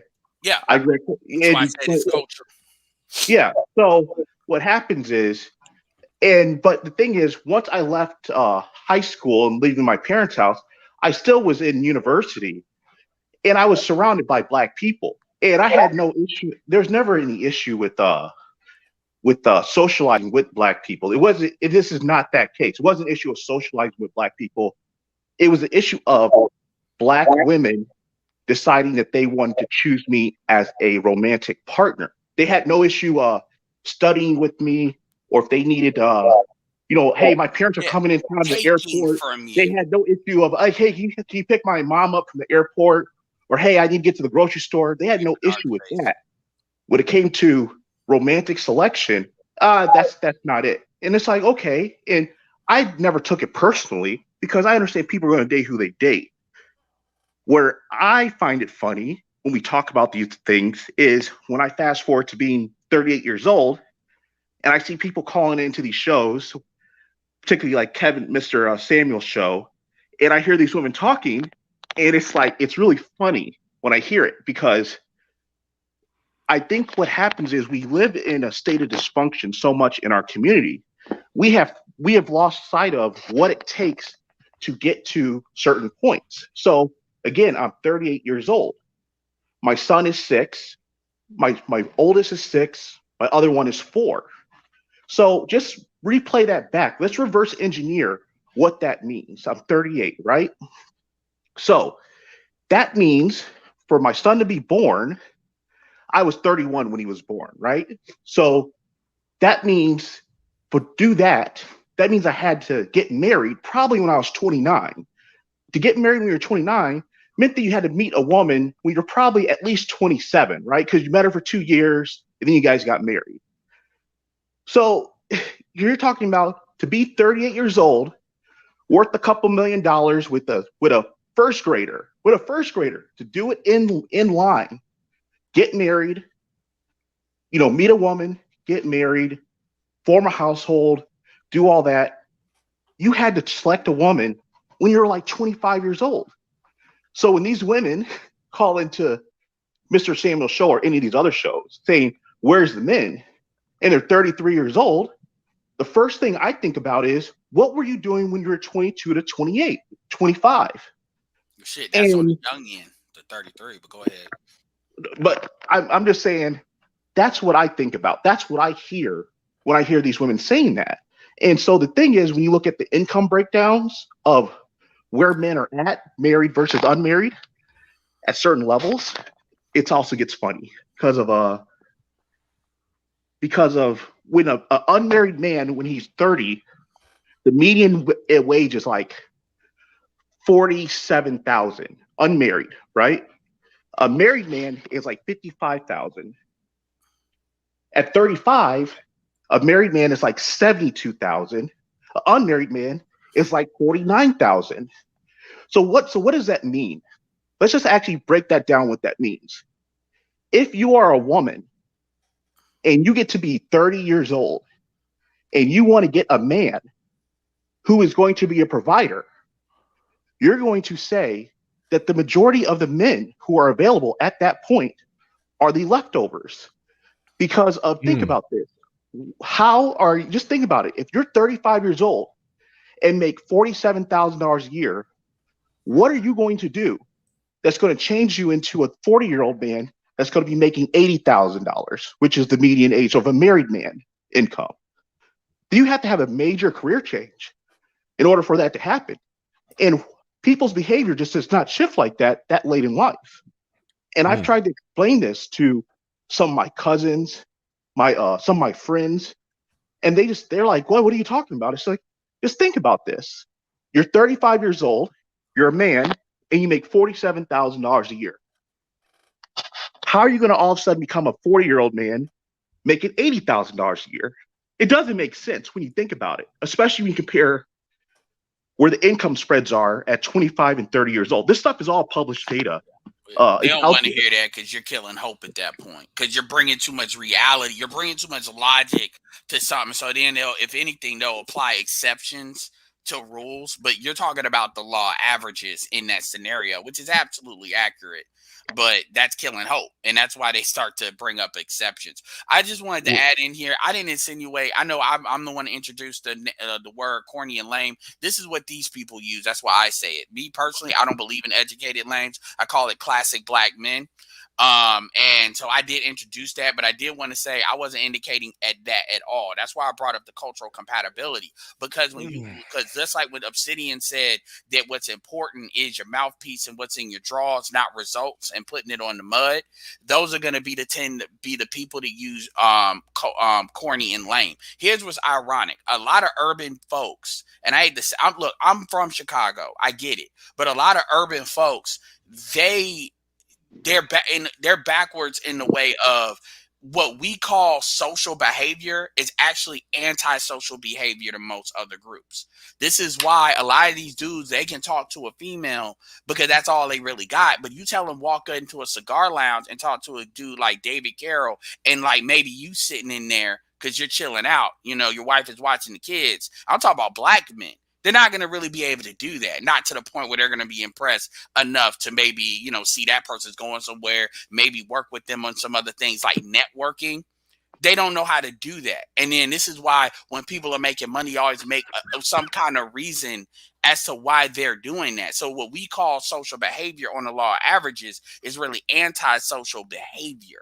And a lot of people don't really want to accept that. So what they do is they use terms like corny and lame to indicate what the gynocracy doesn't see as wanting to be the most sexually select. This is why when you brought back to when it came to the romantic side, black women were willing to use you in every other way. Use you. But when it came to reciprocation, now all of a sudden they want to park you aside, and then these will be the same women 10 years later that's wondering why you with another group. It has nothing to do with you quit the community. We are 6% of the damn population, black men, adult black men. You have all these other women that have all these other values, Not to mention non-ADOS women in here as well. And so the problem, the friction that you see here in the manosphere, this propaganda war is what I call the gynocracy trying to protect itself, which is not just women but men as well. And they all say the same stuff. You see it with Fresh and Fit. A lot of them guys don't even date black women that were jumping on Fresh and Fit. But it was too much for Fresh and Fit to say what they preferred and didn't prefer. As colorful as it was, you had dudes that were prominent, Joe Budden and others. They don't even date black women, yet they had so much to say. So it is a propaganda war, and part of the reason why I wanted to speak up is because dudes like you, and not just you, Theo as well. Shout out to Theo. Edward, why do you think Joe Budden? Just a quick sidebar, quickly. Why do you think Joe Budden and black men like him? Because you make a really good point. Yeah. Joe Budden and black men like him, successful, prominent, have no track record that I could think of in the case of Joe Budden. There's no track. I can't think of a time when he's there. Just we're gonna get right to it. No, Jill Scott with a Grace Jones paint job by Earl Shaw. I've never remembered him doing anything like that. Why does he have so much to say about the matter? Money. It's all money. Basically, it's to be more specific. It's virtue signaling for dollars. You always want to be on the right side of the liquid money. Black people are liquid money. Black women are liquid money. Liquid money, right? Because they're that black and that female demographic, right? So with the Joe Budden depends on sponsorships. He's not supported by the people like we are. He's and to be fair to him, that's the mainstream structure. That's the structure Act deals in that he's trying to pull Fresh and Fit into. Not the Fresh and Fit is supported by super chat structure. Mm-hmm. So you know what I'm saying? So it's really being on the right side of the sponsorships and being on the right side of that black female dollar that we know is well represented, because you said what you said about black people in social media, and that's definitely true, as well as regular media. I'm glad you brought up that point, Ed. And matter of fact, if I could do a shameless plug for YouTube Premium, I would like to recommend everybody listening right now, if you're a brother that loves the black manosphere, this isn't even for Bernard per se or myself, just the black manosphere in general. Yo, man, consider getting yourself a YouTube Premium membership. It's only like $12 a month. I have one. You know, if you're anything like me, you're getting into the content, and here come a commercial. You be like, damn it, here come the commercial. You skip over that. You get back to it. It interrupts the flow. If you want to watch your content the way that you want your black manosphere content, whoever it is, choose your weapon. All I'm simply saying is consider getting yourself a YouTube Premium membership. You can skip over all the ads and get uninterrupted, unedited, uncut content the way that you like it. And we do, content creators do get paid off of the premium.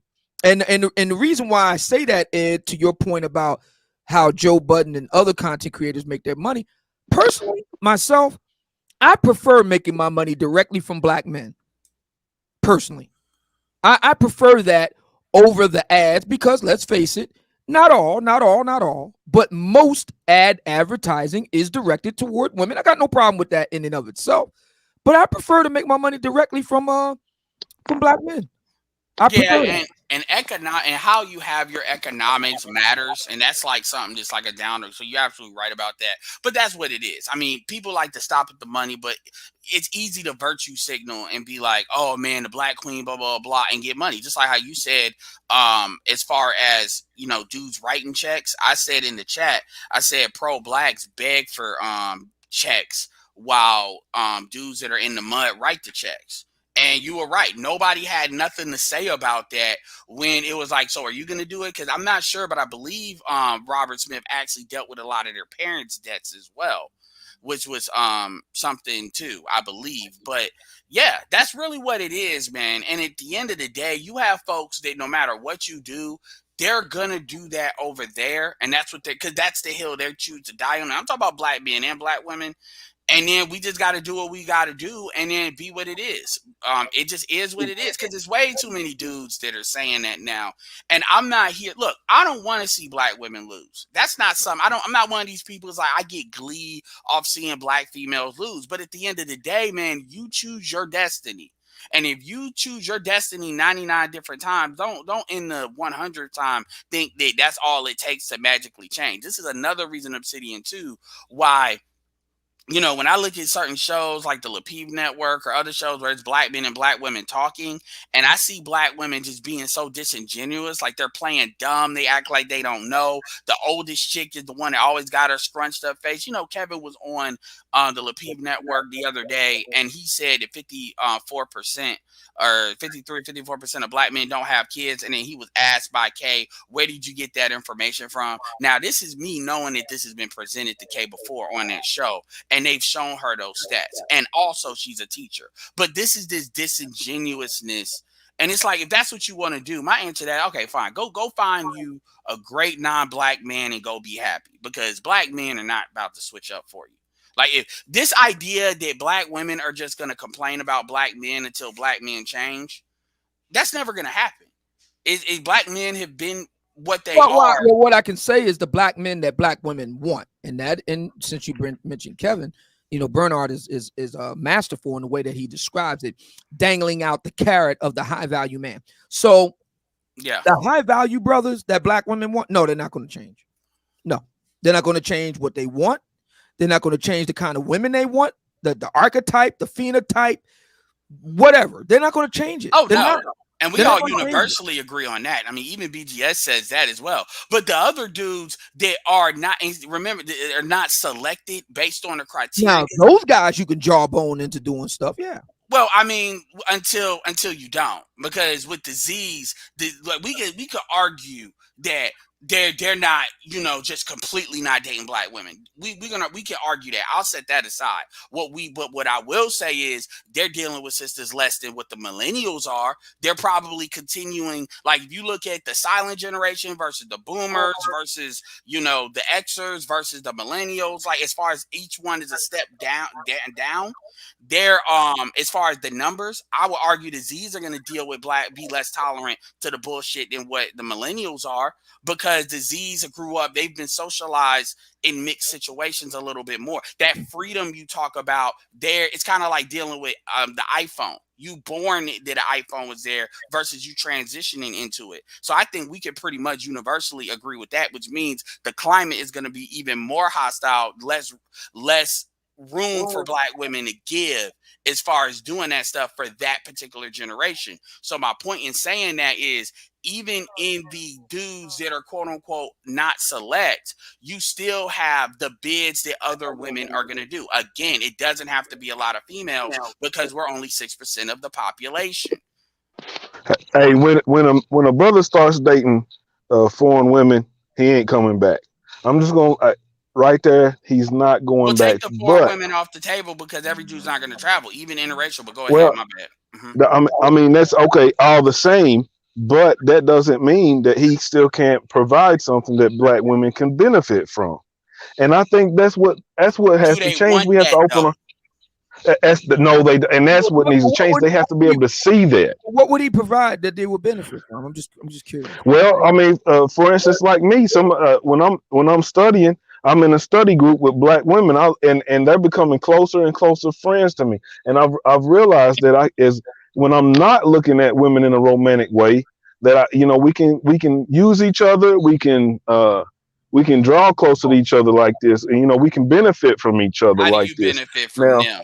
Yeah, I was about outside of sexual access. Well, as I just said, in this course, a lot of these women are very analytical. Like I'll come up with a new way of doing something, or something's not working correctly. I will be working. They're like, "Why are you doing that? That's not about what the book says."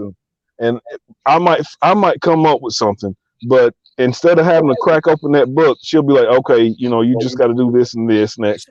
It is a help. Well, what I'm saying is, I mean, like, and I hate to go here, but so you're saying, is there something that she's offering you from a study partner standpoint that maybe like another dude couldn't offer you? Like if you're looking at it from a pure studying standpoint. Like, and see, this is where, because the thing about it is, at the end of the day, that woman benefits from your time and attention more than you benefit from hers, because you validate her in that way. Versus if you weren't there If she could get another person to fill your part that's not black, there is no black thing here because black study partners produces more education than like anybody you would cycle out of that. And so I don't really count that as reciprocation. I mean, shit, by that notion, Christian, what he was describing was the same shit, like as far as dealing with them in university. And when I see dudes in there, it's usually the dude is smarter and then the woman, and then that law of reciprocation. If I actually do the accounting to who benefits from that, that woman benefits a hell of a lot more than with that, especially if that dude ain't getting no pussy from that particular female. And I hate to distill it to that, but that's how dudes end up playing themselves. But so one thing is like this. I know y'all. This is weird because y'all can't see me, but y'all can hear me. I'm somewhere else in the room talking. Yeah, this is weird. This is very weird. Go ahead. All right, I'll come back to the different mic. I did have to move for a second. Hold on. Yeah, I was like, who is talking? Is that Bernard? You know. Yeah, all right, I'm back. Here Bernard, I go. You should have just started wilding out, just started cussing, just become a different person. Who the fuck is that? All right. No, I got up and had to go move somewhere else real quick, but it was right when I was right there doing something else. I was like, so it is a second. You was checking the location of your lady. No. Bernard, bitch, where you at? No, I'm like, it was a second mic over there by me, so I just figured I was just talking to it real quick. And I'm back. But here we go. Hold on, real quick. Hold on. I want to respond to what I think that was Carlton Banks was saying. It's like you talk about even though you're dating foreign women or somebody dating foreign women, they're not coming back, but they're still waiting for black women to benefit from them. I think Ed was on the right track when he was saying why. Like, I mean, if you're any contribution that you want to make to the black community, I mean, you should look at it in terms of more or less like what Theo is doing. Theo's not going to mess with no ADOS black woman, but he's definitely giving back to ADOS black men. He's definitely helping and benefiting them, and those men are going to benefit from Theo and then go their own route. And hey, if they end up with a ADOS black family, then that's how a black woman will benefit. Not from him. Yeah, Theo not going to teach no IT class for ADOS black women. Well, damn, hold on. I was about to say that's completely out of the question. So you shouldn't be looking at it from that perspective. You should definitely just be looking at it how you can build and do business with black men. I want to add this quick thing, and then I'm gonna hop off because I do have to go. With Robert Smith, with Theo, and with definitely Christian can kind of pull into as well. I always say this: there's about 20% of black women that operate within what I call an acceptable level of common sense that black men can work with. And when you look at like who's still married and all that, that number kind of can fit within that. So when you look at women either on my channel, shout out to Queen, shout out to Jackie, shout out to Kareem, and others, Gail, others, and stuff like that. If you help black men, you are provided, like Obsidian said, you're increasing the pool in which black women act like they got some goddamn sense, will have to draw from. That's how you need to think about it. Now, you help black women, helping black women, we can now show if you give dollars to women, that shit does not raise all ships. We can prove that. All you're doing is empowering them to be strong and independent and not need a man. Helping black girls don't help. I hate to say it this way. It's gonna sound bad. This is Edward Anderson saying this. Nobody else has to account for this. Don't even nod. Helping black girls don't help black people. It really not as far as like that. But if you help black boys, we can statistically look at even because we can statistically show if you help black boys, we know black men want black women, and even if they don't, they want the black female body type because we still here. So the reality is, helping black boys will help black females by providing them a mate. Helping black girls do not do the same thing in reverse. But here's the trick, though. Absolutely, 100%. Wait, hold your thought on that, Obsidian, when you say here's the trick. Camp Low in the building with a $20 super chat. I definitely do appreciate that. Shout out to Toya as well. Son. Shout out to Toya. Oh, you know her from your channel? Okay. Yeah, Toya's in the space. Yeah, she be done. Okay, cool. Yeah. She's a new one on me. But shout out to Toya Son in the building. Just became a member, and I believe I saw a super chat from her. She said benefits of black men's benevolence knows no bounds. Yeah, thank you for that super chat. Do appreciate that. And also, there was 1 second. Give me a second. I know I clicked on the Mac the Trucker. There it is. The Mac the Trucker sent the super chat. I definitely do appreciate that. AM1, I already read that one. Thank you to everybody who's been supporting the stream. Obsidian was trying to jump in. Go ahead. You got the floor. You got the mic. No, I was just simply saying I agree with what Edward and the brothers were saying. See, my thinking is this. Think about this. If you're a black woman, right? Adolph's black woman, right? And you're looking at the events of the past few years, okay? Meaning, read the rise of Kevin Samuels, right? So you take it from the spring of 2020 to the end of 2021, right? So you look at that period.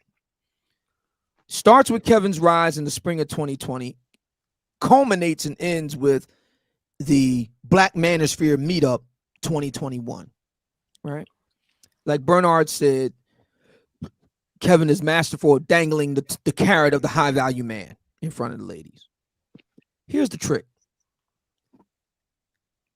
See, this is what non-black women do. Non-black women go to school so they can get their Mrs. degree. They're there to get their education. They do. They get their degrees and stuff like that.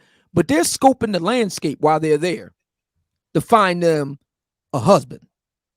Because their goal is once their goal is they're trying to find a man to get married either once they come out of undergrad or once they come out of grad school, law school, business school, if they go into med school, whatever. They getting married somewhere between undergrad and grad school at the absolute latest. Non-black women now. At the absolute latest, it may be 2, maybe 3 years out of grad school. And that's like old maid at that point. That's what non-black women do. Now, let me go and bring it back to what we're talking about here. If you're a black woman and you're smart, this is what you need to be doing. Okay, let me just park up and post up and watch from the clouds who's the guys making the moves while they making these moves with this Black Manosphere meetup. They're gonna be in Atlanta. Let me just be a fly on the wall. I know that I can't attend it per se, but I can kind of hang around in the lobby. I can kind of be in a general vicinity, checking these guys out on the sidelines. Because see, if you don't think non-black women are doing this, you're fooling yourself. You're fooling yourself. If you don't think non-black women are going to be, watching from the clouds, and you don't think they've been doing this for the past few years, you're fooling yourself. This is how black women continually knock themselves out of the box. Now the Black Manosphere is moving into a new phase where black men of the kind that black women want they're getting rolled off the assembly line now. And guess who's going to catch them as soon as they come off the assembly line? Take a wild guess. I can't help but laugh. I apologize, but I can't pretend like that whole thing where you said that the black women watch who's doing the moving and shaking at the Manosphere meetup and be waiting outside because you got your events coming up. I mean, nothing was wrong with what you're saying. I don't hate to play or the game, but you was trying to line up you some pussy for your event. I heard what you did there. I'm sitting telling them to wait outside in the hallway after your event over. I heard that. I caught it. If they're smart, see, black women know how to do it. They just do it for the wrong reasons and do it for the wrong guys. They will save all year long to go to the NBA All-Star game and hope that they can get on with either the players or the hangers on. They know what to do. They just do it for the wrong dudes. Meanwhile, non-black women, you know what they're doing? They're going to college, either undergrad, grad school. They're going to events where those kind of guys hang out. They're going there and hanging around. They're going there. And that's how they get their guys. Black women are the only ones that don't do that. They wait until the 11th hour. And then on top of that, they expect you to go and get I was on the air the other night with this one lady I was about to say something else. With this one lady who is divorced, has to be in her late 30s, more than likely got at least one kid, and talking as if she doing a brother a favor with her very present. And this is the reason why black women stay losing. The black manosphere is coming into a new period where black men of the kind that black women claim to want are being created from the ground up. It's already begun. It's already begun. And here's the trick. There is no rule, there is no law. It's not written in stone that they're only going to be available for the domestic black American market. They will be available for the international market too. All right. So, Mr. Obsidian, this is a question I have when we talk about that, and it's funny you use the All-Star Weekend example because I always I remember that vividly from age 22 to 28. Girls would just run down to All-Star Weekend or Super Bowl weekend every year, and it's funny those same women they're not married at this point, and they don't have. Anyway, it's funny you said that. Anyway, do we have any responsibility in the manosphere to educate these women on what, because this is the thing, the high value man, these guys that they're thinking about, they're not making 120, 150, $200,000 at 26, 27 years old. That's not when they're making it. Again, my wife met me when I was like 23. Do we need to make sure, do we need to either we communicate it or we designate women within the manosphere to communicate the guys who you want to get with? This is what he looks like. This is what he's thinking. This is how he moves. This is how he's planning his life. I don't think so. I think we got enough on our plate enough as it is, just getting brothers together. We're gonna take on the job of getting them together too. Well, I'm saying, do we need to designate that out to some of the women who are pro manosphere? Oh boy, hold on. That's the job they got to take on. They got to take that job on. That's for them to take on. I'll say it again. Non-black women, this is what they do. They go to college, wherever they go. They go to college, undergrad, grad school. They get their husband there at the absolute latest, a few years out of grad school. Well, let me say, this. A non-black woman, if they don't find their guy in undergrad, if they don't find their guy in grad school, you know what they do? They hang out in the lobbies of the hotels where successful guys are. I saw it firsthand in Atlanta. Right. I saw it firsthand. All right, let me say this. Let me say this. Respond directly to Christian because I know what he was trying to say. I know where he was going. There's something that the de facto name for it is pick me sphere. That's what Game Changer called it. So that's what I'm calling it, for lack of a better thing to call it. Where there are plenty of women that do agree with the sentiments of the manosphere and have very similar talking points, and so I understand what you're getting at, but it's the women that do that, who have those channels, all of them are, and I've asked a lot of them, all of them, they have the one problem with it. If you're saying that they're supposed to educate the women on what the men want, well, the one slight problem with it is that they have majority male audiences, so that's a problem with.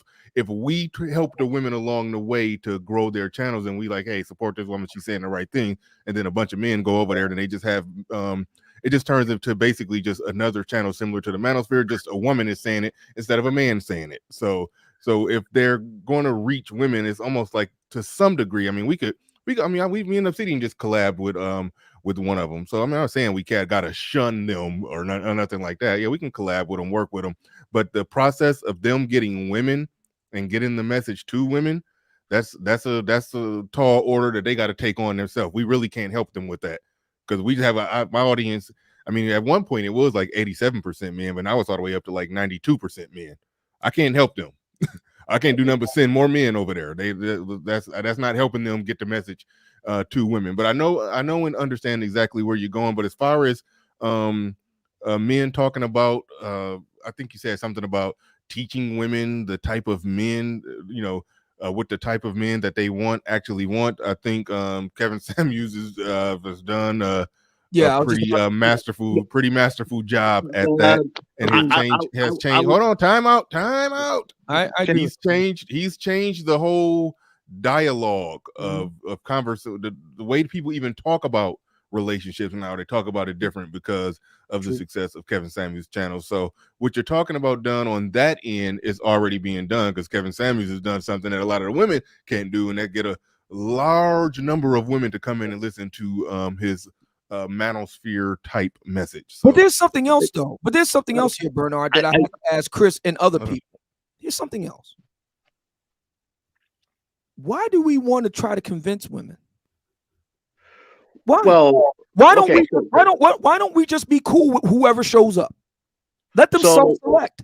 Let all the right, women. Let the women who see what we're doing. Let them come, and the women that don't. all right. all So right, I do okay. I- real I- quickly, hold on, wait, make it real quick, Chris, because I do want to pass it to Pablo. So real briefly. Yeah, I want to So- know why is that, Chris? Why can't we just let the women that want to self-select? They see what we're doing. They want to come along. If they happen to be ADOS, great. If they happen not to be ADOS, great. They see what we're doing. They do what the non-black women do. They hang around where the guys are. They want to be a part of it. Let them self-select. And the sisters that don't. Why can't we just do that? because I look at it as here on the ground, what we see is the women, if they do not understand how to identify a viable male when they are at the appropriate age, what you have is the city of Detroit with 300 murders in a year. That's what you have, right? That's on them. Evolution is a ruthless process. But hold on, but Chris, I understand you're new to the manosphere, but trust me when I say, when it comes to criticizing the black female mating choice and who they reproduce with, you're at ground zero. The black manosphere is the only place that ever put a spotlight on that. You know, they used to just criticize the men and just say, "Oh, the men are trash," but we obviously understand that we can pull out the data to show how black men are really doing, not doing perfect by any stretch of the imagination, but not doing nearly as bad as let black women tell it. And then so then you end up having to look at, okay, well, who is it that you're reproducing with, or what criteria are you using to choose men? Are you pulling out like basically? And the one thing I always say, are you choosing men based off their competence, their character, and willingness to commit to you? Are you actually doing that? Or are you just giving raw sexual access to whoever got you aroused and getting pregnant by some dude who's committed nothing to you but some community semen? We talk about that all the time. So this is ground zero for those type of conversations. Mm-hmm. So you're definitely on the right on the right track, in the right car, going down the right road. So, but we talk about those things all the time. Just hold your thought. I'm gonna throw it back to you, but I do want to see what Pablo came up here to say. Go ahead. Nice leather jacket, Bernard. That's very Richard Roundtree, very Shaft of you. Thank you. I don't know if it's Shaft. I like it too, man. It's very nice. Yeah.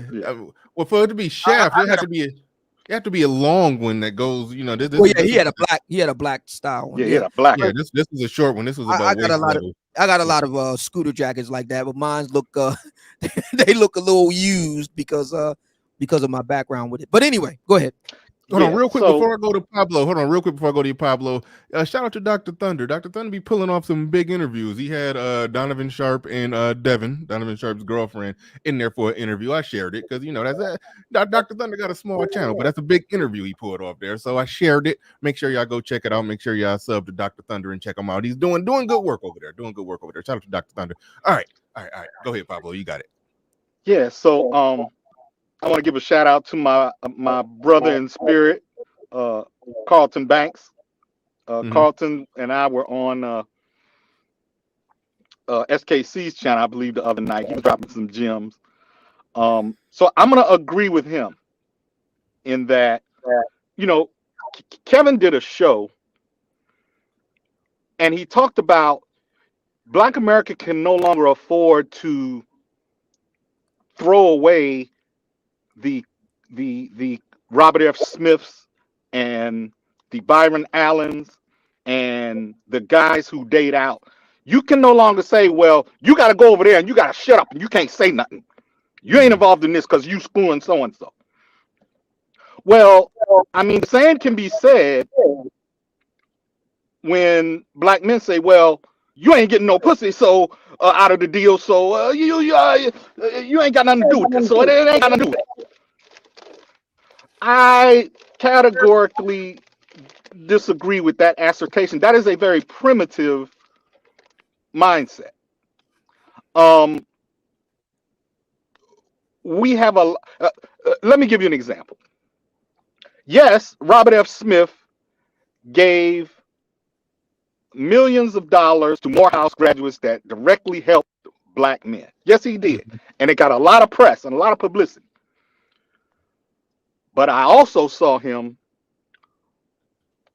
at a workshop. I believe it was at Harvard or Yale Business School. It had many black women in attendance who were members of that law school. And it was for the Black Student Union, or the National Association of Black MBAs, in attendance at that workshop that he was speaking at and providing information. So black women also received guidance, instruction, helpful hints, tips on their careers. And it's right here on YouTube, him doing it.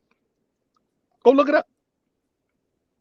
So I categorically disagree with Ed saying that, oh, well, because of who you're with or not screwing, that you're not a part of this. Gone are the days of you're with Becky, you can't say nothing. Gone are the days of you with Consuela, you over there. No, man, this is all interconnected. That's a primitive thought process. And this is, I kind of see how, like, the Passport Bros, we kind of have a synergy of thought and mindset. And so, yeah, I agree with Carlton that, no, we ain't doing that no more. We on some new shit. We moving forward. Understood. Definitely understand that. All right. Believe it or not, I was trying to shut this down at 3:30, but then it got interesting when Chris came up here, and then it kept on rolling. So I had a question for Pablo.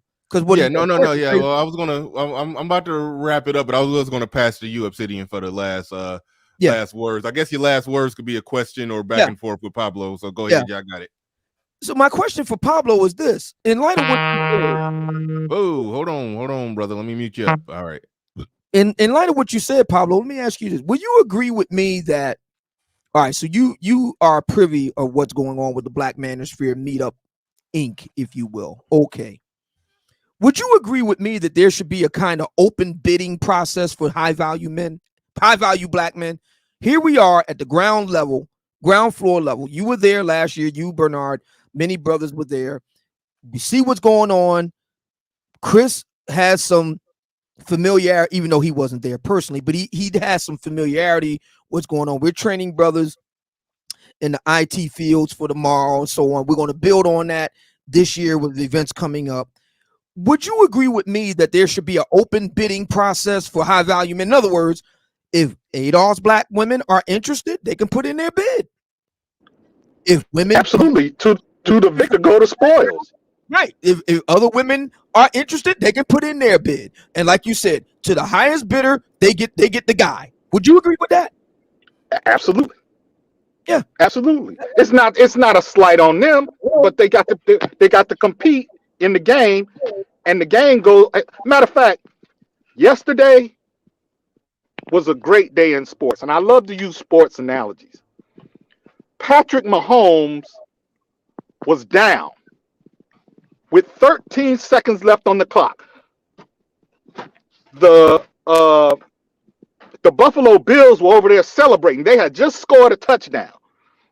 They backslapping, cheering, running up and down the sideline, measuring their ring sizes for their Super Bowl rings and everything. They all ready. Patrick Mahomes ain't say nothing. They went out there. They had 13 seconds left. They had the ball on the 20-yard line. They went down. They got in field goal range. They hit a 48-yard field goal.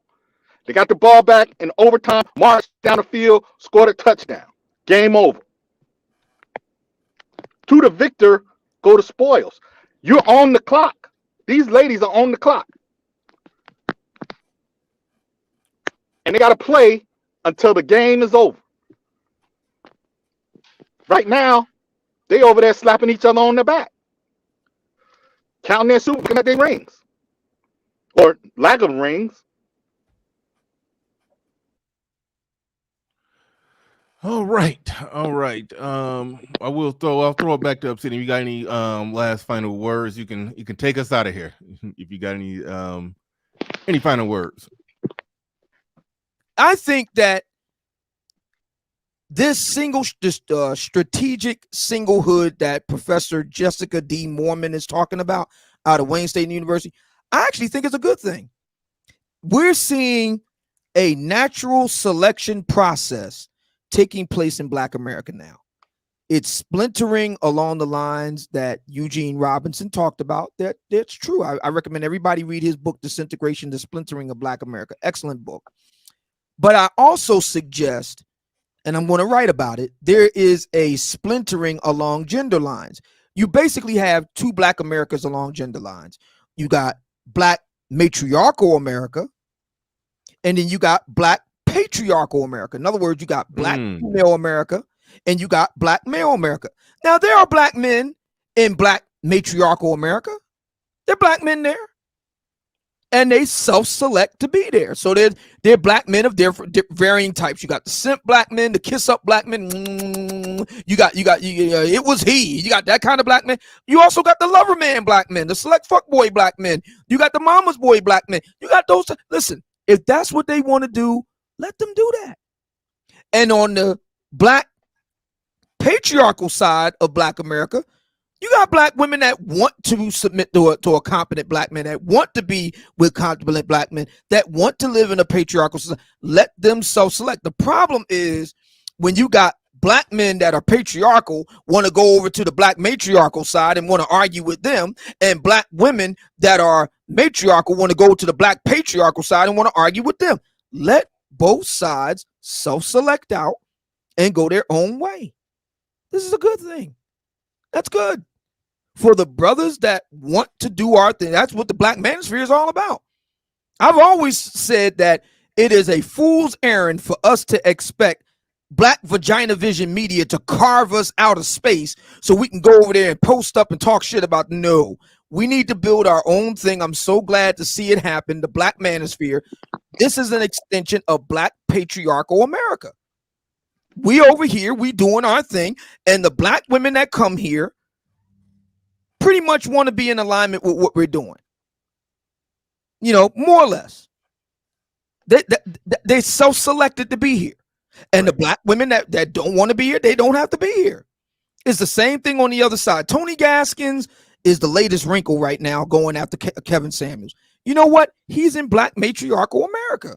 Good on him, because ain't no Black men following him. Period. Black men are not going to get under his banner. Not in any appreciable numbers. The Black manosphere's got the guys. So he can say whatever he wanted to say about Black men. All he got is women. That's all he ever gonna get. He ain't gonna get no brothers to follow, not no brothers of any consequence to follow underneath him. If Black women want Black men of the type and caliber that we talking about, they got to come here to get them. They got to come here. We ain't going over there. They got to come here. And we're building the kind of Black men that these ladies have proven beyond a shadow of a doubt that they want. Guess what? When they start rolling off the assembly line, whoever is there is going to catch them. So the question becomes, is it going to be the ADOS ladies, or is it going to be the ladies from Brazil, or is it going to be the ladies from the Dominican Republic, or is it going to be the ladies from Colombia or Ukraine or Latvia or wherever they're going to be from, or Sierra Leone or whatever? That's the question. It's going to be an open bid on the brothers that the Black manosphere create and produce. And Black women are free to put in their bid just like anybody else. It's on them if they don't win. It's on them if they don't even put in a bid. That's on them. That's their bad.